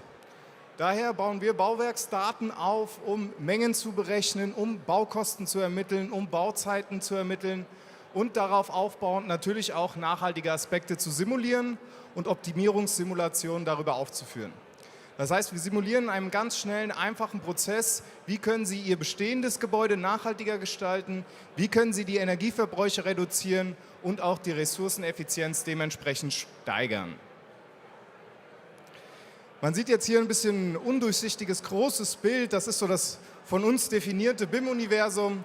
Das Wichtigste ist zu wissen, ein BIM-Modell besteht immer aus mindestens 7 Dimensionen. Wir haben die 3 Dimensionen des Modells, die 4. Dimension Zeit, 5. Dimension Kosten, 6. Dimension Nachhaltigkeit und die 7. Dimension das Facility Management. Diese ganzen Prozesse wirken seit circa 20 Jahren in der Baubranche, aber haben sich bis heute immer noch nicht durchgesetzt, obwohl eigentlich alles in dem Prototypcharakter oder in Einzelschritten bereits umsetzbar ist. Große Konzerne wie McKinsey haben das auch festgestellt und sagen, 5 Ideen, welche die Baubranche revolutionieren werden, ist unter anderem Building Information Modeling, dem Hauptprodukt unseres Unternehmens. BIM beschäftigt sich dabei einmal mit dem Modeling, mit der Arbeitsmethodik an sich, dem Aufbau der Bauwerksinformationsmodelle, aber da hört das Ganze nicht auf. Das Ganze geht mit Building Information Management weiter. Das heißt, wir erfahren alles über unser Gebäude. Wir spielen mit den Daten. Stellen Sie sich vor, Sie wissen von jedem Raum, wie groß er ist, von jedem Raum, wie viel Luft da durchgeht, die Temperatur eines jeden Raumes und bis zum kleinsten Bauteil, wie viel dieses kostet. Unser Ansatz ist es dabei, den gesamten Markt wie ausführende Unternehmen, Architekten, Energieversorger oder sonstige mit einer guten Entscheidungsgrundlage, mit Zahlen, Daten, Fakten zu füttern, damit wir für die Zukunft die richtigen Entscheidungen treffen können. Dafür bauen wir für unsere Kunden die Bauwerksinformationsmodelle auf, werten diese aus und führen auch dementsprechende Optimierungssimulationen durch. Wir beschäftigen uns auch mit zukünftigen Themen wie der EU-Taxonomie. Wir wissen alle, es kommen neue Herausforderungen aufgrund der Klimakrise auf uns zu und wir müssen uns diesen Aufgaben stellen und positiv in die Zukunft blicken. Gemeinsam können wir das Ganze auf jeden Fall schaffen und dafür brauchen wir aber eine gute Datengrundlage, eine gute Wissensgrundlage, um überhaupt die richtigen Entscheidungen treffen zu können. Wie sieht der Prozess dabei aus? Bisher ist es so, die Daten liegen meist in irgendwelchen Aktenordnern 2D im Schrank rum, keiner weiß wirklich, wo was ist. Und daher fangen wir an, diese zweidimensionalen Datensätze umzusetzen in die 3D-Bauwerksinformationsmodelle, welche dann auch noch zu Visualisierungszwecken genutzt werden können. Virtuelle Realität, erweiterte Realität, all das wird durch unsere Bauwerksinformationsmodelle zur wirklichen Realität. Was kann man alles mit diesen Bauwerksinformationsmodellen machen? Die Palette ist sehr weit. Wir können Bauabläufe simulieren, wir können die ganzen Lebenszykluskosten simulieren, wir können Optimierungen im Lebenszyklus vornehmen, ein Mietmanagement automatisieren oder digitale Raumbücher erstellen. Eigentlich alles, was Sie sich im Zusammenhang mit Gebäuden, Daten, Zahlen, Fakten vorstellen können, all das ist durch unsere Bauwerksinformationsmodelle möglich. Was sind unsere Zielgruppen? Versicherungen, mittelständische Investoren, mittelständische Projekteentwickler, Finanzinstitute, Fonds etc. etc. Eigentlich all das, was im Zusammenhang mit Gebäuden steht, ist eine Zielgruppe bzw. vielleicht auch einfach ein Partner, der von unseren Datengerüsten profitieren kann und seine Services daran andocken kann. Wie setzen wir das um zukünftig Predictive Maintenance oder Smart Data Analytics auch in der Baubranche möglich zu machen? Wir haben klare Standards und Prozesse entwickelt, unsere eigene Methodik. Wir entwickeln darauf aufbauend die Bauwerksinformationsmodelle, werten diese aus, um diese zukünftigen Themen überhaupt erst ermöglichen zu können. Nochmal abschließend einen kleinen Einblick in unsere eigens entwickelte Modular One Methodik. Wir entwerfen Modellierungs- und Attribuierungsrichtlinien, um es Partnern, Planern zur Verfügung zu stellen, damit diese Modelle erzeugen können, die wir für sie auswerten. Wir basieren damit auf deutschen Normierungen, können Nachhaltigkeitszertifikate in verschiedensten Systemen ermöglichen und natürlich auch den Kunden aufzeigen, was noch zu tun ist, um ein gewisses Zertifikat zu erreichen. Wir können ein CO2-Benchmarking betreiben oder eben die CFM-Basics automatisieren. Vielen Dank. Wenn Sie wollen, kommen Sie gerne auf uns zu. Wir stehen direkt gegenüber hinter der Bühne. Wir sind gerne für weitere Gespräche da. Bis dahin.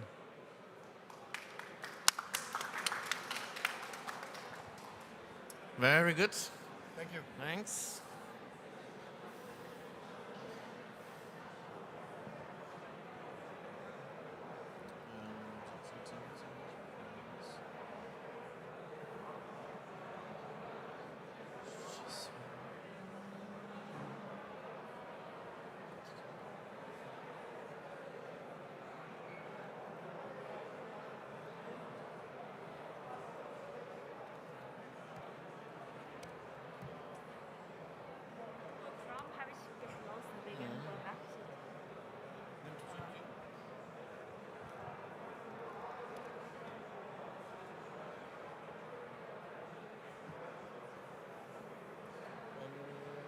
Wir machen 2 Minuten weiter, oder? Ja. Ich muss noch kurz sagen, dass wir 2 Minuten Pause machen. Dann noch We will have a 2 minutes break, and also want to ask, is any speaker from Oculavis here with us here already? No? Okay. Okay, so if there's no speaker from Oculavis, maybe we'll have a longer break, but let's wait 2 minutes first.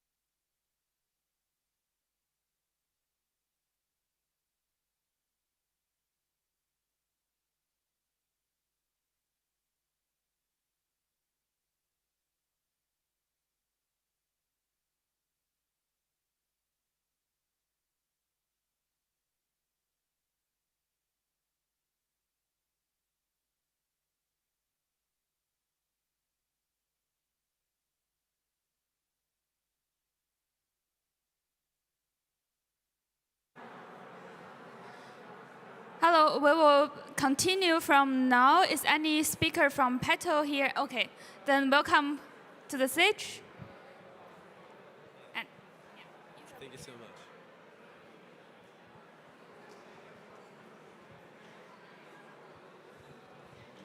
Hi, ich heiße Hendrik, ich bin bei Perto für Sales und Marketing zuständig und freue mich sehr, euch hier heute was über unser Startup erzählen zu dürfen. Trotz der drastischen Corona-Maßnahmen hat es der Gebäudesektor als einziger Wirtschaftsbereich nicht geschafft, seine Klimaziele für 2020 zu erreichen. Und das ist besonders schlimm, weil auf den Gebäudebereich in Europa insgesamt 40% des Energieverbrauchs entfallen. Die meiste dieser Energie wird dafür verwendet, um Räume zu heizen. Die Heizungsanlagen oder die durchschnittliche Heizungsanlage ist heutzutage sehr alt. Wenn man in den Heizungsraum reinschaut, ergibt sich ein ähnliches Bild wie hier dargestellt. Was mit viel Wohlwollen in Berlin vielleicht noch als Vintage deklariert werden kann, sorgt in der Praxis dafür, dass 3 von 4 Heizungen extrem ineffizient sind. Das kann daran liegen, dass die Heizungsanlagen einfach komplett überdimensioniert sind und schlecht aufeinander abgestimmt sind, sodass Geräte zum Teil die ganze Zeit überlaufen, obwohl beispielsweise gar niemand mehr im Gebäude ist, wie in der Schule in den Ferien. Außerdem hat niemand so wirklich einen Durchblick, wie viel Energie da eigentlich gerade verheizt wird. Und das ist besonders fatal, weil eben dadurch viel Energie verbraucht wird und in der Gebäudeheizung bedeutet das, dass man da oft noch auf fossile Brennstoffe setzt und das einen hohen CO2-Fußabdruck mit sich bringt.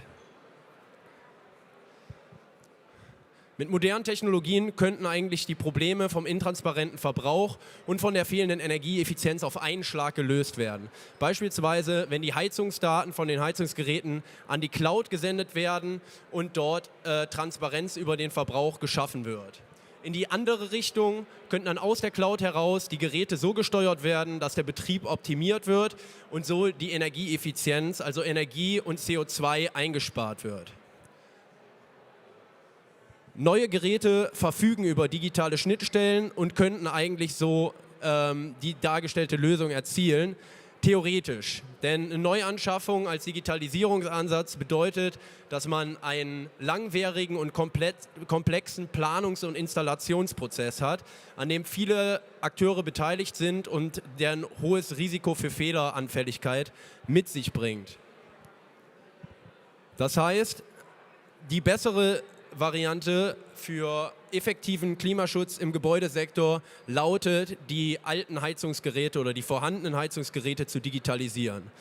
Und wir bei Perto haben eine Lösung entwickelt, die das schnell, einfach und preiswert schafft. Mit uns erreichen Kunden eine Digitalisierung und automatische Steuerung für ihre alten Heizungen in 4 simplen Schritten. Zuerst schauen wir uns an, wie die vorhandenen Strukturen im Heizungsraum sind. Und im nächsten Schritt können wir dann unsere selbst entwickelten IoT-Module herstellerunabhängig mit den Geräten verbinden und so den gesamten Heizungsraum mit der Cloud verknüpfen. Das können wir im Moment Daumenpeilung ungefähr für 3 mittelgroße Gebäude pro Woche durchführen. In der Cloud hat der Nutzer dann einen kompletten Überblick über seinen über seinen Energieverbrauch und kann seinen Gerätezustand einsehen. Falls es Probleme gibt, erkennt er diese sofort und kann die per Mausklick aus der Ferne lösen. On top haben wir eine KI entwickelt, die automatisch die Heizung steuern kann, und zwar bedarfsorientiert. Das bedeutet, anhand von Außentemperatur und Gebäudenutzung, das heißt, wie viele Leute sind gerade im Gebäude, kann die Heizung vorhersehen oder unsere KI vorhersehen, wie viel Energie dort benötigt wird und genau so viel Wärme bereitstellen. So wird die Energieeffizienz deutlich erhöht. Unsere Lösung ist in bereits 100 Gebäuden in Betrieb. Der größte Kunde ist das Energiemanagementunternehmen des Landes Berlin, wo wir über das gesamte Portfolio bereits über 11.000 Tonnen CO2 pro Jahr einsparen können. Und diese Erfolgsgeschichte würden wir sehr gerne auf viele, viele weitere Gebäude übertragen. Deswegen suchen wir noch Partner, Investoren und natürlich Leute, die im Besitz von Immobilien sind, also potenzielle Kunden. Also spread the word, intelligente Steuerung von alten Heizungsgeräten von Perto. Dankeschön.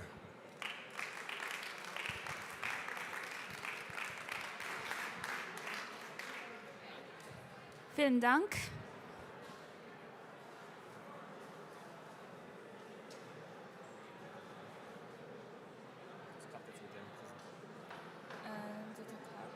Jetzt musst du größer ziehen, dass ich die Notes groß sehen kann.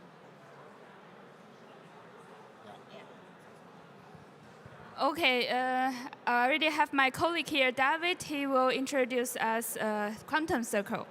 Welcome.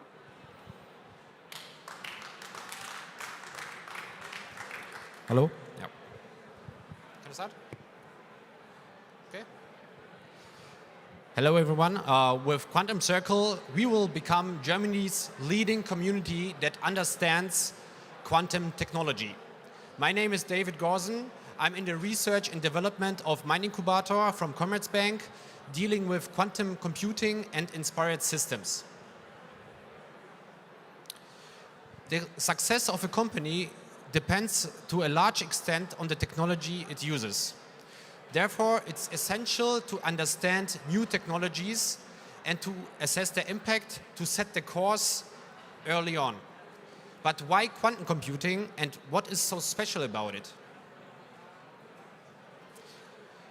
Quantum technology promises an enormous increase in efficiency in the processing of big data and, for example, even replace Monte Carlo simulations. But what is really the difference between a classical computer and a quantum computer? I will give you an easy example of a coin, heads or tails. A classic computer is like me when I flip a coin. I may get heads or tails, 1 or 0, and at the end the state is fixed. I have either heads or tails, and I can do it many, many times, but this also takes a lot of time, right? Let us understand what quantum computer do. Quantum computer work with so-called qubits. Qubits do not have a fixed state, but adjust their current state depending on other qubits. So with changing just one qubit, all qubits might change their state, and computing billions of combinations at once is possible. So this sounds very interesting and promising. So how can we actually get started with this amazing technology? The simple answer is join Quantum Circle community. Because once there are quantum computers offered as cloud solutions, we want to be ready, having the right tools set and knowledge to use quantum technology. And right now, we already have tools like the Quantum Dev Kit, which enables us to develop quantum applications. We already have the Quantum Annealing Simulator, which is available via RESTful APIs.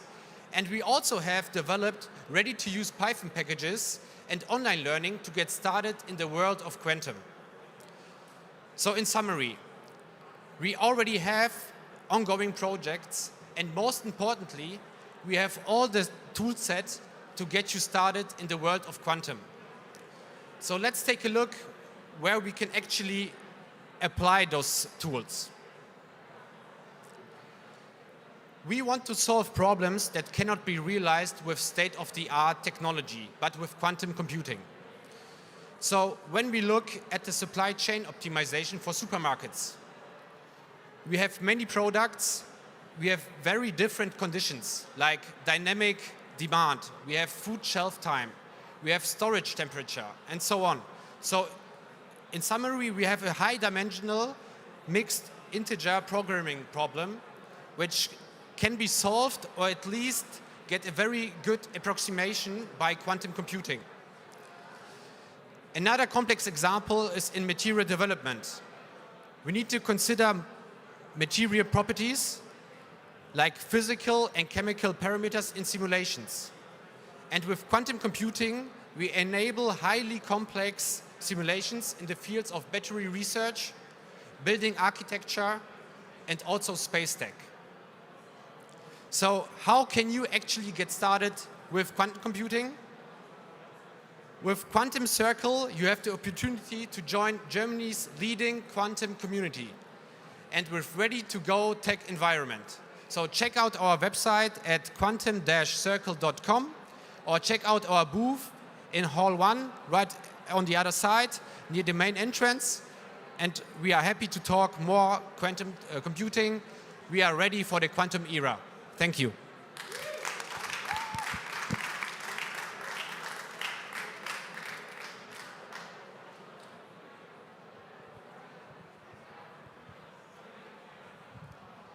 Thank you very much, David. Like he already said, if you have interest for Quantum Circle, you could visit our booth in Hall 1. It's the same booth with Lissi together at My Incubator Lounge.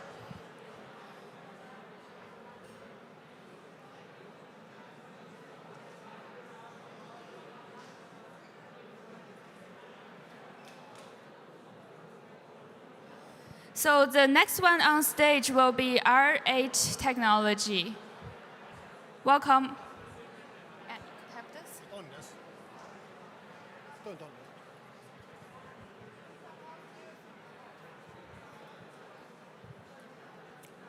Hello, everybody. My name is Imre Gustav, and I'm a team member of R8 Technologies. R8 Technologies is a PropTech company. We all are faced with several global and business challenges. High energy consumption is one of these. Also, buildings account for 40% of energy-related CO2 emission, and the only way to reduce CO2 emission is to cut energy consumption. Actually, this is very easy. Just turn everything off, and you are able to save even 100% of energy. But of course, all the people would escape from your buildings because it would lose all the indoor comfort and health as well. So the main question is,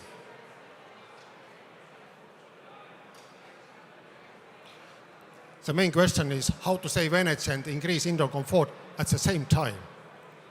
And R8 Technologies has a solution for that. I hereby share our client experience with you. This is a modern office building in Estonia, built in 2018. It has a modern automation system. It has almost 3,000 controllable heating, ventilating, and cooling components. And it has almost 50,000 data points. It is clear that no human operator can operate this building the most efficient way, but R8 Technologies can.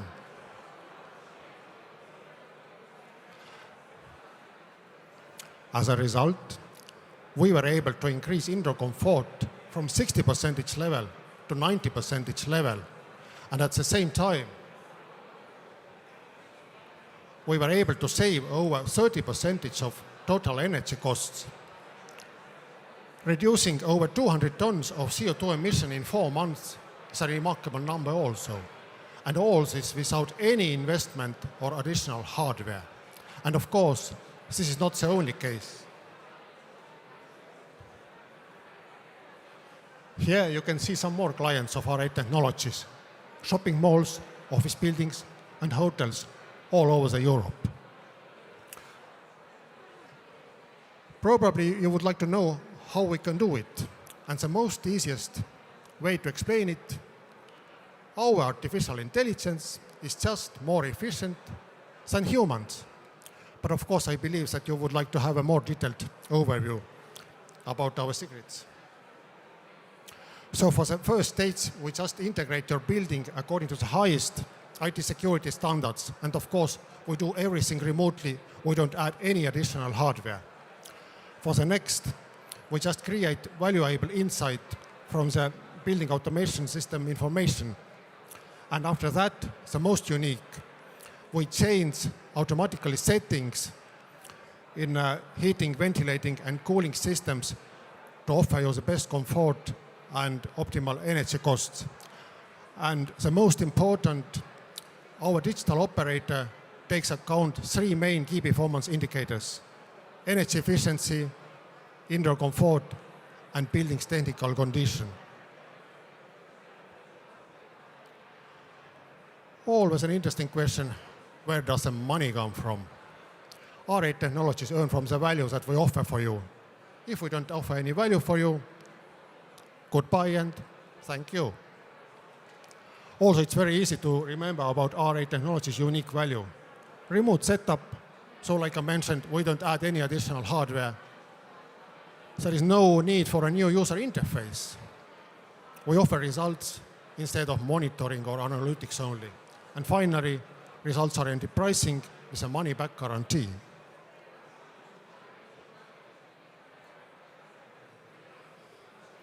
Our business model has been developed to get the best out of your building. After the integration, we just listen to your building for months to understand what are the technical shortages in the building.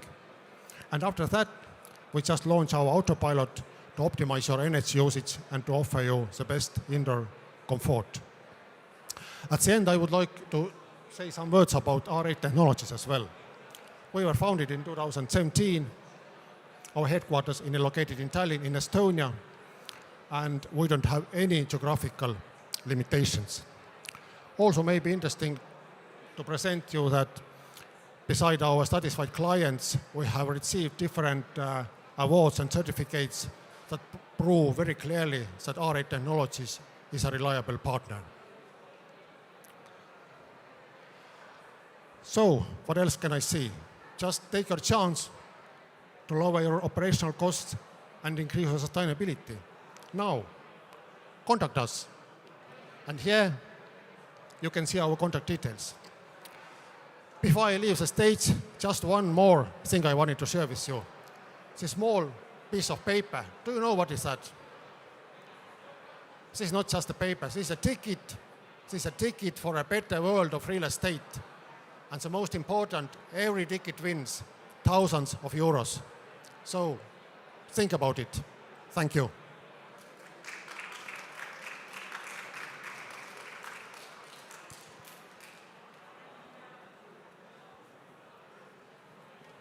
Thank you very much. And we have one final pitch before we get to the next part of the evening. And I would like to ask Kilian from Refurbed on the stage. Kilian, welcome. The stage is yours. Thank you very much. Yeah, it's a great honor to be the last man standing here today for my 5 minutes, which I have. So we are Refurbed. We are an online marketplace for refurbished electronic devices with a background from Amazon, McKinsey, as well as a lot of detailed tech background, which means that we combine a lot of different angles why we know how refurbished products work, but especially as well why marketplaces work on a conversion rate perspective. So what are refurbished products? Probably a lot of people don't know what they are. Refurbished products are products which have been used in the past, but were completely renewed, and in the end of the process, they look like new and function like new. And they have 3 main benefits. First of all, it's the price. These products are up to 40% cheaper than a comparable new product. Secondly, these products have a warranty, which means that these products are totally safe. There's no risk for you involved if you buy a product. And thirdly, these products are super sustainable, as they massively reduce CO2 emissions. They also reduce electronic waste. And then last but not least, of course, the lifetime of the product gets increased. So how does refurbishment work? Refurbishment means that the product arrives at the partner. They have a certified data deletion so that all information from the device are totally wiped off. Then the device gets checked to check which components have to be replaced so that in the end of the process, all of the devices is looking like new and function like new, which makes you an experience like a new device, but only a sustainable new device. But it's not only good for your pocket, but also especially really good for the environment. A refurbished device reduces CO2 emissions by up to 70% compared to a comparable new product. And also the lifetime of a product gets increased by up to 4 times, which of course has a massive impact on general resources as well as emissions and electronic waste. So what is in for all of you, which have a startup here, which maybe have a company, or in general wants to looking up for a more sustainable footprint on electronic behavior, also for customers, of course. In general, it means that we as Refurb, we can support all of you by reducing your footprint, your negative footprint on the ESG level, especially when you think about how much electronic devices you probably use in your private life as well as in the business life. So we are able to connect you to every partner for every electronic devices, starting from phones, over tablets, notebooks, but also going to other categories for your household, like kitchen products, coffee machines, hoovers, and anything else. So when you think in the future about buying a new electronic device, always think, how can you buy it more sustainable? And therefore, refurbished is probably the best option you can choose. Thank you very much.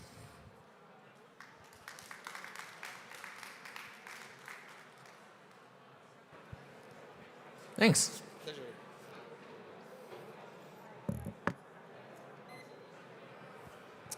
So this was our last pitch for the innovation stage.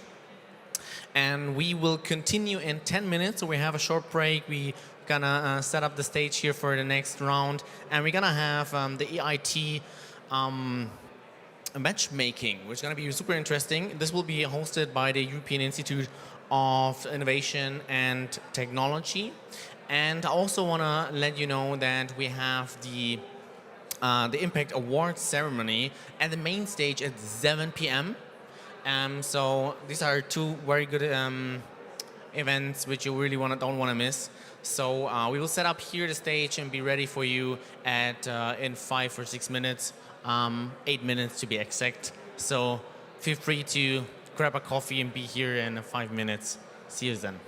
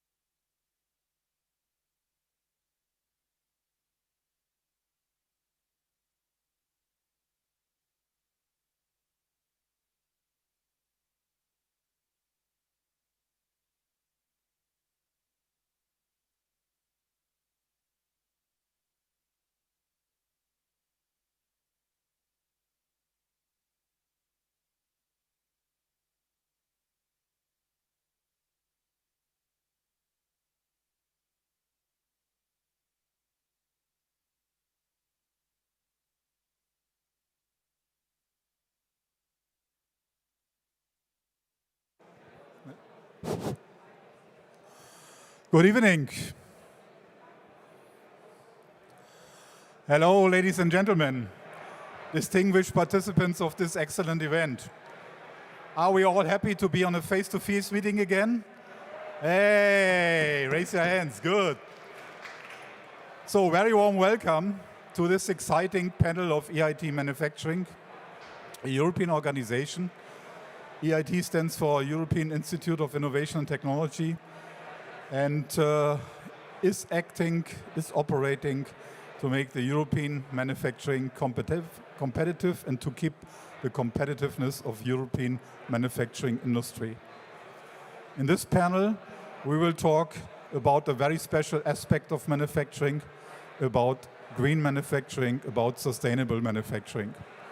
And we will, in the panel, discuss the views of corporates, how to contribute to this important topic. We will discuss the views of the academic sector, and we will discuss the startup view concerning sustainable manufacturing. And not only that, after the panel discussion, which will definitely open ears and eyes, we are going to show you 6 absolutely nice and interesting high-level startup solutions, really contributing with applications already in the market to innovation applied in industry. And even more than that, after the pitches of our scale-ups, startups, innovative companies, you have the chance to meet them personally. We have organized matchmaking slots and we have reserved them especially for you.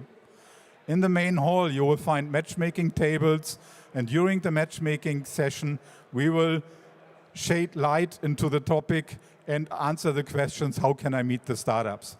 But before we go into the matchmaking, let's address the topic. Let's talk about what is EIT manufacturing, and let's discuss the different views of the different stakeholders in manufacturing. And for this purpose, I'm really pleased to welcome on stage this evening Dr. Christian Bölling.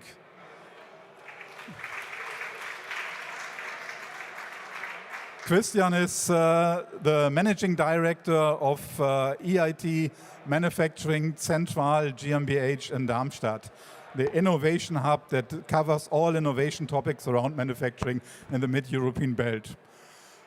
On the panel, we have the industry view represented by Procter & Gamble, Kurt Lerman.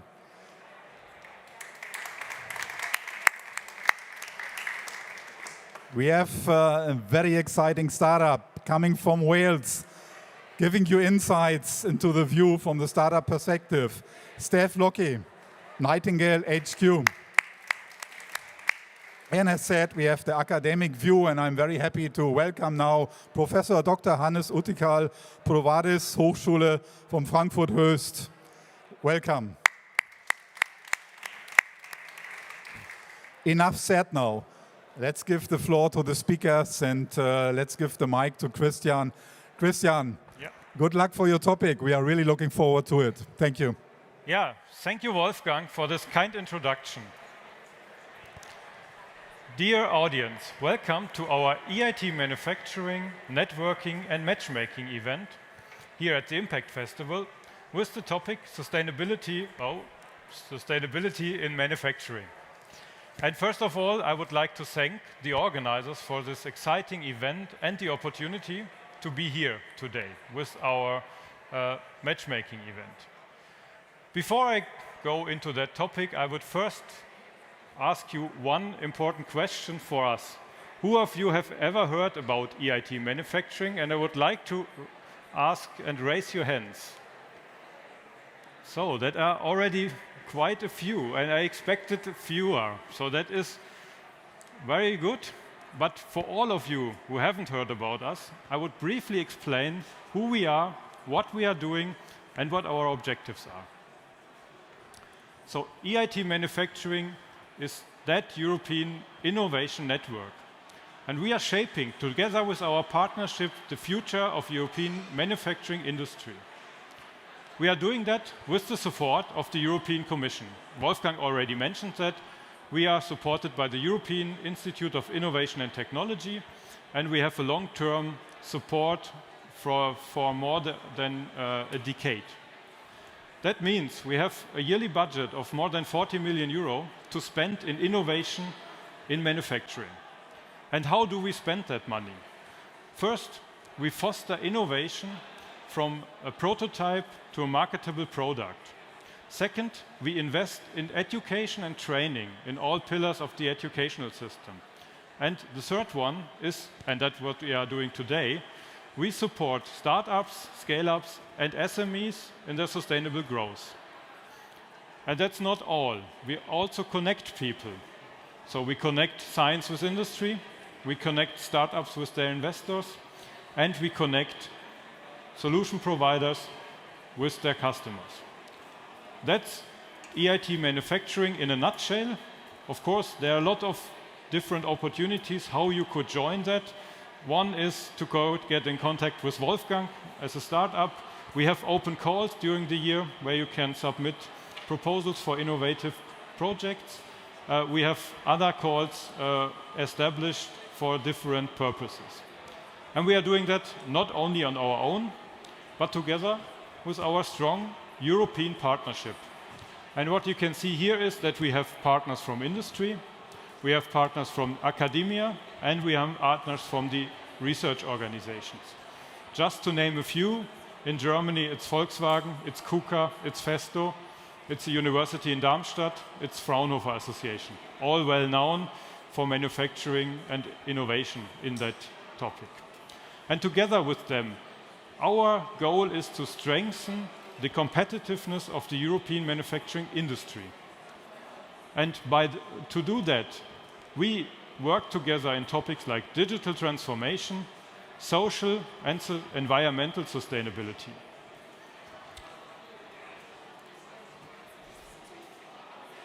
Sustainability already today is a strong economic factor, and I brought some examples more from the policy perspective. And excuse they're in German, I will briefly explain them. So first of all, in 2019, a lot of cities in Germany declared a so-called emergency, climate emergency. And that, of course, affects decision-making in industry. Our federal constitutional court declared our already existing climate protection law as partly unconstitutional because it didn't consider actions and measures beyond 2030. Climate associations are filing lawsuits against our large corporates, and since this week we also know that they are filing lawsuits against our states in Germany. And coming back to the European dimension, we have the Green Deal, and that Green Deal requires a reduction of greenhouse gas emissions by 55% already by 2030.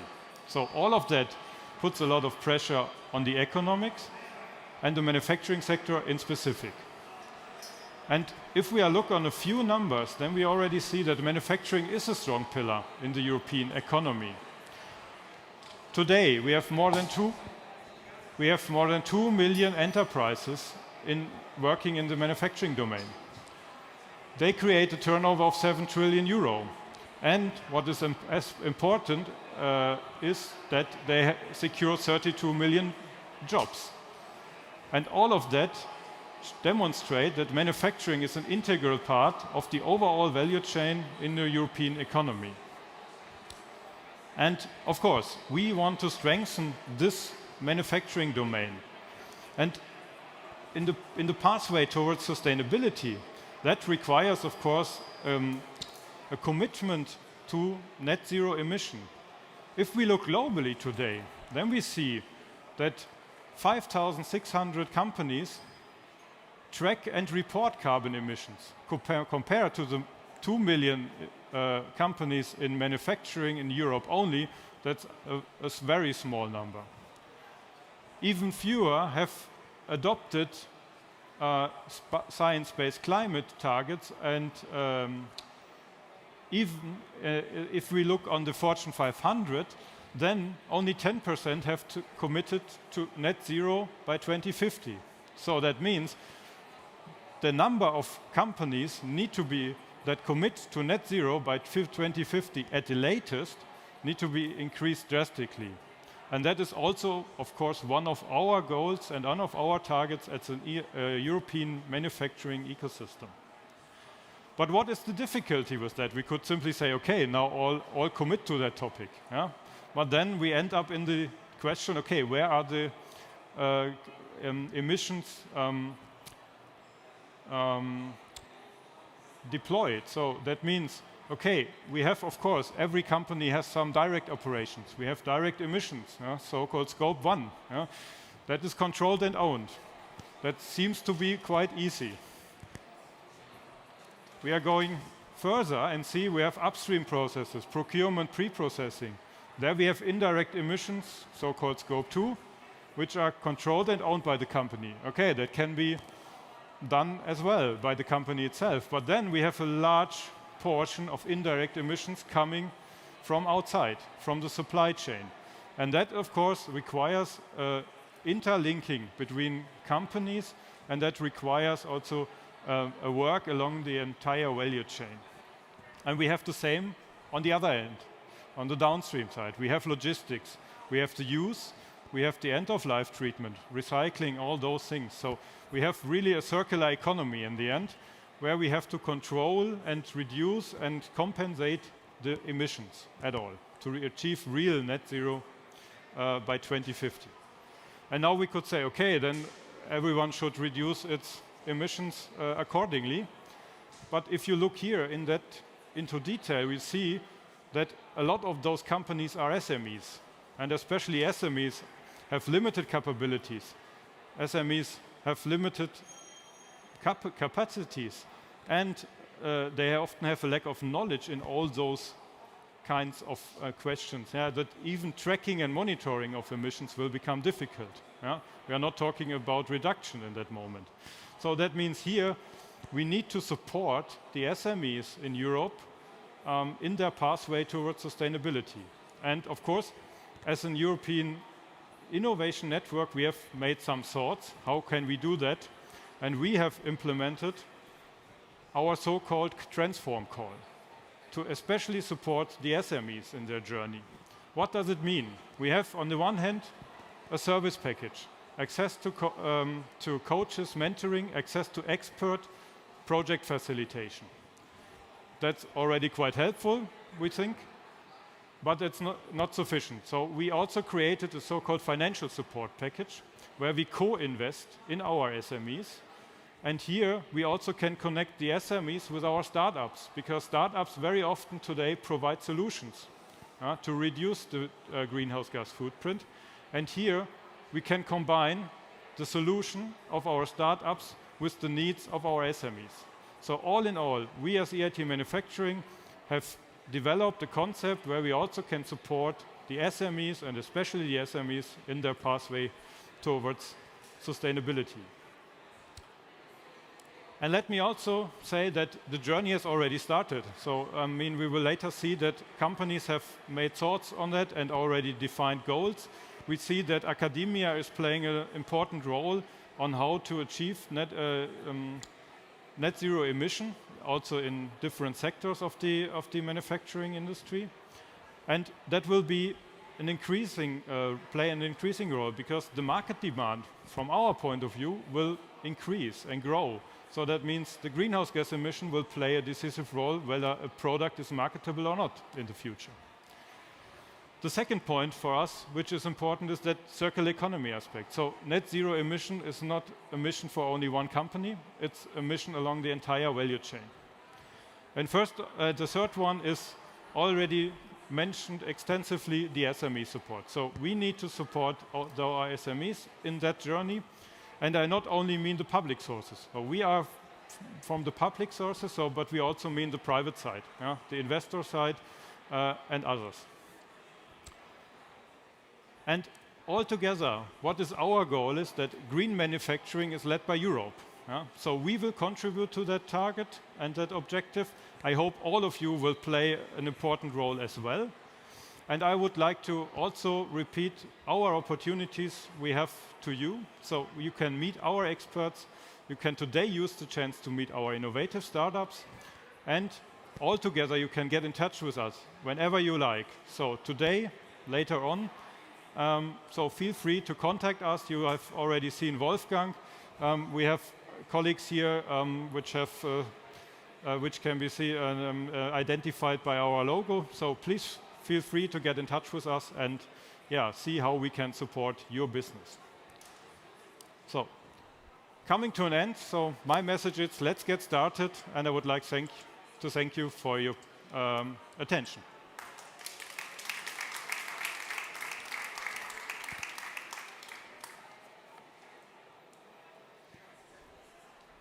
So I guess we have the chance. Are there any questions coming up directly now?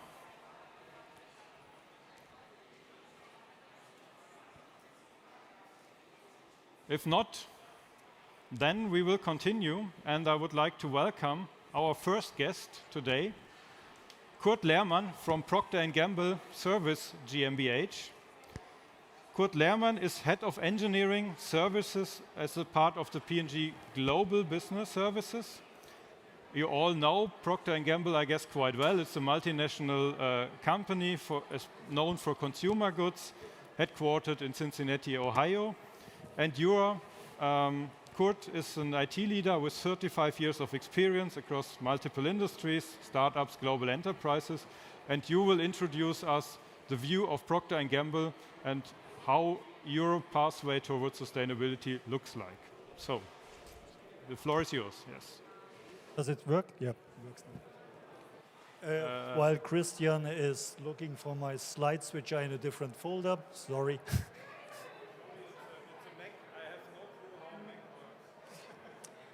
He introduced EIT. Who knows Procter & Gamble? Oh, nearly everybody? Okay. I hope you have some of our products at home. As we are talking about manufacturing, and it was mentioned that I would speak about process manufacturing. If you look into our product portfolio, we have clearly formulated products like shampoos, laundry products, which follows the process industry. But we have also devices like a brown shaver and others. So we have also cell-based manufacturing, and if you look to our diapers, this is converting. So we have many different manufacturing processes. Christian mentioned he wants to drive this net zero out of Europe. P&G is fully committed to drive it out of Europe, even more specific, out of Germany. We have a product supply innovation center opened just a couple of months ago in Kronberg, near to Frankfurt. And Kronberg is now the head of our sustainability initiatives. 2 days ago, we announced net zero by 2040. 2040, not 2050, 2040.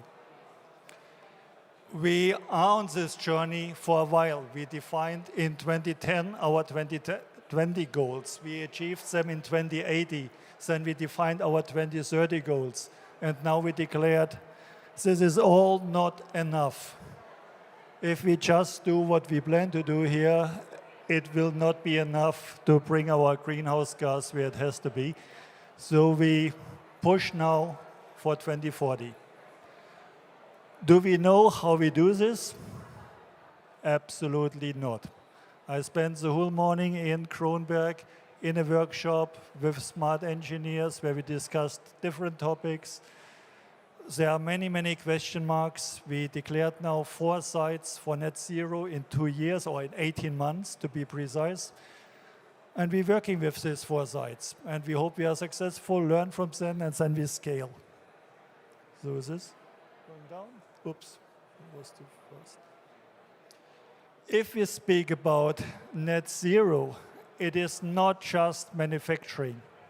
It is not just manufacturing. It is a whole end-to-end cycle. It starts with R&D, materials management, packaging. Our engineer in R&D, research and development, has to have sustainability in mind. He has to understand what raw material is in use, how is it produced, what is the greenhouse footprint of this raw material, what is the packaging material, how long will it stay, etc. It goes via operations, but also transportations. So how can we handle transportations? If you Google or use another search engine for EC30, we are working on new forms of products that we take the water in a shampoo, for example, out, and you get only the ingredients at home, because you use water anyhow when you use your shampoo. Means we reduce dramatically the size we ship, we get more products in a truck, so we reduce our transportation footprint. But it doesn't end there, it goes to the consumer. We can produce the best detergents on planet Earth, which could wash your laundry in cold water. If you heat up your washing machine, you just destroy everything what we saved before. So it is an end-to-end journey. Also, the consumer has to act differently. And this involves then the producers of the laundry machines, and it involves many research institutes who collaborate with us. So we have here another initiative called the 50-liter home. How can you survive at home with just 50 liters without feeling it? And then it was a circular economy. It is what happens with the product when it is reached the end of its life. How can we reuse it? How can we recycle it? All this has to be embedded. Scope 1, Scope 2 is not easy, but can be done. Scope 3, there is a part where we contribute. Transportation, I just gave an example. The raw materials we are using, we are working with our suppliers to get them also to zero. And there is a Scope 3, the consumer we influence. So we have to change our marketing strategies, we have to change the campaigns we are running to help the consumer to really reduce their private footprint. So this is a journey. We are not at the beginning. We started 10, 15 years ago, but it will go for another 20 years. And during this journey, we will learn a lot. And we have to learn together. We have to work with universities. We have to work with research institutes, with startups. We have to bring this all together. And to your comment you made before, the problem will be SMEs. This is something I will bring home now and discuss with the colleagues. How can we bring what we learn to SMEs that they can reuse and don't have to reinvent the wheel? That's all for now. Thank you very much, Kurt, for this, this introduction to P&G's pathway you have already done, the way you have to go, And I think it's also, a good, it gives a good feeling and a good overview how complex this journey will be, Not only in Procter & Gamble, imagine the automotive industry, I guess that will be as complex as you mentioned as well. So, it has to, it needs innovation, it needs time, But on the other hand, we also have the pressure that we don't have unlimited time on the other hand. And thank you very much for this overview. And I guess you mentioned the startups. I mentioned the startups. And now we have the opportunity to hear from a startup what they can contribute to the journey of sustainability. And I would like to welcome Stephanie Locke from Nightingale HQ from Wales, Ireland. I guess you're located there. So Nightingale HQ helps manufacturers to increase productivity, improve operations with AI-powered no-code tools. And you yourself believe that symbiotic relationship between AI and people makes us both smarter and combined can drive more sustainable manufacturing and innovation. And I found it remarkable that you are one of only 4 people in the world to be recognized by Microsoft as the most valued professional in both data platform and AI. So, and that makes us, very interested to get to know what you are doing with your company. The floor is yours. Thank you for the lovely introduction. So, our focus in our session, we wanted to talk about the quick wins. So in Wales, keeping up with the SME theme, 96% of all businesses in Wales are SMEs. So big corporate action is hugely impactful, but we need to make it real and easy for the smaller manufacturers, the 50 people, to be able to make a big impact on their day-to-day operations. And we really believe that happens by making it make business sense. It has to impact our bottom line today, not just our future overall. So we think manufacturers can really improve their processes, and we work with manufacturers and the adjacent industries. So improving the supply chain, making that more efficient can be of help, of course, as well. And we try to link a lot of the things that AI can do to the direct benefits that businesses can have.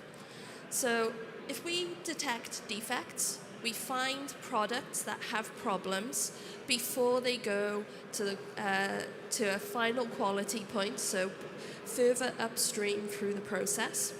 Then we have less wasted products, less wasted materials.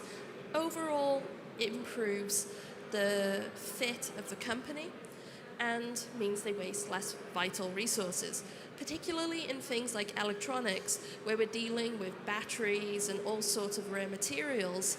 We really don't want to waste any of these precious resources. Manufacturers have tons of machines that could be up to 50 years old to some of the manufacturers we're talking about. And when these things break down, they need new parts, they require an engineer to come out, possibly from hundreds of miles away. They need to fix them. This is, if we can use AI to instead do preventative maintenance, so we can take the machines down, give them a better quality fix before something fails, then it can have a really big impact on how much product you can yield, but also really cut down on your emissions. An area that's really fascinating that manufacturers can start doing with companies like Autodesk is called generative design. So you take kind of your CAD model of your product, and you can build a simulation around it to do things like reduce the amount of material in use. If you can reduce the contents of the materials, if you can improve the structural integrity with less, then you waste less resources. That ultimately means you're a better manufacturer, which is more sustainable. Optimizing your processes, we've got some fantastic vendors around today who can help manufacturers and other businesses optimize their energy usage. If we can be taking advantage of hydroelectric power, renewable resources at times when it's most efficient, then we can really improve our overall targets. And finally, inventory and product optimization. If we hold less stock, if we get it at the right time, we take advantage of sustainability, carbon neutral targets, measuring your carbon footprint. Again, some great people here measuring carbon footprint.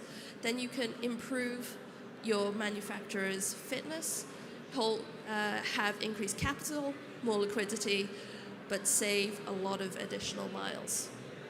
So there's a lot of things that manufacturers can be doing using AI. But as we increase our amount of technology, we need to improve how we use that technology. So we need to improve IT. And the first step is to go paperless. Obviously, digital devices have a lot of electronics and are resource intensive. But once we've produced it and we use it, we can save the regular production and transport of paper inside our process. It can help us reduce the process times and improve the quality. Moving to the cloud is also a really great way to improve things because Microsoft and other large cloud vendors have their own net zero targets, and the Microsoft Azure cloud is now carbon neutral. So it can be very energy efficient to be running in the cloud rather than your own data centers or those desktops under your computer and that keep things going. You can start to adopt green software vendors, people who are putting green computing, more efficient operations into their software, so basically making more ethical buying decisions. And then at the next level of sophistication, optimize your compute usage.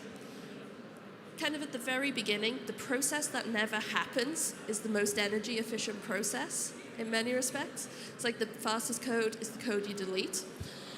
But we can be working out what we run, how we can make it more efficient, and reduce the amount that our computations to do things cost.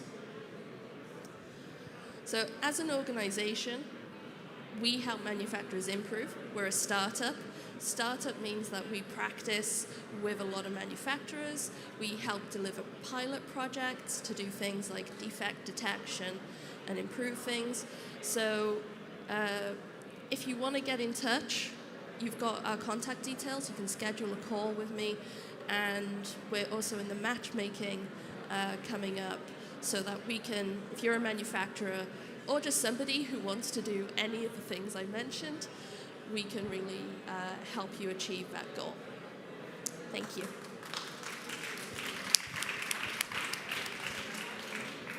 Yeah, thank you very much, Steph, for this overview of what Nightingale HQ is providing. And I guess we later have the chance in the panel to further discuss how your solution could, for example, contribute to P&G's journey. Yeah. So thank you for the moment, and you could already take your seat. And yeah, we already mentioned that we will have a look on all three sides. So we heard the industry perspective, we heard now the startup perspective, and now we are moving to the research and academia perspective. And I'm very happy to welcome Professor Hannes Utikal from the Provadis University of Applied Science in Frankfurt. Yeah, Hannes, you are head of the Center for Industry and Sustainability. You have founded that center in 2016, and I guess you have a lot of things to show what you are doing and what are the actual achievements and future challenges are. So the floor is yours. Thank you very much. Oops, does it work?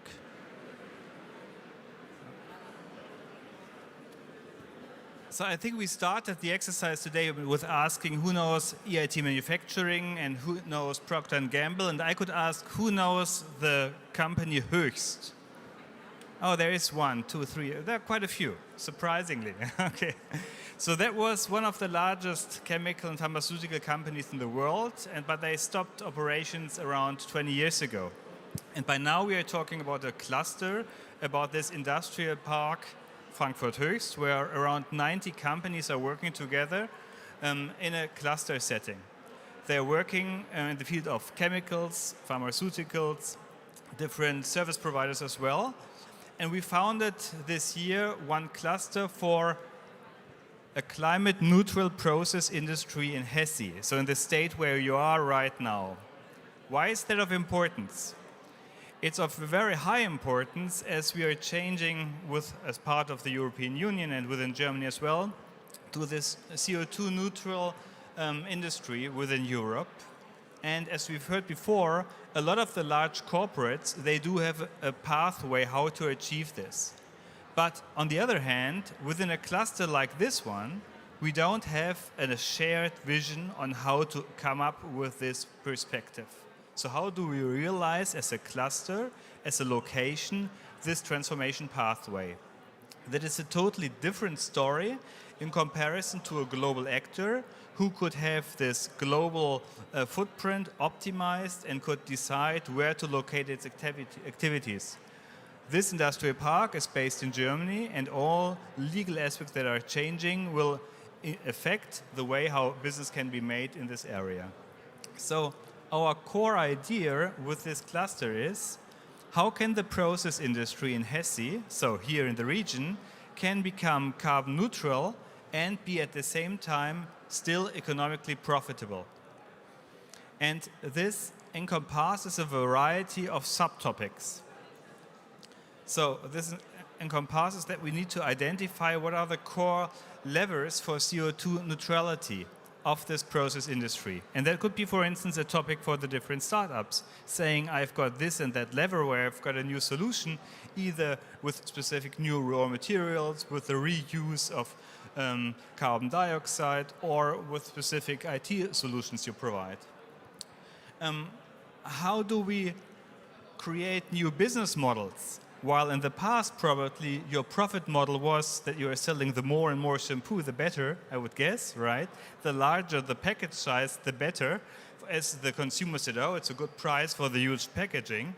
This will have to change, and the question will be, how will the business model will vary? This industrial park relies on the energy produced on site. So far, we've got no idea on how to produce all the needed green energy. So when policymakers are talking on the one hand, we need to have this transformation pathway, industry currently doesn't know how really to do it. So we are talking, we would like to have a co-ownership of this transformation pathway between different stakeholders, being policymakers, being companies, being academia, and being civil society. Because if we do have this ambition shared by many people, it's very, very important that they are all acting in accordance with one and the other.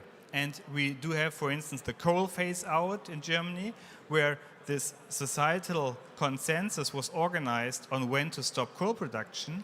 We will need to have the same kind of societal acceptance of a transformation pathway for the industry. And this is of highest importance for this industrial park, because otherwise we won't have all the jobs in the future in this field here.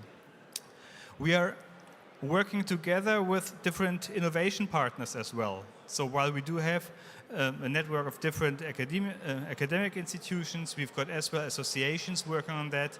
And our goal is to translate the big theories to the local ecosystem we are having here. So having, for instance, the global framework on how to become carbon neutral in the chemical industry, this needs to be translated to the regional specifics. And as you said before, for the SMEs, that's a huge challenge. They don't have all the staff analyzing all the different technologies. They don't have the staff surveying all the regulatory changes. So one part, that's why we are partnering up with a lot of other actors, is that we need to share the knowledge on how to make sense out of all those developments we need to be successful in 2045 as well. Of course, we're doing the project development and the funding, and we are working together with the different actors to achieve that. What are the different levers we are looking at? So being here with our carbon footprint in 2021, we analyze what are the different layers for reducing, replacing, and reusing carbon dioxide. And we're checking how can we increase efficiency, artificial intelligence. How can we save energy and the raw materials, new product design. How can we replace fossil CO2 sources. We have got one project, it's called BioBall, where we're checking how to make use of the biomass we've got here in the region as part of waste. How can we make something smart out of it? How can we reuse CO2 as a resource? What kind of new products can we create, like e-fuels, for instance? So for all those different aspects, we've got different working groups, and if you've got a specific idea on one of those topics, would be very welcome to contact me to discuss where we could collaborate on this topic. So what we are currently doing, we are developing this transformation pathway for the process industry in the region, identifying the different layers and the leverage points where we have to focus on. We are checking how can we make use of hydrogen in the industrial park. It's already used in the region for fueling the regional trains, but what else can we do out of it? How can we use CO2 as a raw material? what can we do with phosphor in the region? So analyzing on the one hand all the options for reducing the CO2 footprint and checking about the benefits of the circular economy in the region. That's our ambition we've got, and that's why we are partnering up with startups, with academia, with EIT Manufacturing and others. So that's what I wanted to say. For me, it's really it's a very important topic we are talking about. We are talking about a story of more than 150 years of history here in this region. And in order to make sure that our industrial park will not be the next location, the event location like Stavenhagen here in the future, we need to partner up and to make sure that we can have smart, sustainable manufacturing in this region here as well. Thank you very much.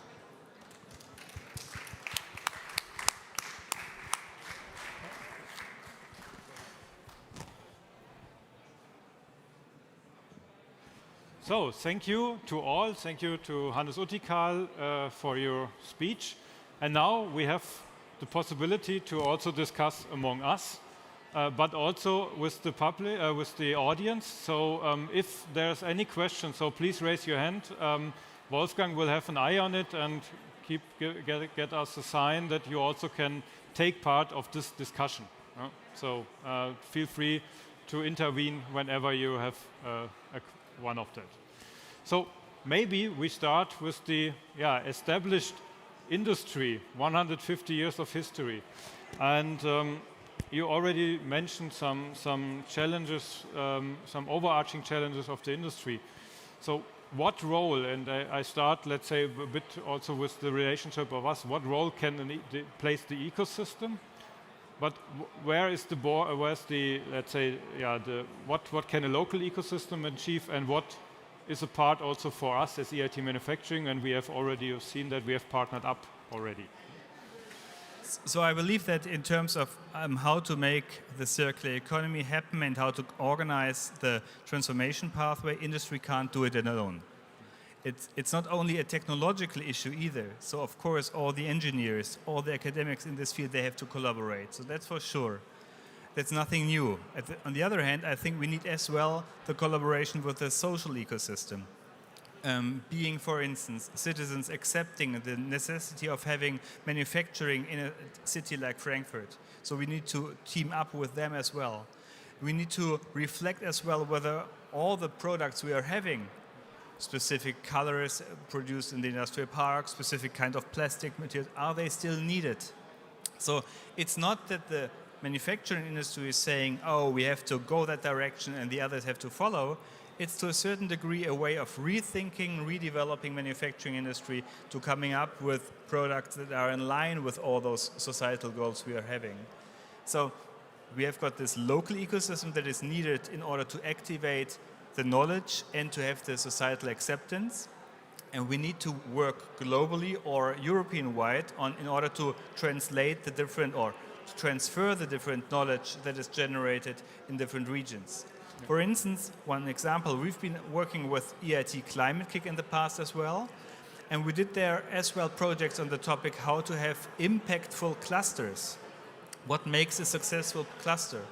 And very often in order to drive change, it's important that you've got economic interests behind it.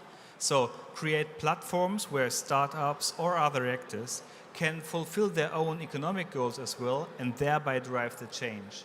I think that's very important to learn as well European-wide how to have impactful clusters. There are more than 2,000 in Europe. Not all of them are entrepreneurial. Yeah, thank you. And you mentioned one topic. You mentioned, okay, we have European-wide cluster. We need to translate. And the question to the colleague from Procter & Gamble is, now we are in Germany. I mean, we have a different understanding on how to do things, how to proceed. You're a globally acting company. How difficult it is to implement the sustainability topic on a global level and to get all people on board? It is in other parts of the world harder than here. Yeah. But as I explained, it is now understood. It has arrived in Cincinnati. I spoke this morning with the Dach GM. She was presenting to us and she said, hey, we from Europe, pushed for this for a while, but now it is understood the company made this statement. And we made this statement to drive the right movement. And we know also that P&G has a leadership position in the industry. So we want to get more other companies to declare the same so that we can learn from each other. If you are sitting in India and you are fighting for your daily food, this is not your prime priority. Yeah. But if you are sitting here and we had enough catastrophes this summer, and if you look to the last summers where we did run from one record to the next record, I hope even the last one understood something changed. And this is the driver why we declared this. And this is the driver why we will share what we learn with others. It doesn't help us if P&G is neutral. If everybody else doesn't move, we didn't do anything. Yeah? Yeah. It has to be a big movement where we all move in the same direction and learn from each other step by step. And what you said, making the right business model is not easy. We have sites where we could be net zero if we invest this amount of money. Plant manager says, "Pooh, how should I justify this?" So we have to come up with models to get this justifiable. What is the alternative? Yeah. And this goes even to the consumer. If we want to have the same softness, everything, but sustainable, maybe this is not possible at the same price point. If you are prepared to pay a premium, yes. But if you want to have the same price point, maybe it is not as soft, but green. Okay. Yeah, you mentioned the business modeling. You mentioned also the justification of investments, especially in manufacturing. We all know manufacturing is a kind of cash cow in each company, yeah, so it has to be profitable.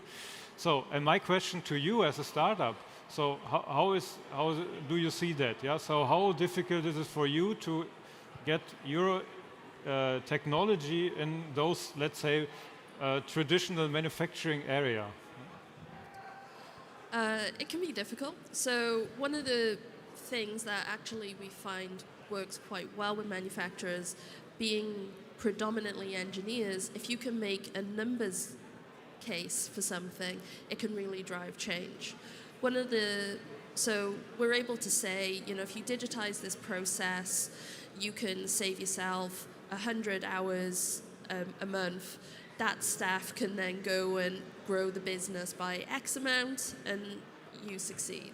So that there can be some really strong, compelling pieces for it. But one of the things we've been discussing today is for a lot of manufacturers throughout COVID, the uncertainty has really shrunk R&D budgets. So where we're seeing some really positive strides from a lot of companies, it's still quite difficult to make that adjustment. So we talk to recycling organizations who are helping build better packaging designs and how we can accelerate that effort. But it can be tough for a lot of manufacturers, and a big part of why we joined EIT was to help actually foster that collaboration and kind of grow access to more funding for manufacturers to boost that R&D budget to help make that difference. And we do that in the UK as well with the Made Smarter government initiative, because SMEs need that help on that R&D budget, because even if it's a numbers case, they need to have the cash to invest now to make that sustainability improvement. And do you think, I mean, I presented our approach, yeah? Do you think that helps you as a startup if a company gets a co-investment from a European network like us? It's really valuable for a lot of manufacturers because it de-risks the investment. So we're looking at some of the boost-up challenges that EIT launched, and we're participating in those. And that gives a manufacturer 50,000 euros to deliver a pilot inside their organization to help them optimize their process, reduce wastage and loss in their supply chain, to reduce plastics, track their carbon footprint. So it's helping a lot of manufacturers take that risk on sustainable innovation that they might not have been able to otherwise. Yeah, thank you. I would also like to, I mean, we have now discussed technology steps. Therefore, I would like to also discuss in this round another topic, and that is, do we have already the right skills for the people, or do the people already have the right skills? And maybe you could start and give an overview on what what the status is and what the pathway is. We have to unskill and upskill. You gave beautiful examples regarding the usage of AI. We are doing all of them. I do predictive quality, predictive maintenance, all this good stuff. A lot of them are nuggets of...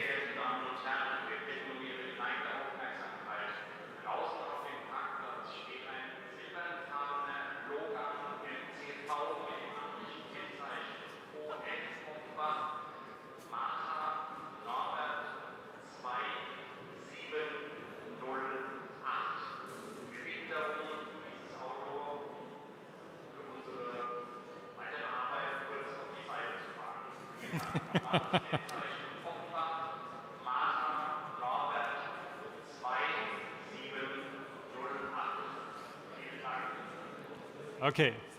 Drive your car away. Yeah.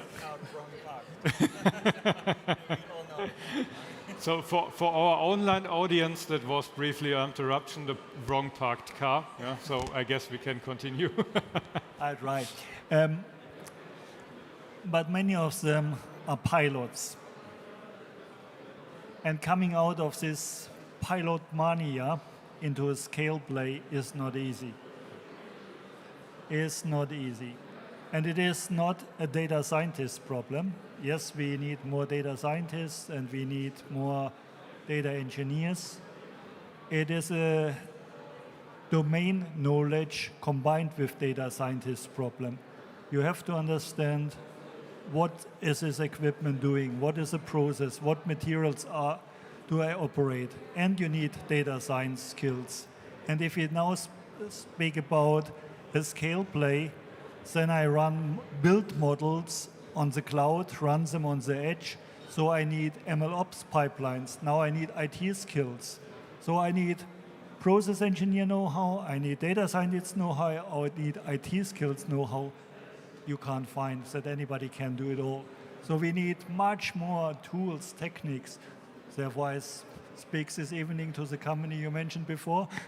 How can we bring more tools also to the shop floor that an operator doesn't have to write Python scripts, but get a front end he can utilize to optimize whatever he wants to optimize on the equipment he runs. Now you're selling my business for me. One of the big things that we've been trying to do is really embed AI into no-code platforms because of this huge digital literacy gap. We know that a lot of people, particularly in the smaller manufacturers, they might have worked there for decades, and their digital and technical skills in IT haven't kept up with all of the other process skills around the factory floor. The operational technology might be top-notch, but IT isn't a priority for a lot of manufacturers, and particularly not a lot of manufacturing staff. So we're taking a kind of a multi-pronged approach to that skills acquisition of, we do some of the hard bit, but taking some commoditized tech, so a lot of Microsoft AI capabilities, so it's no code, and we put you with a GUI for you to be able to adjust this to your process, because fundamentally, I'm a technical specialist in IT and data. I'm still learning the difference between an MES and an MOS and making sure that, you know, the whole thing works for a manufacturer. So we're really trying to collaborate so that the people who own the process can improve that process and digitize it. And we try and bring a lot of learning at the side of it. So you get the process, but you get some videos or some just-in-time learning, because it's really hard to span that gap. The skills gap is so huge for digital literacy, and it takes a lot for people to get into that mindset of I might not know what I'm doing, but I'm going to press the button and I'm going to give it a go. That it's very different. It takes a lot of work and a lot of courage. Yeah, and should never be reduced to an IT play. It is a business transformation. So this is, if the business steps back and says, oh, this is an IT problem, solve it, it will not fly. So my comment would be, we've got this kind of twin transition. It's the digital transition with all the related skills we need. It's as well the green transition with all the material knowledge we need. So what are renewable materials we can use? It's about the energy transition we are having. It's about this thinking in systems we want to change, the use of the final product usage of your shampoo, for instance. So we've got a variety of skills we need. For instance, the chemical industry, they did just a study on the future skills for the industry. And in addition to those, like IT skills and the new material skills, there were as well much more final societal skills needed in order to analyze a system you want to change, to understand the multi-stakeholder setting you're acting in, to come up with a transition pathway and to build up coalitions. All these are skills people didn't need to the same degree in a more stable past. Yeah. Yeah. That's, I guess, another important step. So, I mean, we need the technology in the future to drive the pathway towards sustainability, but we also need to train and reskill, upskill the people. And we also need maybe to introduce new pathways in the universities, but also in the vocational training, to get the right people for the future tasks. So, I mean, we have mechanical engineers. I'm a mechanical engineer myself. I like that domain, but I also realized that this may be not sufficient in the future anymore. And we need new type of engineers, of data scientists. Also, we need to combine it with the, I would say, with the outstanding German vocational training system. We need to re-attract it because it loses attraction, but I guess that's the wrong direction. So I guess there are a lot of tasks to do and to improve. And that's all that is combined with the technological transition to sustainability. We have reached 6 o'clock, and we are now coming to an end of our panel discussion. And I would like to thank again Steph Locke from Nightingale HQ, Professor Hannes Uttikal from Provadis University of Applied Science, and Kurt Lehmann from Procter & Gamble Services GmbH. Thank you for the discussion. And now we are moving, after a short break, I assume, moving forward to our matchmaking and pitching session. We have another few very innovative startups, and they are presenting now their solutions. And afterwards, as Wolfgang mentioned, you have the chance to meet them and discuss further the opportunities for your businesses. So, thank you very much. Thank you.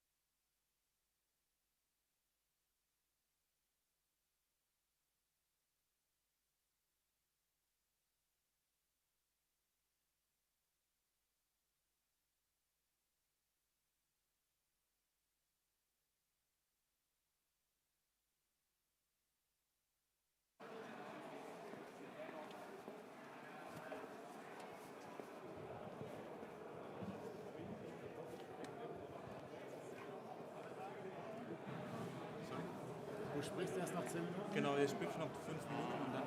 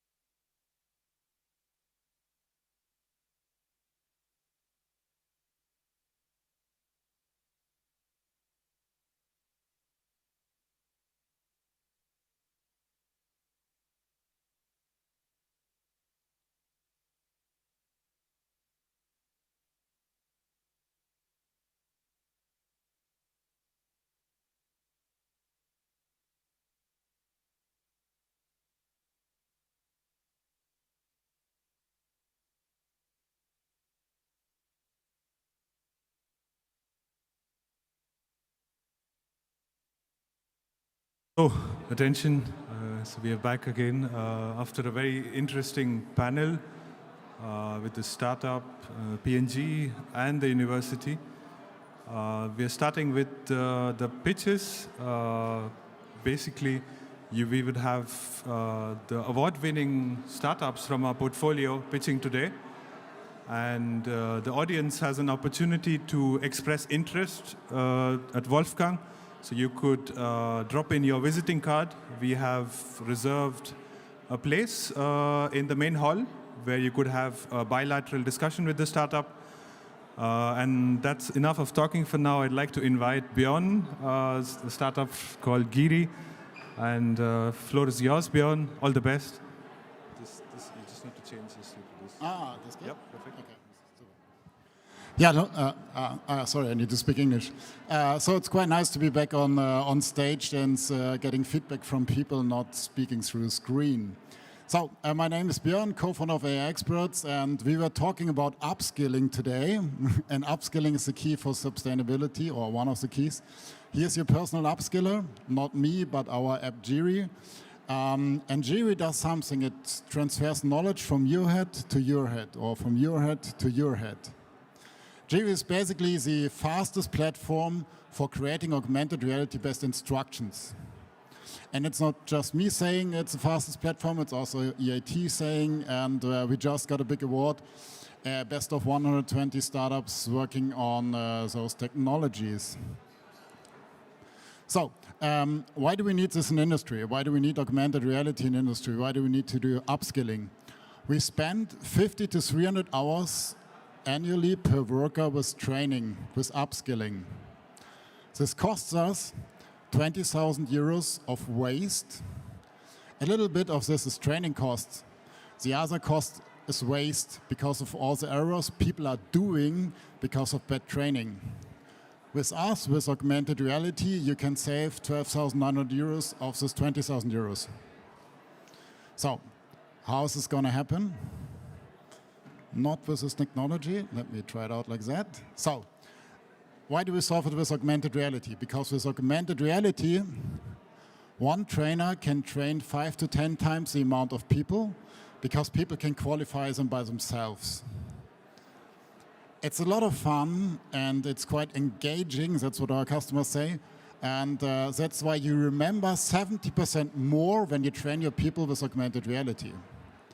This results basically in an error reduction, in a reduction of error of waste of 83.6%. That's a big study we did together with the German car maker. So, if augmented reality is so great, why don't you use it? Because it's so complex to create augmented reality. You typically need an IT guy sitting in front of a computer and he's doing all the work for you and making augmented reality happen for you. Yeah, you know something and you explain it to an IT guy and he creates this workflows for you. This is a ping pong game and this costs you 1,000 euro for creating a single augmented reality based workflow. With us, it's quite easy. You do it yourself with your smartphone or with your smart glass, and after 15 minutes you're done. Cost you only 15 bucks, 50. So, our basic principle, our USP, how does it work? You put on your smart glass, you put on your AR glass, or you just get out your smartphone, you record what you're doing, and publish it. After 90 seconds you're done. With any other solution, this takes you 3,600 seconds. So that's all. If you want to try it out, come later to the matchmaking and create your own workflows and take it home with you. Thank you so much.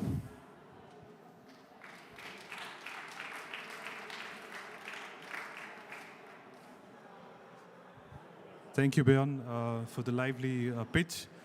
Question to you, where can this application be used?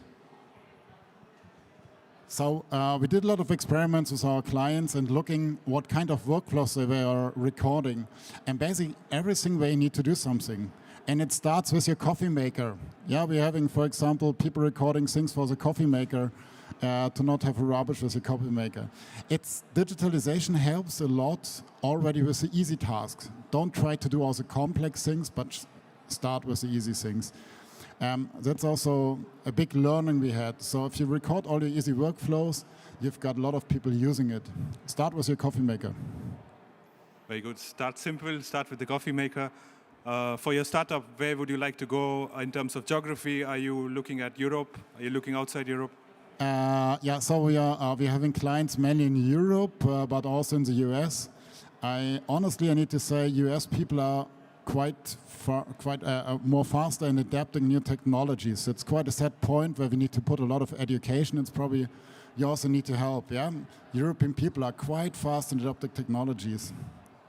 Very good. Thank you. All the best, Björn, and a big round of applause for Björn. Thank you. Thank you. Come to our booth and record your own workflows. Thank you. Thank you, Björn. So up next, I'd like to invite Oculavis from Aachen as well. Let's get your presentation. Which one? Which You can take this one, it's fine. Hello, hello. It's not working. Okay, give me a sec. Maybe you can take this. Just give me a second. Let's get it. Hello, hello. Yeah.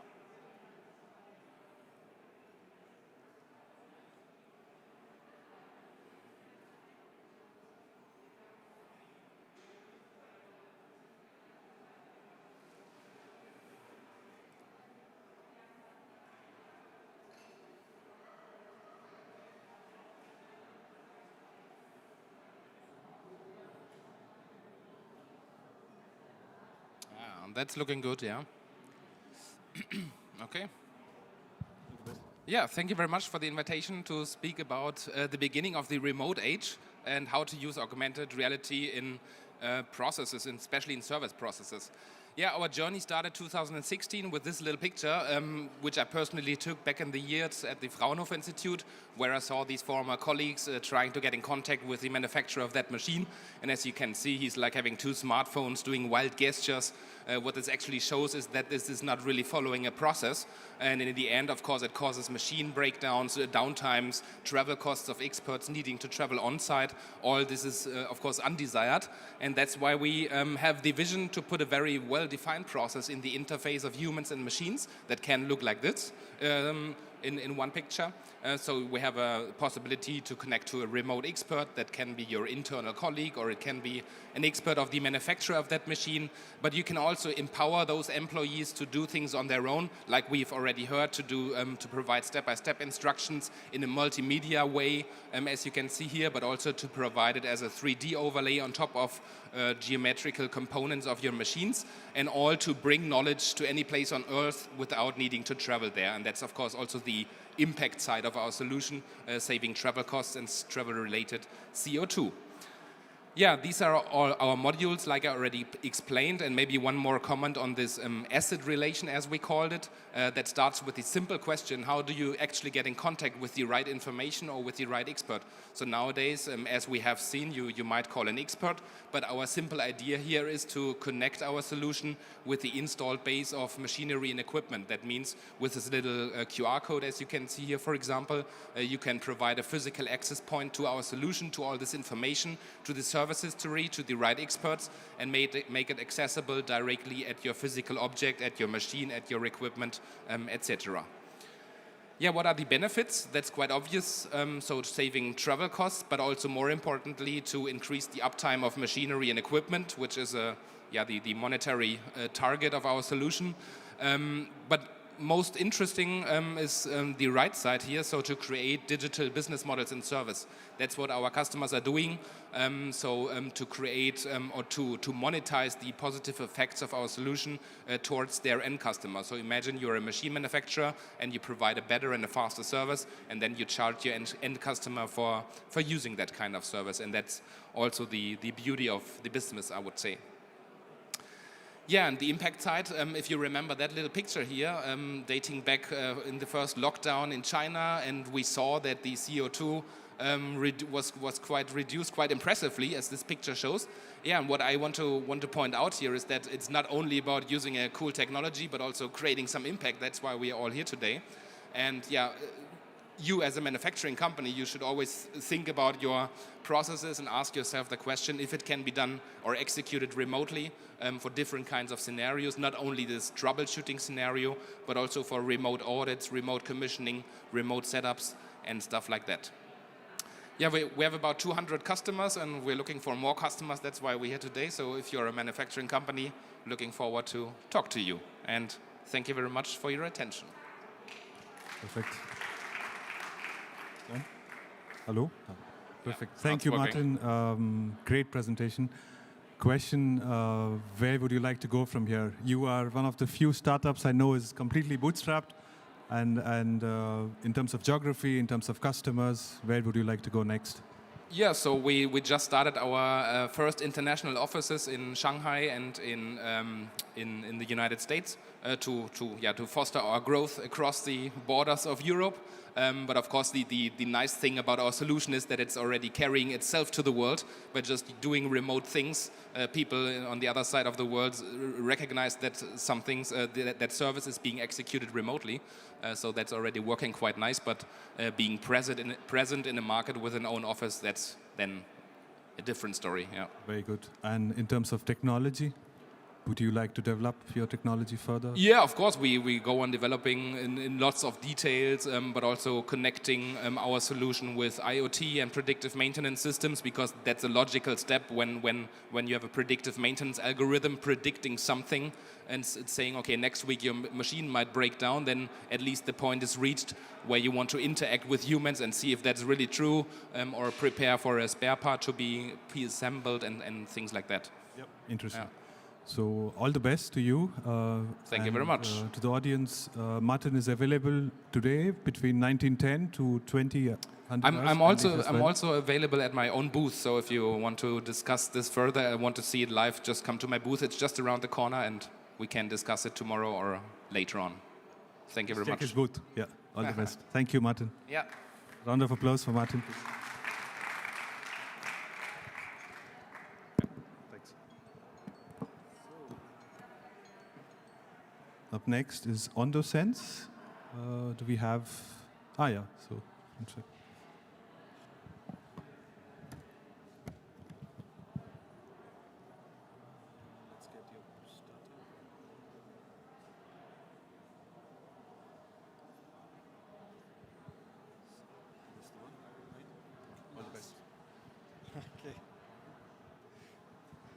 Hi, my name is Lars, and we are OndoSense, and we are the company who bring radar technology into industrial applications. So if you think of radar, maybe some of you have the picture of a ship or an airplane on a radar screen, and the screen beeping, and this kind of technology. But what most people are not aware of is that radar technology is everywhere in our life already. So who of you came here by car today? So if you came by car and you have a newer car, then the probability is high that your car was measuring the distance to the person in front of you and kept the distance constant, even if it was foggy, or if it was dark, or if it was raining. So radar technology is super robust and works when cameras and laser technology fails. Now you might ask, okay, that is nice, so you bring radar technology into industry, but what does this have to do with the Impact Festival here today? How does this transform the industries? And what we do is to bring this robustness into industries such as the steel industry. And as you can see here, we have environments where all other technologies fail. So we digitalize these industries and help them to automate and optimize processes that were not possible to optimize before. So here you have usually a lot of steam, you have a lot of dirt, and you have environments where all the other technologies are very difficult to implement or very high in maintenance. The steel industry in Germany is responsible for 30% of the industry emissions today. 30%. And with our technology, if all the steel manufacturers would apply our technology, we would save 130,000 tons of CO2 each year. That's a huge step. And the good thing is, we can do that today. We don't need to wait for the technology to be ready, because we are ready and you can apply it today. So how do we save the CO2?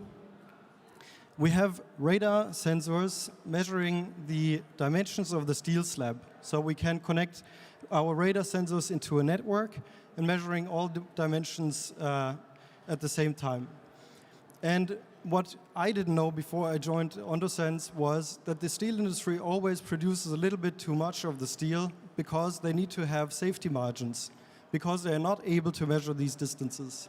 And this is why they produce too much steel and cut off the sides at the end. And this we can reduce because now you can measure these sizes and optimize your process. We also have a very high measuring range, which is not visible now. We can start measuring at 0.1 meter and up to 50 meters. So we are very flexible in length, and we have a very high precision of millimeters and up to micrometers if you need so. But we don't only have that application. We are active in many different industries. So for example, we also measure fill levels in very difficult environments such as dust bins. What we also can do is we can scan through plastic materials. So where you cannot use any camera or something, we can scan through plastic and rubber. So for example, the tire industry is working with us to see how well a tire was produced, or the food industry to see particles.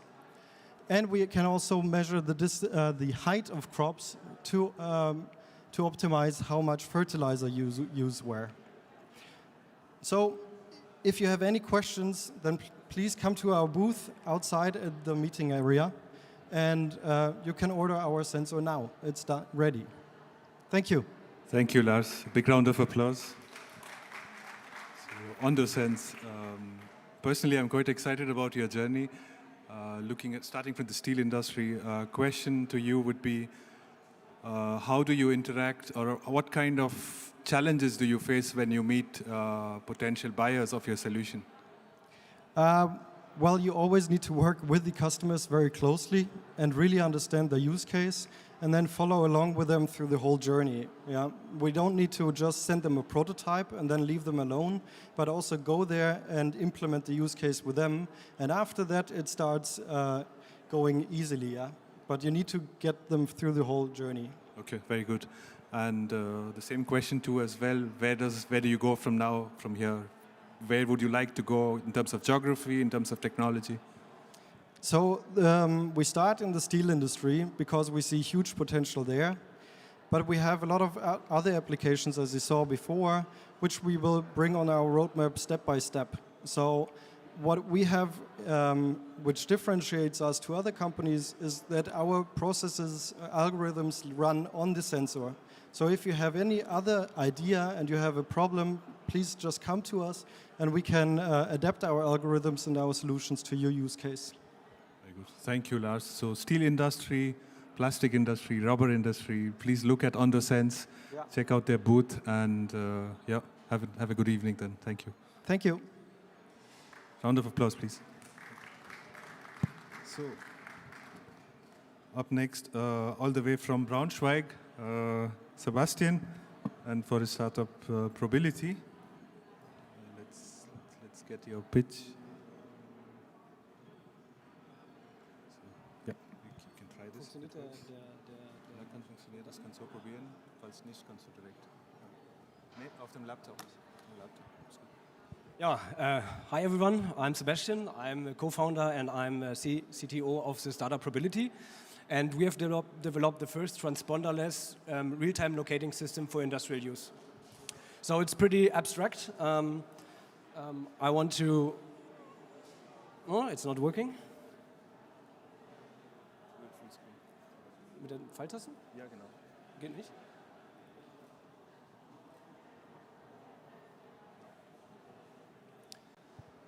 Yeah, I like to start with a little bit of history. So, industrial production, we start to use machines to increase human productivity. But every time you bring machines and people together, you have the problem of safety issues. So we had a lot of accidents back then.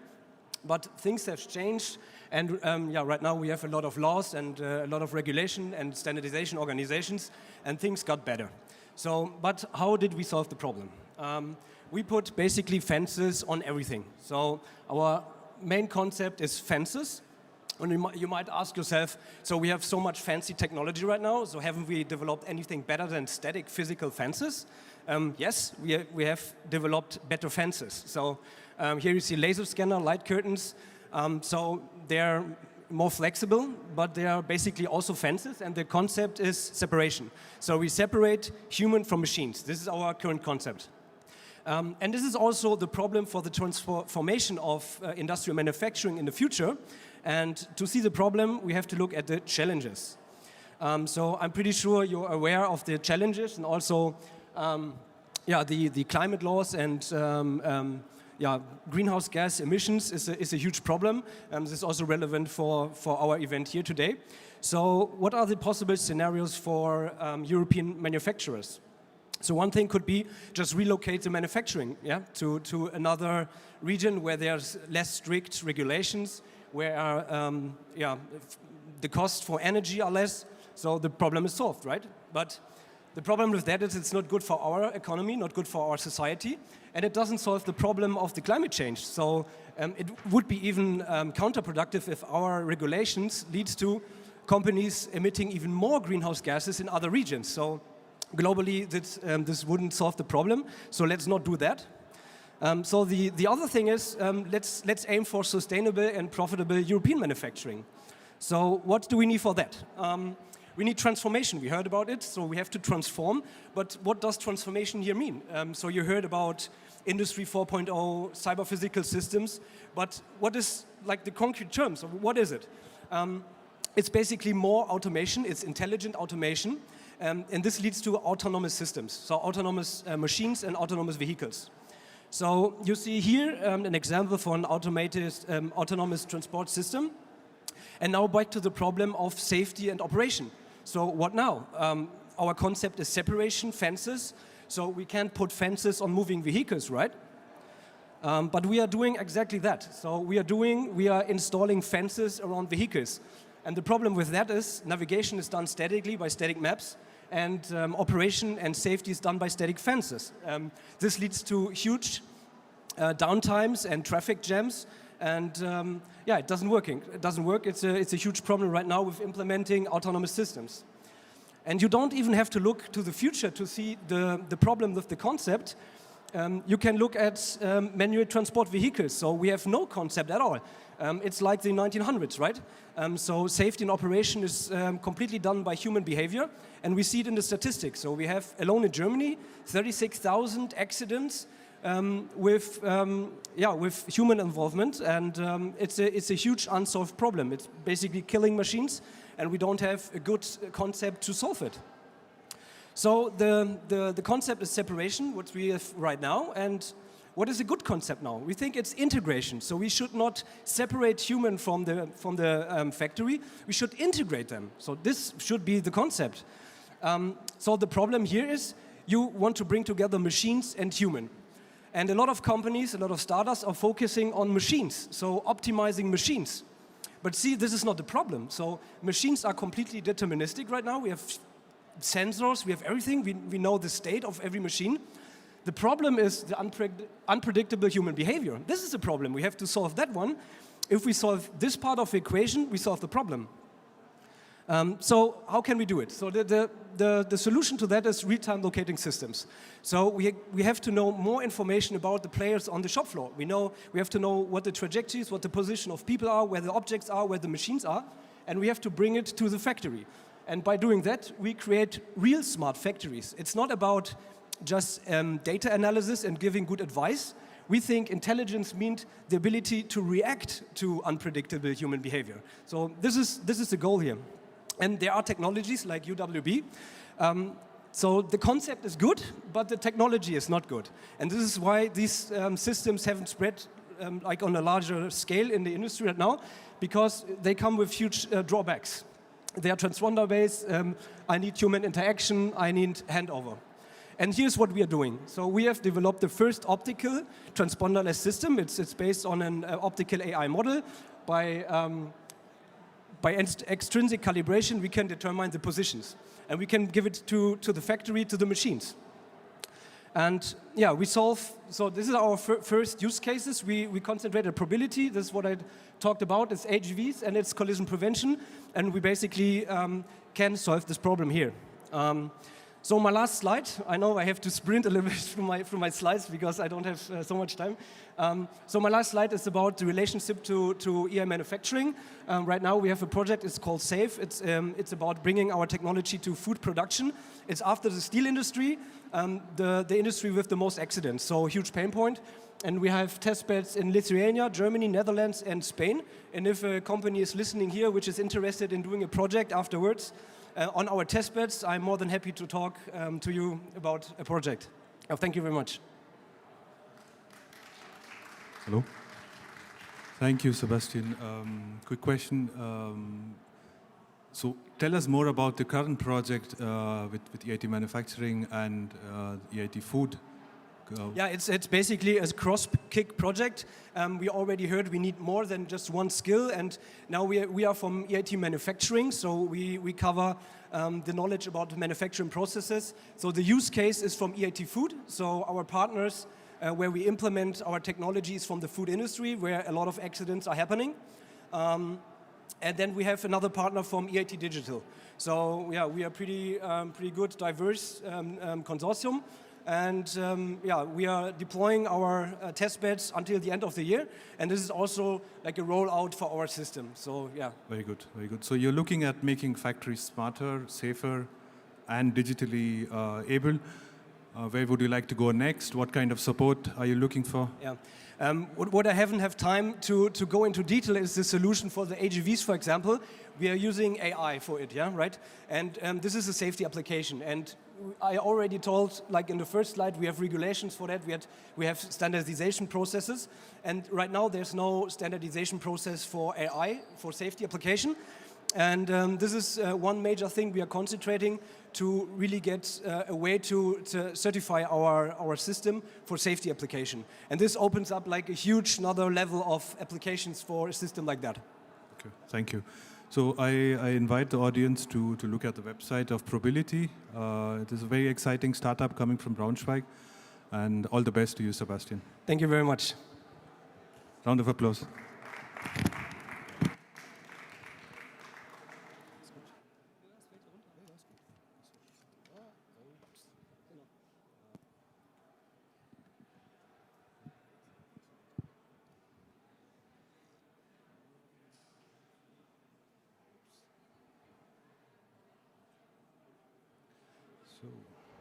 Up next is Twarit from Frankfurt. I'd like to invite Tobias.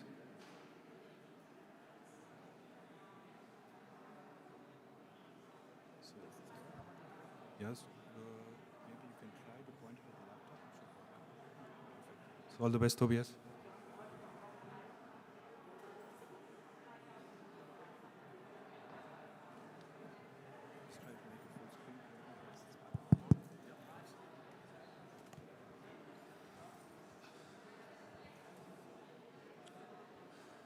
So who of you here would agree that climate change is one of the key, if not the key challenge of global society?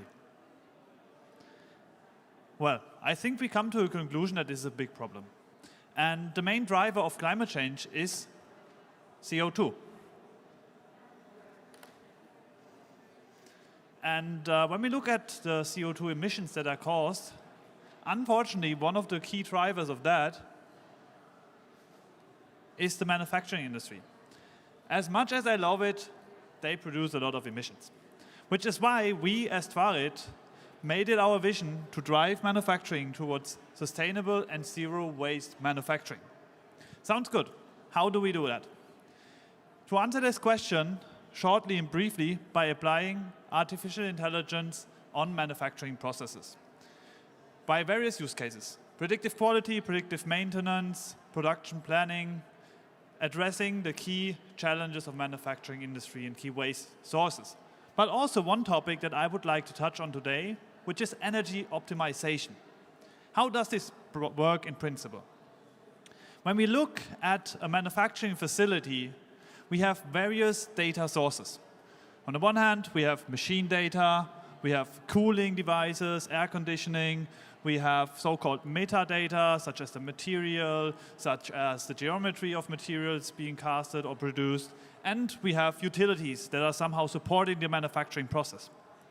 And what AI does basically is to take all this data, connect it, and then see, okay, the question is, how do these parameters or these data sources actually affect the energy consumption?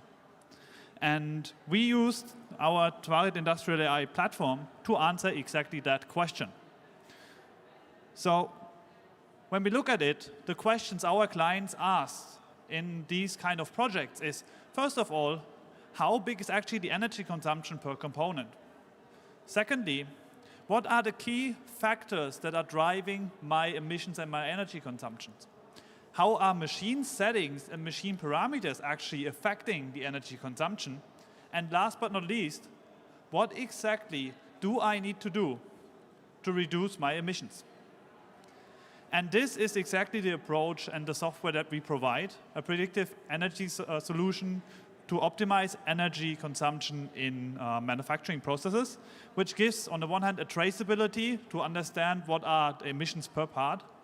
Secondly, identifies high potential areas in which I can, as a manufacturer, optimize my energy consumption, and gives concrete recommendations. How do I need to adjust timings, parameters, machine settings, or production schedules in order to optimize my energy consumption?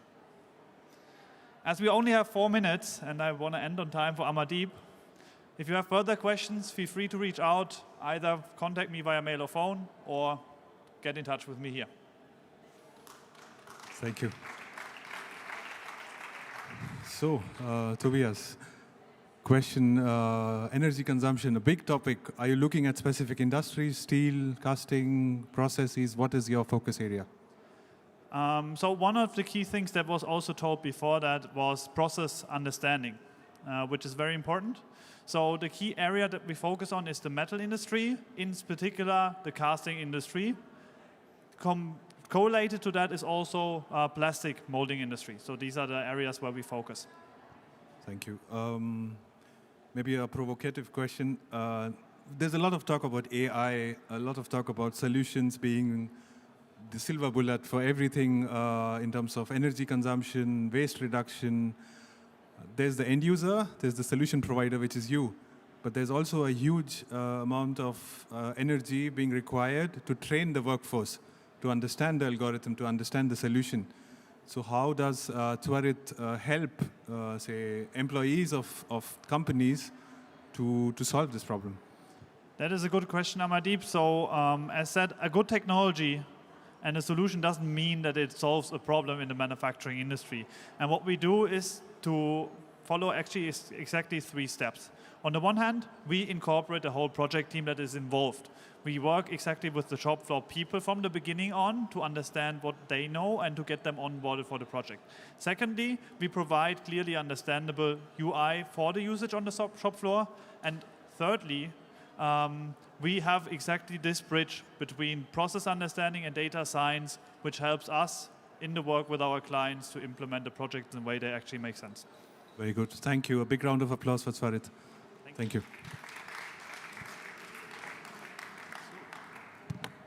Last but not the least, Visometry. Please, the stage is yours.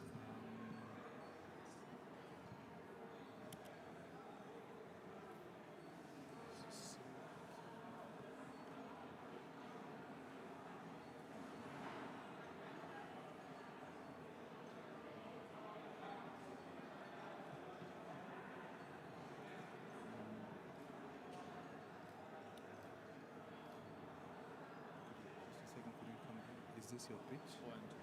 Some PowerPoint, is this in video?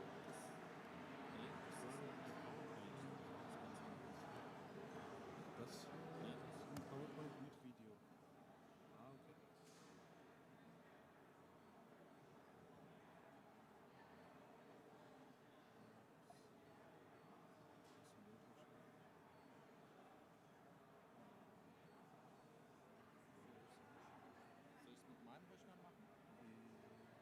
Oder haben Sie einen Stick wahrscheinlich?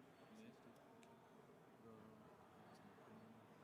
Vielleicht kann ich dann einfach irgendwie den Projektor an meinen Rechner, oder kann ich einfach können Sie einfach ohne Slides geht das? Das macht eigentlich keinen Sinn. Ich könnte einfach hier meinen Rechner holen.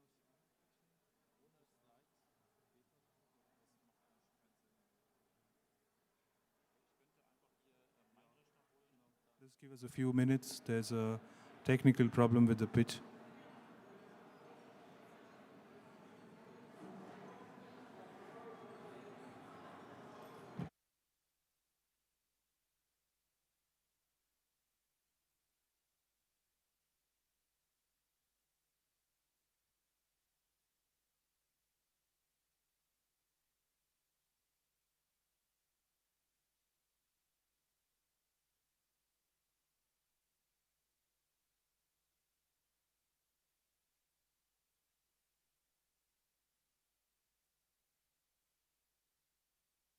Can we have a tech team here for a second, please?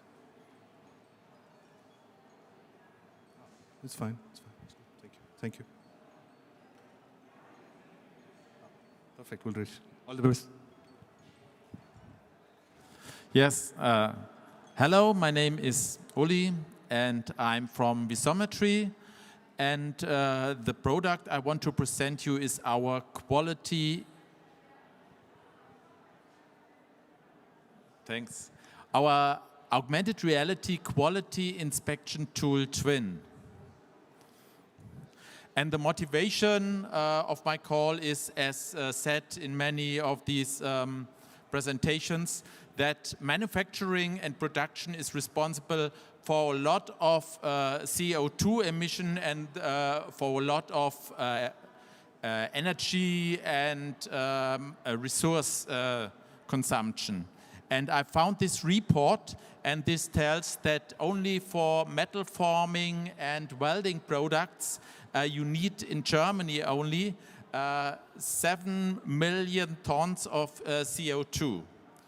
And a lot of this is also related to scrap and to defects and to errors.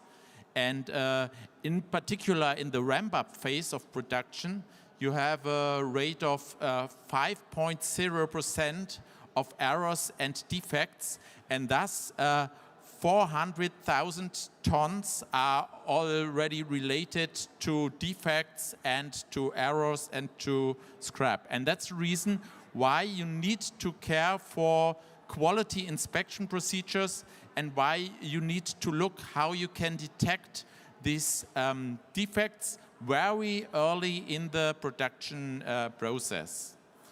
And this is exactly the topic we are addressing with Twin. And if you're looking at the traditional available methods, you see on the one hand we have manual inspection, and this is very difficult if you have more complex objects.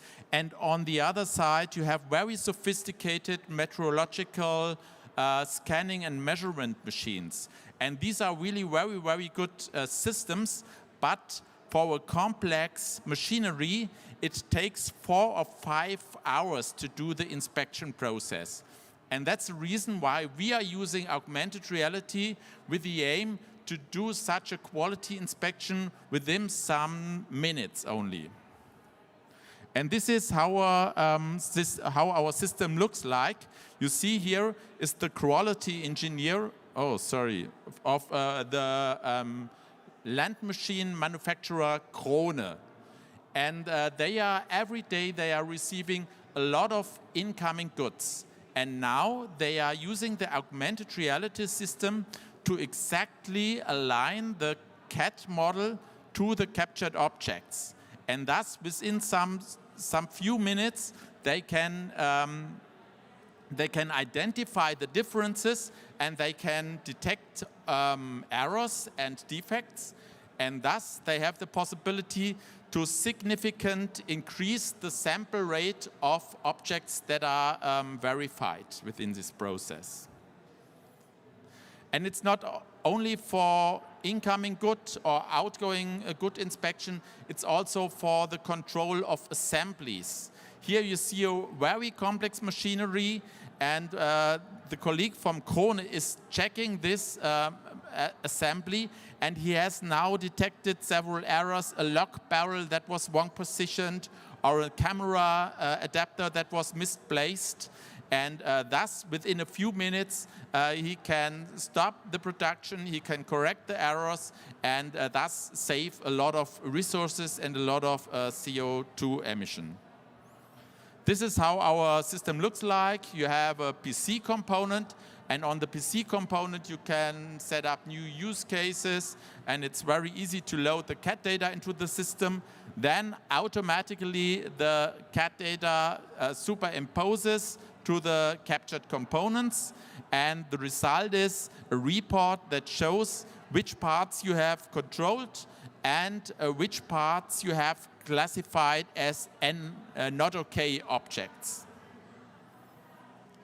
And the moment we are working on automation of this process, that the software by itself detects if a part is missing, if there's a wrong part, and thus this is our technology where we are using the computer vision. And this was my talk. Thank you for your attention. Thank you. Thank you, Ulrich. A very interesting topic, quality assurance, new product launch, CO2 emissions.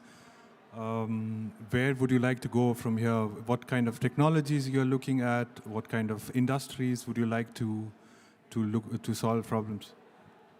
In Germany is it very important the machine construction industry, and we have the land machine construction industry as a very important partner, but the same is also required for construction machines and for special machine building and machinery at all, but also for suppliers in automotive and manufacturers in automotive industry. And at the moment we are strong in Germany, and of course we now want to address other countries in Europe, France, eastern part of Europe and UK and so on. Very good, fascinating. Question in terms of willingness of the end user. Do you face skepticism when you present the solution, if at all, and how do you deal with it? On the shop floor, the people, they like the technology very much because augmented reality is a human-machine interface technology, and it's very easy and very fast and very easy to use it. And so the people on the shop floor, they like it very much. And a little bit difficult is to compare this exactly with a metrological system, because with a metrological system you can generate a higher accuracy, and with augmented reality you're much faster, and that's the advantage, and much more flexible. You can control very large objects and complete planes or whatever you like. Yeah. Very good. So all the best to you. I would invite the audience to also, if you have interest, to meet Uli later. We have a slot between 1900 to 20 hours in the main hall. And yeah, please feel free to check out his website, and we are very happy to have you in our portfolio. Yes, thank you very much, and please visit our demonstration at our booth. Yes, very important. Yes, thank you.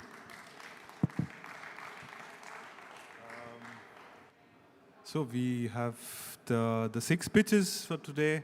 We also had Nightingale, the 7th startup, the very important from UK. What we do next is at 19:10 we have slots reserved with corporates who are interested to meet the startups. And I would also like to bring to your notice the next event we have on 26th of October. We are looking at process industries and a similar concept, a similar matchmaking. It would be in Frankenthal in the south of Germany. And for further questions on that, please reach out to Wolfgang. And finally, we'd like to thank all of you for the attention, for the questions, and especially the startups. A very warm good luck for the next phase, the scale-up and internationalization. So I'd like to thank all of you, and that's it for now. Thank you.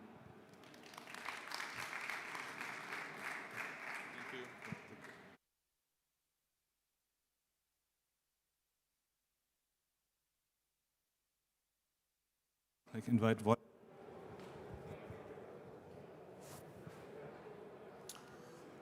Thank you very much. For those who wonder how this matchmaking now is going on, we will take you from the shop floor to the shock floor. Actually, we take you into the main hall. All award-winning startups, scale-ups here that presented their solutions tonight, they have a matchmaking table reserved. You find it opposite the main entrance. And if you are not sure if you are at the right spot, you will just run into an automotive car, into a car door. This is the booth of Visometry. And before you run into the door, you're already at the matchmaking area. As I said, you will find all presenting startups, scale-ups there. They are ready to have introduction meetings with you to schedule the next steps, to schedule personal meetings in a more quiet environment, whatever is most convenient for you. If corporates that are online and want to meet the startups, just drop me a note. I will schedule the meeting with the startups and make sure that there will be efficient follow-up. Having this said, these are the last words for tonight. Enjoy the night, enjoy the party, and especially enjoy the meetings and follow-up business. Thank you very much. Bye-bye.